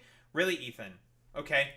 Self-owning. And my god, is she the queen of that? It's very obvious from the way that guy's talking, he's a Sneeko fan. Oh my god, bro, I love you. Can I give you a hug, bro? I'm so sweaty, bro. I love you, bro. None of the Like, she spent 4 hours on the video, man.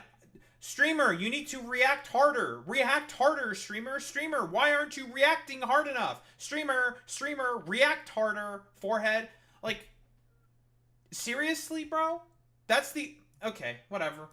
Stupid. hostages that have been released so far have said that they've been raped. The hostages have public statements. You can go look at them. The sexual assault I experienced should never happen to any human being. This Yemeni kid is just a Yemeni kid with a gun and is not a Houthi.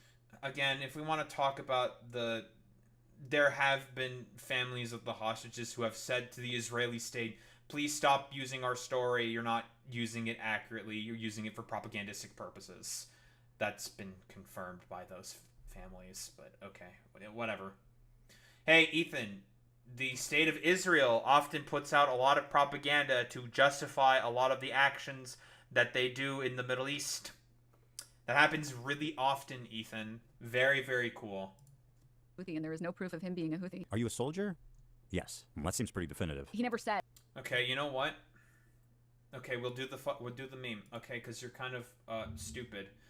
Because he himself also said in that interview that he's a Yemeni citizen. But when were the Houthis put on the foreign terrorist watch list?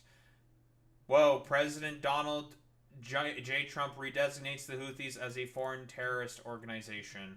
The executive order sets in motion a process by which Ansar Allah, also known as the Houthis, will be designated a foreign terrorist organization. President Trump designated the Iranian-backed Houthis as a foreign terrorist organization in January 2021, so just as he was about to leave.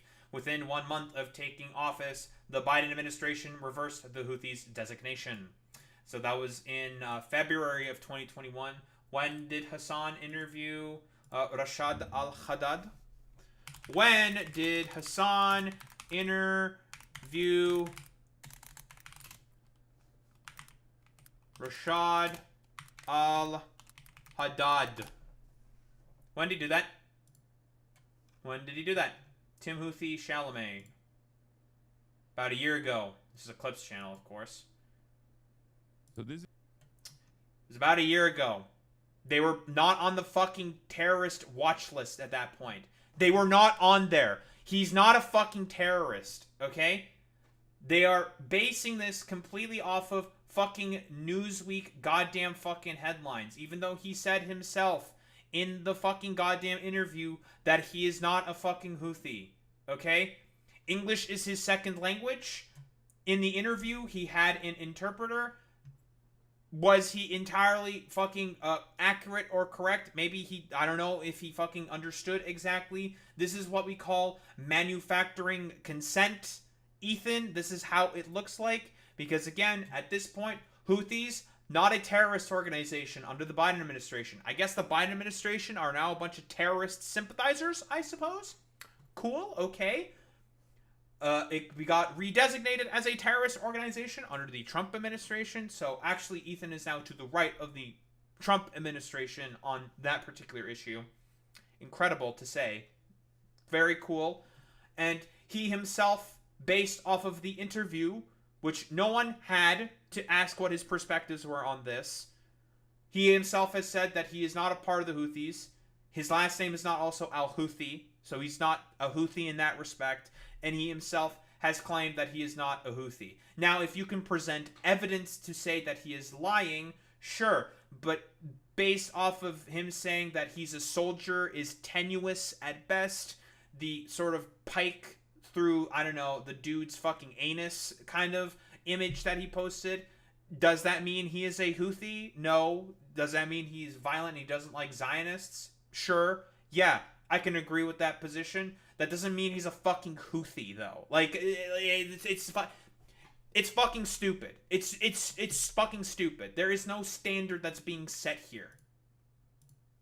Hassan Nasrallah was a good guy. I can't believe I'm calling Nasrallah base. I mean, listen. Now for the fun part. Let's take a look at the complaints. And of let's course, start... like I said before, out of context clips based off of DGGers. Because again, that's what this motherfucker operates off of. Clips from DGGers. Who are, as I have said before, incredibly fucking dishonest. And I know that these, like, simpering morons will get into the fucking comments and say, like, oh, there's, like, no evidence to suggest that Ethan, supports fucking, DGG or has anything to do with DGG. You're kind of hallucinating. Sure, okay. We can debunk that real quick. Ethan Klein... Sponsored by Redact. Sure, we can do this. Ethan Klein being sponsored by Redact. Here it fucking is. DGGers. You want an Ethan Klein fans. Mostly DGGers at this point. Do you really want to argue to me that fucking motherfucking Ethan Klein has nothing to do with Destiny? Dan Saltman is one of Destiny's right-hand men and his podcast co-host. So you can fucking miss me with that bullshit. Start with my favorite of the three, the very own, the prestigious, the highly acclaimed, the highly analytical Casey Tron. A lot of people have been wanting to watch this without necessarily supporting Ethan Klein. So we're going to watch it. Well, that's a really dumb thing to say, don't you think? Why are you so comfortable? We've given each complaint a clever little title, and here's Casey Tron's. She smoked more than she spoke. Casey Tron smokes 42 times during her reaction. And just as a silly thought experiment...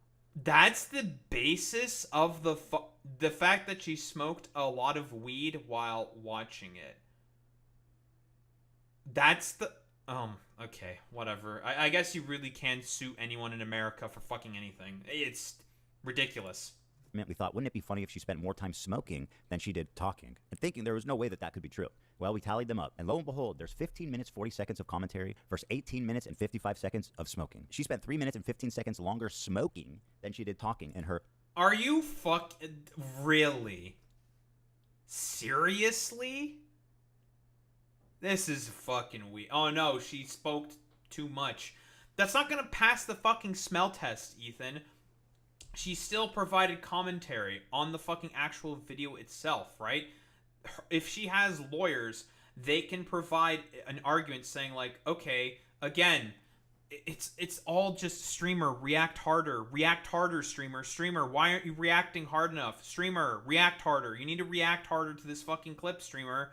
That's the fucking argument he's going with. Again, you can argue, okay, really fucking easy. I'm not a fucking lawyer or anything, but the argument can just be like, okay, who cares about how long she spent reacting and providing third-party commentary and spent this amount of time smoking? Who cares about that? She still provided reaction and commentary and her perspectives on parts of the video that is within fair use. That's the exact same argument that you fucking made, Ethan. Ethan, I'm getting the where's my fucking keys? Hey, Ethan Klein fan. That's the same argument that he made against Matt Haas. Are you people for fucking real? Fucking nonsense. Do we need to go to like his old Matt Haas video and just be like, all right, let's get a tally of how much Ethan just dirtles about and just watches the actual video itself and how much time he spends providing fucking commentary. Oh man, he spent this amount of time more dirtling about. That means he should be fucking have grounds to be sued or some shit. It's ridiculous. Also, we're talking about a live format in comparison to an edited format. If you spend time dirtling about, doing fucking nothing, you can edit those parts out, you fucking troglodyte. But this is the standard that we're going with in comparison to a live fucking format? This is fucking stupid. Quote-unquote reaction. And whatever talking she did was just to express how confused she was, presumably from smoking 42 times. What is happening? I'm trying to follow. I've lost the plot. The complaint continues. I mean, to be fair, Ethan, like, a lot of what you were saying was very disparate, very separate from one another, kind of, like, ridiculous. I've talked about the problems that I have had with that video, how you misattribute a lot of stuff and don't have full historical context on a lot of the things that you are talking about. And what you do provide in terms of historical context is that of a Zionist fucking lens. And also we have talked about consistently about, whoa, the fucking problems of, well, the Dan Saltman fucking conspiracy theory. But, you know, I don't know. It's stupid. It's ridiculous. Like, come on. Come on. Like, what is this, man? This is nothing. This is such a fucking nothing burger, dude. Like, what? Indeed, Casey Tron is often too obliterated to comment on the nuke and instead stares blankly at her computer screen. In a span of 2 hours and 7 minutes, Casey Tron smokes marijuana, frequently in a high concentrated form through a vaporizer, for nearly 19 minutes, which is 3 minutes more than Casey Tron speaks during her group viewing session. Seriously. That's the fucking argument. This is fucking pathetic, bro. Really. What is happening? I'm trying to follow, but I lost the plot. Is Casey Tron, like, a very politically astute individual? Does she have, like, a perfect understanding of, like, ideology and, like, political terminology? I assume not. I think the most of the content that she does is more girly pop shit and not political content in comparison to the... Well, I mean, Frogan doesn't really do politics anymore all that much. She sometimes does, but again, she also does girly pop shit. Denims is really the only political commentator here. Like, do these people have the same political acumen in comparison? Frogan, sure, but she doesn't really do it anymore as much and has moved on to do other content. Casey Tron probably not as much, to be honest. Mostly, like, probably based off of what she's viewed from Hassan. Denims does political commentary, sure, yeah, as a political commentary sort of streamer as a living. Okay, you can make that argument, I suppose, but we're talking about Casey Tron here, who probably is not as politically plugged in or tuned in comparison to, say, Frogan or Denims. This is, again, weak fucking argument here. Casey Tron is often too obliterated to comment on the nuke, and instead stares blankly at her computer screen. In a span of 2 hours and 7 minutes, Casey Tron smokes marijuana, frequently in highly concentrated forms through vaporizers, on 42 separate occasions. At one point, Casey Tron is so wasted that she states, quote, "This what is is happening? so fucking I'm trying to follow, stupid, but I've dude. lost the plot." To give you an idea, the majority of her commentary comes down to this. I don't understand this bit that he's doing. more books than you could ever imagine. CPM's coming out of Qatar. Again, the reason why she's reacting to this is because her chat told her to react to this, because I don't know if she's like a Hassan orbiter per se, but she probably has a lot of Hassan viewers in her chat now because she is sort of live talking about and agreeing with a lot of Hassan's positions on stuff, especially in terms of like a lot of feminist positions that Hassan generally has. She also does not like Asmongold and does not like XQC, goes after them quite often because, again, she sees them as misogynist, which is a correct assessment by Casey Tron, and she does girly pop feminist content mostly. I don't know if like feminist content. She has girly pop shit. That's the same shit you do, Ethan. Like what the fuck is this, dude? This is, again, the thread that's being laid out here is so fucking thin that it's like I'm fucking deconstructing this shit in terms of how ridiculous this is. If a lawyer gets their hands on this, they're gonna just be like, this is the dumbest fucking shit on the planet. And it's gonna be, again, similar to the Noah Samson fucking goddamn lawsuit. It's gonna be thrown out of fucking court because there's nothing here. This is ridiculous. But you kids love anime, right? Man, she smoked weed a bunch. He's read more books than you could ever imagine. What is happening? I'm trying to follow. I've lost the plot.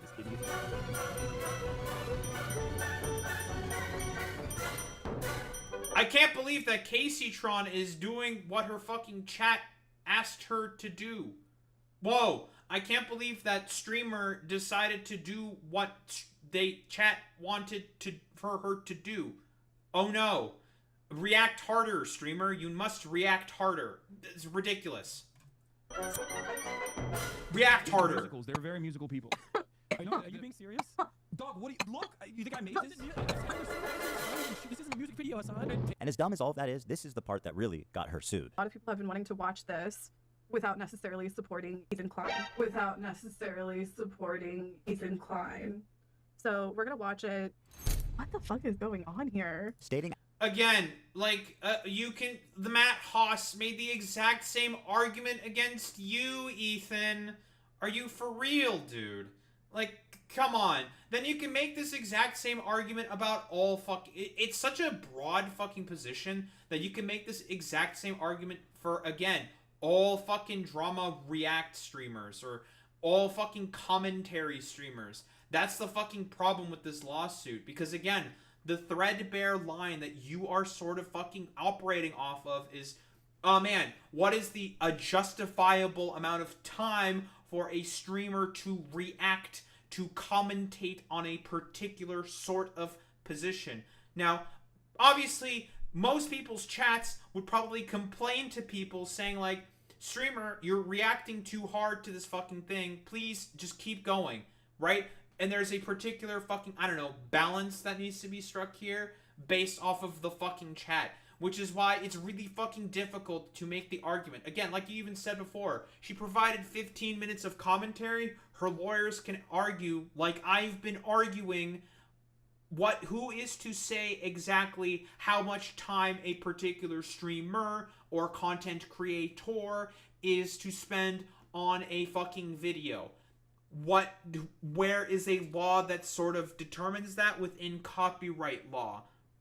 There isn't any, as far as I know, which is why this standard is fucking stupid, right?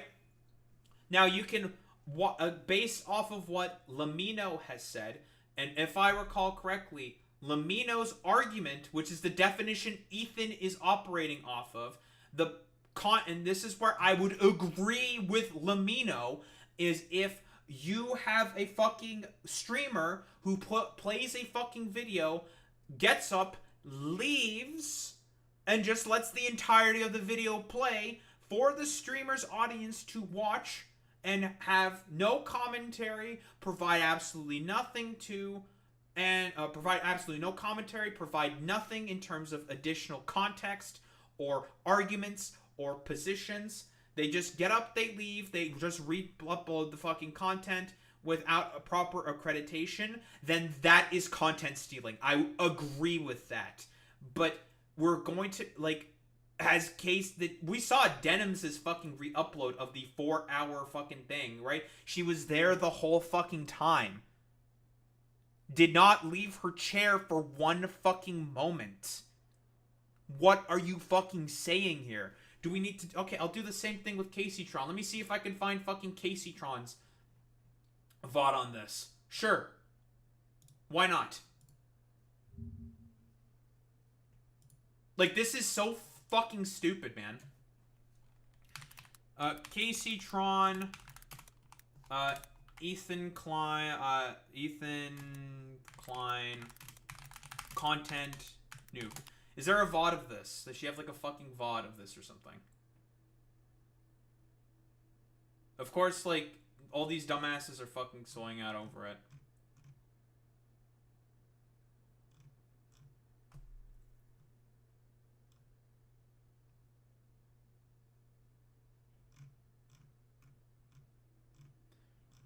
There's Denims. I want the fucking VOD.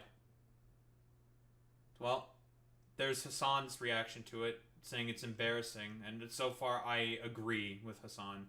This is incredibly fucking embarrassing. This is pathetic, dude.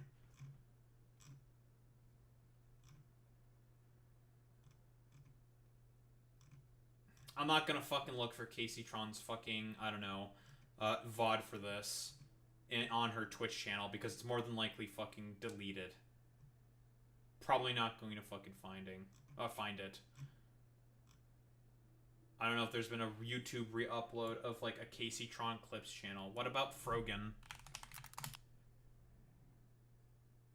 We're mostly just gonna get more recent stuff. Well, that's Frogan's response to the content nuke. Is there, like, a Frogan Clips channel?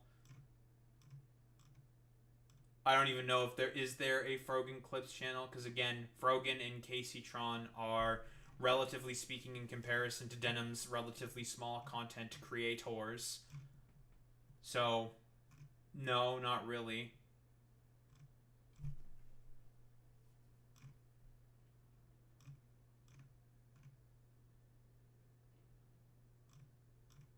I'm not seeing any of the fucking, Frogan's VOD about this either. All we can operate off of is Denim's fucking VOD. And again, she spent fucking 4 hours on this, dude. Like, seriously. What is the fucking argument that's being... Like, streamer, you're not spending long enough. You need to react harder, streamer. Yeah. Streamer, react harder. Yeah. That's the argument so far that Ethan is positing here. It's fucking stupid. Outright that her intention of doing this is so that people who don't want to support me can watch it through her is why copyright infringement laws exist. You could not and should not. Yes, but the problem is that it's going to be really difficult to argue copyright infringement based off of Lamino's fucking definition, because again, did she ever leave the fucking goddamn chair for an extended period of time? The only evidence for that in terms of the 3 people that you are suing is Denim's never left her fucking chair, right?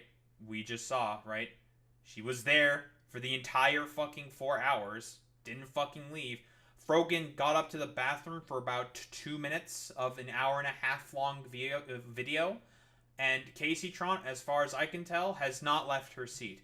This is not gonna fucking pan out the way that it is. This is so fucking tenuous and broad that it borders on non-argument. Do that, especially if your commentary consists of you taking bong loads. At least try to engage with the content. Whoa, what was that? Oh, sorry. That was a flying star. It almost got me. You know her and you love her, guys. Frogan. Reaction by exiting. Here she is getting up to leave the video running as she steps out of the room. Is that transformative? I guess the judge will decide. She said, quote, "It's time to watch the new nuke ethics." She fucking left for 2 minutes, man. 2 fucking minutes. Would you make the same argument if she paused the video and then left it or something? Like, would you make the same argument? I almost feel like you would. Again, there's just no basis for this. This is a non-argument. This is fucking stupid. Hell yeah. Huh. Very smart to say on camera, by the way. She said, quote, "Thank you guys so much. I do appreciate everyone's support. And thank you for watching it with me." Well, you are so welcome, and I'm so glad that you were able to enjoy that day. Her commentary is so non-existent that even her own fans begin to call her out. I don't have anything to say? Dude, because he's cycling the same fucking points over and over again. What more commentary do you need on him repeating the same fucking points for the whole first hour and 30 hour, 1 minute, and 32 seconds. It's been the same shit over and over again. This video could have been condensed into 20 fucking minutes. Like, what commentary do you want me to add by, like, oh, this guy's a fuck. Frogan is correct, by the way, in this assessment. Ethan reiterated the same point very, very often in this fucking video. Like, she's not wrong, to be quite honest here. But again, the crux of the main argument that fucking goddamn Ethan is operating off of is this streamer react harder forehead. Which is a dumb fucking argument. Which is not going to work in the court of law, because that's such a broad fucking argument that it's going to be impossible to point to, like, a particular law in fucking copyright infringement. And again, do all of your fucking posts and everything have copyright infringement? When they reacted to it at that time, they didn't have... You said yourself that it didn't have fucking copyright in it, and you're copywriting it right now, dude. So that means at that time, they're not committing copyright infringement because you yourself just said that your video didn't even have copyright at that time, Ethan. This is fucking pathetic, dude. Fucking idiot. He's mentally ill and he's having a mental breakdown and uploaded it to fucking YouTube. You're gonna make at least one good point. What do you want me to make a point on? Oh, I forgot. She also said, "Can I use the bathroom, please? I'll leave it playing." You may use the bathroom, Frogan, although I don't advise it. Can I use the bathroom, please? I'll leave it playing. This into your stomach. And let me state the obvious. Jew and... Stupid. Which is liable for me interviewing a Yemeni teenager who's only known genocide his entire life. What happens? Yeah, when interviewing terrorists, Ethan, you are lying, Ethan. I'll say the fucking point again. Within 1 month of taking office, the Biden administration reversed the Houthis' designation as a foreign terrorist organization. And at that time, when Hassan interviewed Rashad al-Haddad, well, Ansar Allah was not a terrorist organization, so that means he's not a fucking terrorist. I guess the Biden administration are collaborationists with terrorists? Oh no, not heckin' Wholesome Areno, Joe Biden Areno, a collaborationist with terrorists? Gasp! Come on, bro. Like, seriously. This is the fucking... Lazy. Like, this took me 5 fucking seconds to find. They only got redesignated this year, Ethan. Ethan! This is incredibly fucking lazy, dude. So fucking lazy. But you just pause it. That's it. You just pause the video, right? Like, you get up and you go to the bathroom, you just pause it. They should be watching for you. But if you get up to go to the bathroom and they keep watching my video, they're clearly not watching for you, right? As lazy and pathetic as her reaction is, this is not why she's getting sued. This is. Thank you guys so much. I do appreciate everyone's support. And thank you for watching it with me. First time viewer, time to watch nuke ethically. Hell yeah. I found my way from Reddit. Hi guys, welcome Reddit people. Reddit people. I came from the entry star credit. Ethan is so pathetic while Hassan is in Japan. I'm probably having a great time. Exactly. We're gonna watch it live, yes. He doesn't want people to know when it's dropping because we're all watching through other streamers. And I suggest you all watch it through other people as well. It's the stated malicious intent to steal. They talk about watching ethically. That's not gonna be malicious intent to fucking steal, dude. What are you fucking talking about? You have that video did not have copyright on it, first off. So therefore, you can't fucking provide any basis for that. You yourself said in your own fucking video that you just submitted that video into the library of fucking copyright. So then you have basis to sue people dishonestly. So, okay, that's cool, great, fantastic, Ethan. So you don't have basis for this fucking suit to begin with. And also, whoa, crazy. They fucking provided commentary on the fucking videos. And they never fucking left their seats. In the case of fucking Denims. Same with fucking Caseytron. And oh no, fucking Frogan left for fucking 2-3 minutes to go to the bathroom. This is fucking stupid, dude. And a video that is about an hour and a half long. Are you actually, like, for real, dude? Like, what is the... There's no argument here. This is fucking stupid. This is pathetic, dude. But I learned not to steal when I was 5. Up next is Denim's.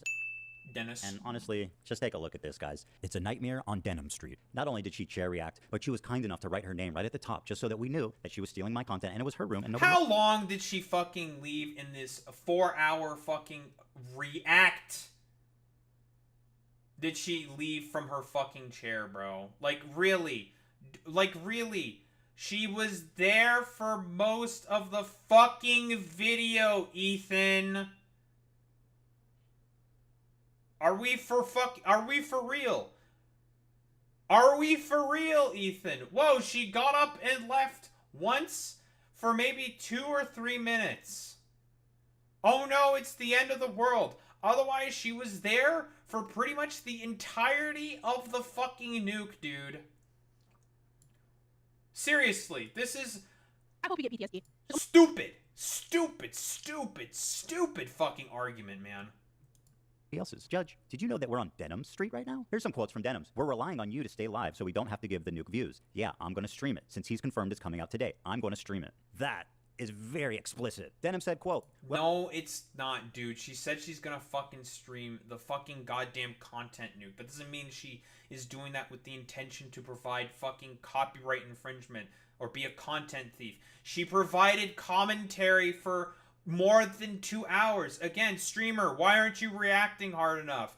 What is an efficacious amount of time in order to spend on reacting to a piece of content? I'm probably spending too much time fucking reacting to this thing and providing my fucking arguments and commentary on this. This is what I mean. This is fucking pathetic, dude. This is the most stupid fucking ridiculous shit I've ever seen on the planet. This is fucking dumb, bro. This is really, really fucking stupid. Well, guys, if you enjoyed not giving any views to that terrible video, give me a follow, subscribe, throw a prime if you like my content. Your content? The Queen of Self-Own included a countdown timer so we could tell exactly how long she was away. After being gone for a few minutes, she returns and then sits silently for another couple of minutes eating. I'm gonna go pee, and hopefully, when I'm back, they're done with this. Oh no, she peed. Okay. You do look better. Mr. 305. I see it. Dude, you should do this. I have an alternate. She literally said she streamed for 10 hours, Ethan. 10 hours. At the end of this VOD. We even saw it ourselves. She streamed for 10 fucking hours. It's longer than an average workday. It's longer than you fucking spend on your dumb fucking podcast. Longer than I spend fucking streaming. Are you actually serious, bro? Seriously. This is fucking stupid, dude. We're relying on you to stay live so we don't get more views on the nuke. Yeah, I'm gonna stream it. Since he confirmed it's coming out today, we're gonna stream it. If you want to watch it with someone else who's already watching it, you know, come enjoy the watch party somewhere. Wait, this wasn't even during the fucking this is actually makes him look worse. She went up and got food. He's watching the podcast at this point. That doesn't mean oh my fucking god. Holy shit, he's mixing up the fucking timelines here, being dishonest about it. That's incredible. This was before the fucking content nuke where she went to the bathroom for, what, 2 or 3 fucking minutes. It's a countdown to the nuke itself. This is such fucking pathetic bullshit by Ethan, dude. This is pathetic, man. Fucking pathetic, bro. Oh my fucking lord. She got the food before the nuke was even on. And went to the bathroom before the fucking nuke. Because she was, like, reacting to the fucking nuke, providing commentary for about 4 hours on the fucking nuke itself. Like, seriously, dude. Are you actually for real? There's just no basis for the argument. They're ridiculous. Where else? If you enjoyed not giving any views to that terrible video, follow, subscribe, throw a prime. If you like the content, if you enjoyed your time here, because I'm gonna be honest, I did not want to watch that by myself. Let me also commercialize it by asking you to reward me financially for stealing his content. That is like chef kiss. By the way. Oh no, it's the end of the world. I didn't get 50,000 extra views on my fucking content nuke, which still got millions of fucking views, and in comparison to the content cop, which doubled my amount of views that I got in half of the fucking time. Like, again, there's no fucking argument here. This is fucking dumb, dude. Wait, Denims had a very successful stream. She had 43,000 people watching her live. Take a look at the title of her Twitch stream. Ethan Klein Hassan Content Nuke Watch Party. A watch party? I don't think that's fair use. Now, Denims, of course, always delivering the goods. Again, then you have to make the argument that literally what Twitch is doing in terms of watch parties, because they have official fucking watch parties on Twitch, like they did with the Pokemon anime, streaming on Twitch itself, then that is copyright infringement, and those fucking streams have pulled before, like tens of thousands of viewers before. That is copyright infringement. You'd have to make that exact same argument. Like, it's stupid, man. It's just dumb. She went on this dude's podcast to debate fair use. And would you be surprised if I told you she said a lot of incriminating things in that podcast? The queen of self-own never disappoints. I want to be clear on my opinion on like filler content and stuff. Like I think filler content, like you shouldn't do it. It's very, very funny that fucking Ethan Klein is complaining about self-owned content when he's self-owning himself right now. Like having like he doesn't have an argument, man. It's just a React Harder streamer forehead. That's not an argument, Ethan. I know I do it as a React stream, and I try to do it only when I do it with like Vox videos or Vice videos and stuff like that, because at least I'm not like directly ripping from one content creator and not like a whole team and stuff. And most of those videos have like 5 million views. I only get like 500 viewers. Like I'm taking maybe 50 views from the video. It's a lot harder to feel like, I guess. Wait. This is old. This is old, right? Like she didn't used to have 1,600 viewers. You fucking dumbass. This is an interview from. Okay, hold on. We can debunk this. Denims JXC.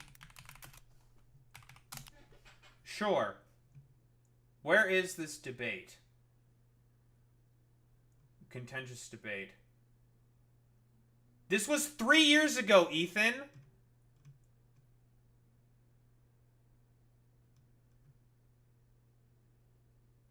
Ethan. This was 3 fucking years ago, bro. Yeah, she had less viewers 3 years ago. What the fuck are you talking about? This is fucking stupid. Like, seriously. Really?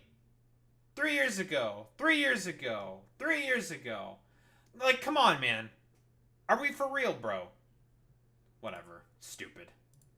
That's bad about that, whereas like I would feel very bad about doing that to like a single content creator. The majority of people say that they literally wouldn't watch Hell's Kitchen unless I was streaming. And it doesn't necessarily mean that I'm reacting hard enough. You know, I'm sure if you click on a random part of the video, I might not be saying anything, sure, whatever. And I might walk away from the screen. But it's about like the communal thing. That's not stealing fair use. That's just not how that works, man. This doesn't work within the fucking court of law. We can talk about, I don't know, efficaciousness, but again, like Hell's Kitchen, like all these other like large multimedia fucking conglomerates at this point. Who the fuck cares if like you're stealing a couple fucking thousand viewers from them, because they're not going to sue based off of that, because it's an incredibly expensive process for them. They're just not really going to give much of a shit at all about that and prefer to use YouTube's automated copyright system, which may or may not catch that, or they're just not going to care, because those things don't fucking stream anymore on any of these fucking platforms. It's like, this is such a fucking ridiculous fucking argument that Ethan is having here. Super tenuous at best. It's why like fucking Toast started streaming Death Note. It's not about the actual show at a certain point. It's the same reason you watch shows with your friends. You want to watch it with other people. A lot of people go to watch streamers on Twitch for their React content almost as a curator. So they don't actually want to go through YouTube themselves and watch a bunch of videos, and they probably never will go through YouTube and click a bunch of videos. They like going to Twitch because they like to have it as like, this streamer is curating fun content that I want to watch. From the people that I've That's like, whoa, streamer, you need to react harder. I mean, like, how is this, like, not fair fucking use, okay? Oh, no. Like, is it, like I said before, what Denims is saying here is not necessarily inaccurate in what she's saying. A lot of the fucking goddamn shows that get streamed on Twitch do not get played anymore on network fucking television. For example, Twitch is not going to allow the restreaming of a lot of fucking network television. Twitch has its own copyright infringement process. If you are streaming, like, say you go on fucking Netflix and you are fucking streaming shit that is currently streaming on network fucking television, you're going to get copyright infringement notices based off of that, and you're going to get banned for a day, Ethan. You're going to get banned for that. That's how that works. He doesn't know how any of this shit works. It's fucking ridiculous. It's stupid, man. It's ridiculous. Talk to, the people who watch Twitch content are specifically there to watch it so they don't have to scroll through YouTube and find a video they like. If someone watches content, I already said this, if someone watches content on someone else's stream, there is a very low likelihood that they're going to go watch it separately and give you like the view or the like. Or the people who are watching content on Twitch, curated Twitch content on Twitch, aren't necessarily people that would be watching content on YouTube. That, my friend, is called theft. And you're... It's not... Just isn't. It just isn't. Again, a company is not going to sue a small content creator because that is an incredibly expensive process for them to go through. Is that, like, fair use, what is being described there? Maybe, maybe not, sure, whatever. Like, streamer, you need to react hard enough. Those examples, you can make the argument, sure, saying that that is not fair use. But the thing is that you're trying to apply that argument to over here when that doesn't fucking apply. That's the fucking issue. Your argument doesn't fucking work here, my dude. So it's silly that you are fucking saying this. And again, a lot of the fucking goddamn shows that people react to on Twitch, because again, like, I'll fucking look at the fucking goddamn stupid Twitch dashboard. Is that what you want, Ethan? Here. Twitch has its own fucking copyright infringement fucking goddamn show or rules that you can read and take a look at. This is from the Twitch dashboard itself, my dude.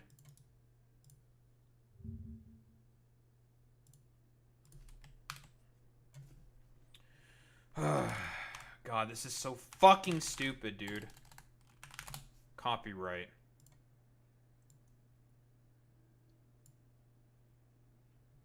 I just want to fucking play the image. Like, this is what it is, my dude. Twitch complies with the DMCA and similar laws worldwide. When we receive a DMCA notification that targets content on your channel, it's processed under our DMCA guidelines, which, guess what? Them and the companies fucking overall agreed with, and may result in a strike being issued to your account. When this happens, you will be notified on Twitch, and details about the claim will be sent to the email address linked to this account. If you include copyrighted material in your channel that you don't have the rights to, such as playing recorded music in the background of your stream, you are at risk of receiving a copyright strike. This is the exact same on fucking YouTube, dumbass. Repeat copyright infringement can affect your ability to stream. If you accumulate 3 copyright strikes, your account is subject to termination. And then you get to learn more about the copyright law and the tools available. Again, a lot of the fucking shows that get fucking restreamed are not being played anywhere in particular within network television on those fucking countries and platforms anymore. So therefore, they're not going to heavily enforce their fucking copyright on that, because it's going to be incredibly time consuming to fucking fight all those lawsuits.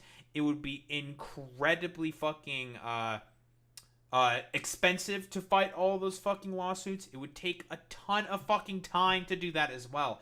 So they're just not going to fucking bother. There's no fucking point. Now, can we quibble about, is that fucking theft? At that point, if they're not monetizing and not playing it on fucking goddamn network television anymore, I would say no. That is not theft at that point. Like, what was some of the, like, Hell's Kitchen? Does Hell's Kitchen, like, the old episodes of it, because I know of, like, the Hell's Kitchen, like, react streams, right? I know that's like a thing that happens. Are those fucking goddamn stream? Are those old seasons of Hell's Kitchen being streamed on major television platforms anymore? No, they are not. Now, if more recent seasons of Hell's Kitchen, like, does Hell's Kitchen even get fucking streamed? I'm curious. Hell's Kitchen. Does it still get fucking, like, played on network television? Premiered on Fox in 2005 via the Chefs, seasons 1 to 18, or their caller around season 19. Gordon Ramsay breaks 2 chefs in 2 teams, with the exception of the first, 18th, and 21st seasons. 21st season is what? Is it still going on? Yes, it's still going on. Okay, then we have to ask ourselves this question then. They're mostly playing old seasons of fucking Hell's Kitchen, okay? Are those being played on fucking network television? Are the streamers playing more recent fucking episodes, more recent seasons of fucking Hell's Kitchen on their fucking streams? No, they are not. So they are not committing copyright infringement. Because guess what? Those fucking episodes are no longer being fucking aired anywhere. Because otherwise, you know what would happen? They would be getting copyright infringement fucking notifications from Twitch. And they're not getting them. So therefore, they're not committing copyright infringement if they're following the standards of fucking Twitch that Twitch has overall agreed with other fucking companies. That's how it works, Ethan. A thief, and now I'm suing you. This is just a testimony to how brazen and how safe they've, gotten. That she thinks she can go out in public on video and say shit like, I'm stealing this content because I want to. I'm coping even though I know it's stealing. When people watch it with me, they're definitely not going to go watch the original. Like, you are way too comfortable committing crimes out in the... Again, like, these are fucking goddamn crimes, allegedly, and takes that you are taking in, like, complete random sort of spurious moments that you're going to try to put together as, like, an argument. This is fucking stupid, bro. This isn't going to go anywhere. This is ridiculous. Open. Well, there you have it. 3 separate lawsuits for 3 separate geniuses. Now, I want to make it clear again, and I hope it's been obvious about why I'm suing these 3 people and not others. These people not only violated all the principles of fair use, they also did it maliciously. And that's... There is no evidence to suggest that they violated the principles of fair use. You can make the exact same arguments with the people that you are not going forward with, such as Hassan, such as XQC, such as fucking Asmongold. You're not suing them more than likely because you want to ingratiate yourselves with their audiences. Well, not Hassan's audience, but Asmongold's and fucking XQC's by constantly attacking Hassan. That's what you're doing, Ethan. Ridiculous. That's the part that really got me. I think if you're a reactor on Twitch, for the most part, if you make a good faith effort to comment, and if you make a good faith effort to promote the author, to link to them, to try to drive traffic to the original video, I think you're probably pretty much doing the right thing, and that's fine. And I would never sue someone for that. Take it to... you know, time to see if I sort of fucking fall under this category of fair use under whatever, like, Ethan's demented sort of idea of fair use is at this point. Like, again, I ask you, Ethan, did you do the same thing with Matt Haas's fucking video? No. Which is the basis of why he sued you, which is why this is not going to go anywhere. It's just not. This isn't going to go anywhere. This is fucking stupid. These 3 absolute morons to state their intention to steal my property on video. You know, and to all the detractors who are saying that I'm targeting women, that I'm a hypocrite for suing for copyright infringement, I just have this to say. Mm-hmm. What's the argument? I don't care. What I do hope, though... Nice! You don't fucking care. Horsemen of hypocrisy of the Slawpocalypse, as always. I should have expected no less that Ethan Klein could give less of a fuck. His goddamn arguments are spurious and extremely tenuous at best, bordering on non-arguments in of themselves, but that is for a court to determine at this point that, whoa, crazy. He's just doing frivolous fucking lawsuits because he has the wealth and the ability to do as such now, similar to what Matt Haas attempted to do. This is fucking bullshit. This is complete fucking nonsense that Ethan is operating off of. These lawsuits are effectively slap suits meant to make Denims, Caseytron, and Frogan shut the fuck up at this point. Completely frivolous and ridiculous. This is fucking pathetic. Is that you'll support their crowdfunding efforts to defend themselves. Because let's face it, I want to make sure there's money left over for me when I win my lawsuits. Thanks for watching, everybody. You're not winning shit from this, Ethan. Cope and fucking seethe about it. Again, that Noah Samson lawsuit didn't go anywhere. It completely failed arbitration. It went nowhere. Like, it was halted as soon as it got to the fucking judge's fucking desk. Like, quite literally. This is fucking pathetic. Conclusion. Simple. This is complete frivolous bullshit. Ethan Klein has essentially become Matt Haas and is a complete utter hypocrite. And as I would expect, no less from the horsemen of hypocrisy. Whoa. He is now doing the exact same thing that he pretends to have cared about. This is quite literally the emblem of hypocrisy. This is complete fucking utter nonsense and bullshit. And you should probably support fucking any crowdfunding efforts that Frogan, Denims, and Caseytron will attempt to assemble in order to defend themselves from this complete frivolous lawsuit. Hey, Ethan, what happened to that first Denims lawsuit? Did you think that people would forget about that? Denims also crowdfunded for that, and as far as we know, she returned the fucking money. That's already a pretty bad look on you, Ethan, that you decided to, admittedly, even on your own podcast, back down from your initial Denims fucking lawsuit. So, again, this is frivolous fucking nonsense. This is fucking stupid, and it's gone nowhere. Like, we can even look up the fucking clip, right? Ethan Klein backing off of lawsuit Denims.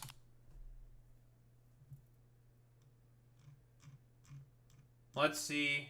Well, I mean, it's going to be mostly just a bunch of fucking bullshit here, but... Here.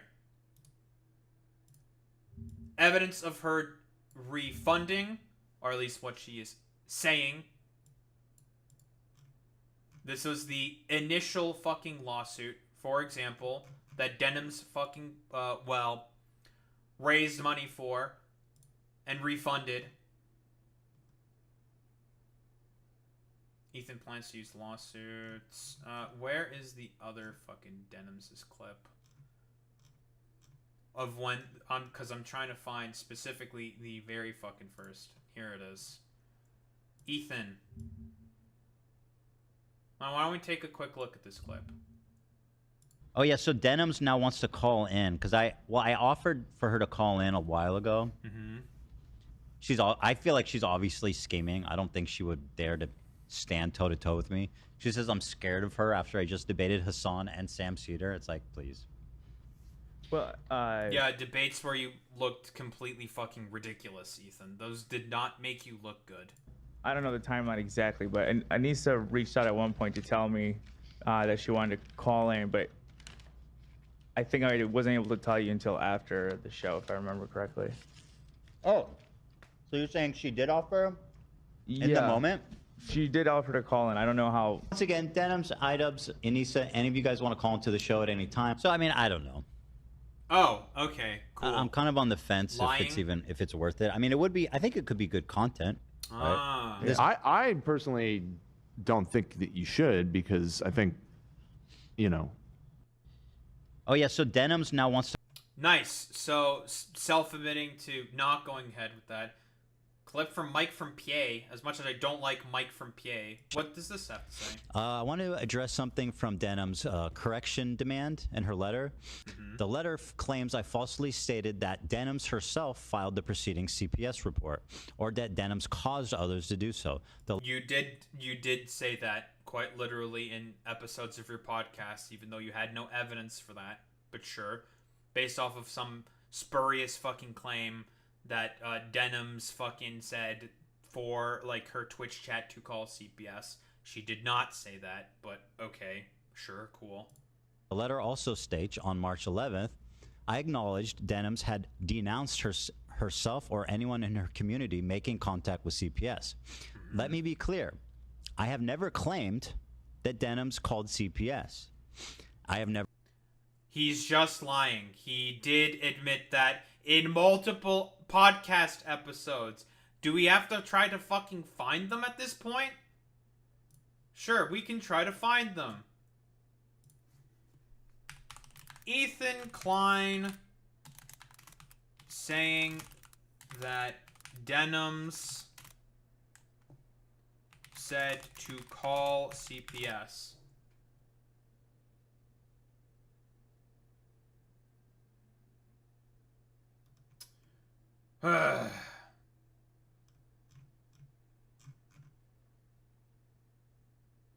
Got documentation.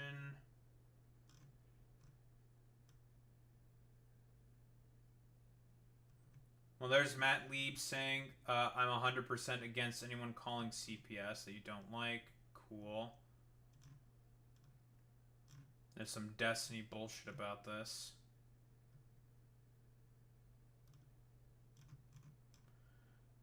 CPS call.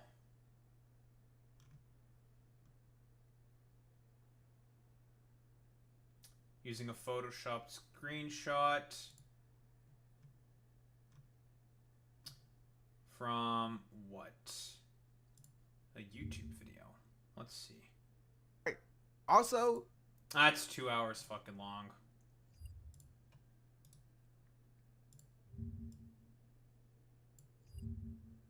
What do we have here? Or perhaps he lost his extra housekeeper is suing him for a number of different reasons. Now pay attention to her chat. Have a housekeeper anymore, or perhaps he lost his extra housekeeper. So now the house is just like. all right, everybody, pay attention to the chat. Oh yeah, this I Pay also attention to the chat that is this I also like did a debunking of this exact same thing. This was during the content cop where he fucking covers the fucking chat. Very, very funny. going on based upon what's on the screen here. Uh-huh. Right? I don't know what this is, but like this is the chat that is referencing what's on the screen here. It's directly above her. Everybody pay attention to that. You hear what Ethan said? Paying attention? He said, pay attention to this chat. Mm-hmm. This is the chat that is on referencing what's on the screen. The real-time chat. Everybody pay attention to it. Mm-hmm. Covered in dog shit. What? No, he covered it. Why are you doing that? Ethan? They don't much CPS. Social service. Bro needs to unironically call CPS. That's child endangerment. Okay, if his kids have giardia, they actually need to be taken away. Actual worst father ever. Wow. So Ethan isn't only sexualizing underage girls, he's also neglecting children. Okay. Decliner needs to take care of his kids. What the fuck? Giardia means you're leaving your dog shit on the floor for a while and your kids are walking on it, probably eating it, etc., etc., etc. The chat goes on and on and on. That's a screenshot of the chat, Ethan. The actual chat that was playing was in the top right-hand corner. That was not talking about. It's stupid. I'm sorry. He was lying. I'm sorry. What is this? Ethan? What is this? I love it when people lie. Why the fuck you lying? Why you always lying? What is this here? Nice screen capping there, Ethan.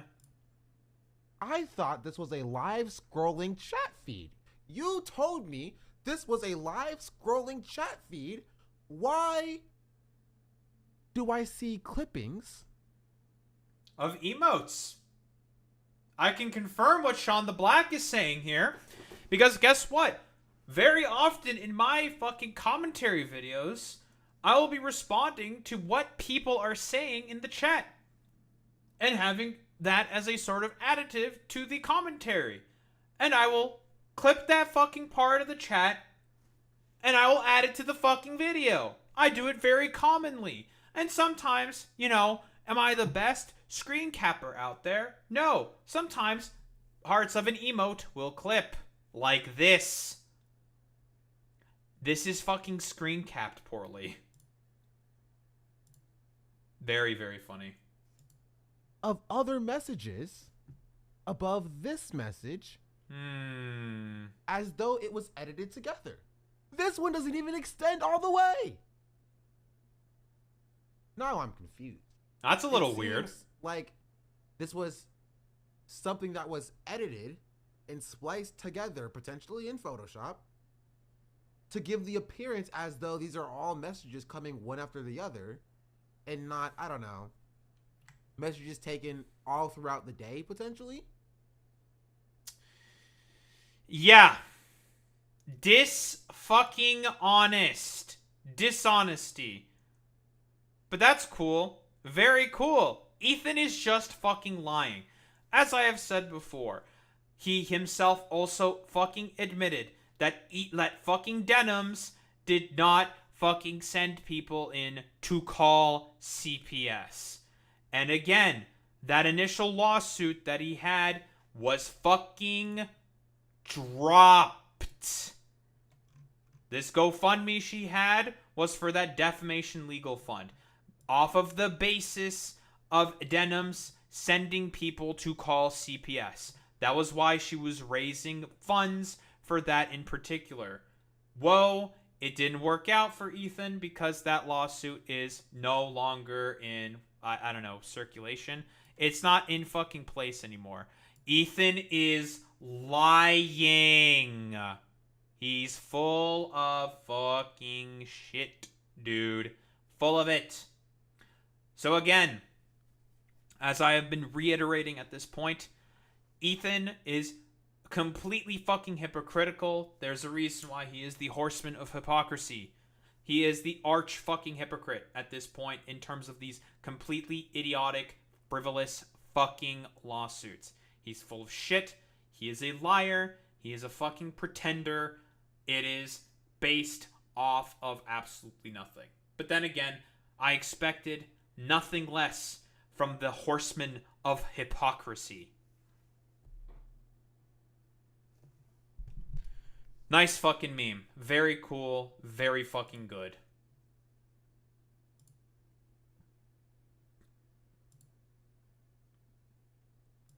Stupid, sexy denims.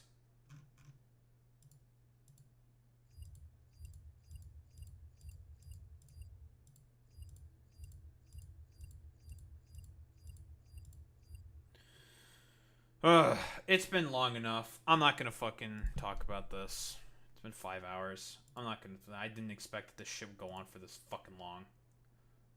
Again, there was such a ridiculous fucking amount of bullshit that had to be fucking debunked there. Because Ethan is a fucking liar.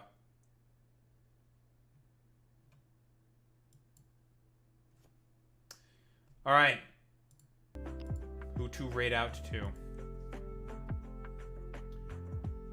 Christ, man.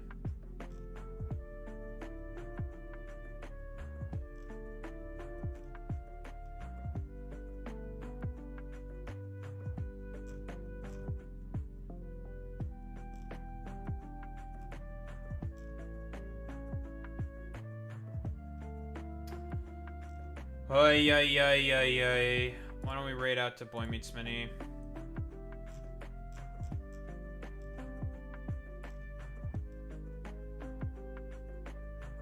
Alright, Oxley, we'll raid out to Igloo. I haven't raided out to Igloo in a while. Igloo BC. Raid messages. You idiots know what to do. You know what to say. Transstride with a Daho raid butt if you're a sub. If you're a non-sub, you do the wowie with the Daho raid butts. I would show appreciation. Those are in 20K's gamers. I will be back tomorrow. What's next? Winona? Byron? Dawn at Lily Cove? Which isn't going to be the last rival fight. It's not Lily Cove anymore. There's another rival fight in front of Evergrande just as you get to Victory Road. So we're not done with that yet. Those are going to be the next fucking few fights. So that'll be fun. That'll be cool. Yada, yada, yada. Alright. Well, in any case. What, it's going to be more yapping? More other fucking shit like that. Lovely, cool, fantastic. Any of you gamers, I will be back tomorrow. Same time, same place, same face. Peace out, gamers.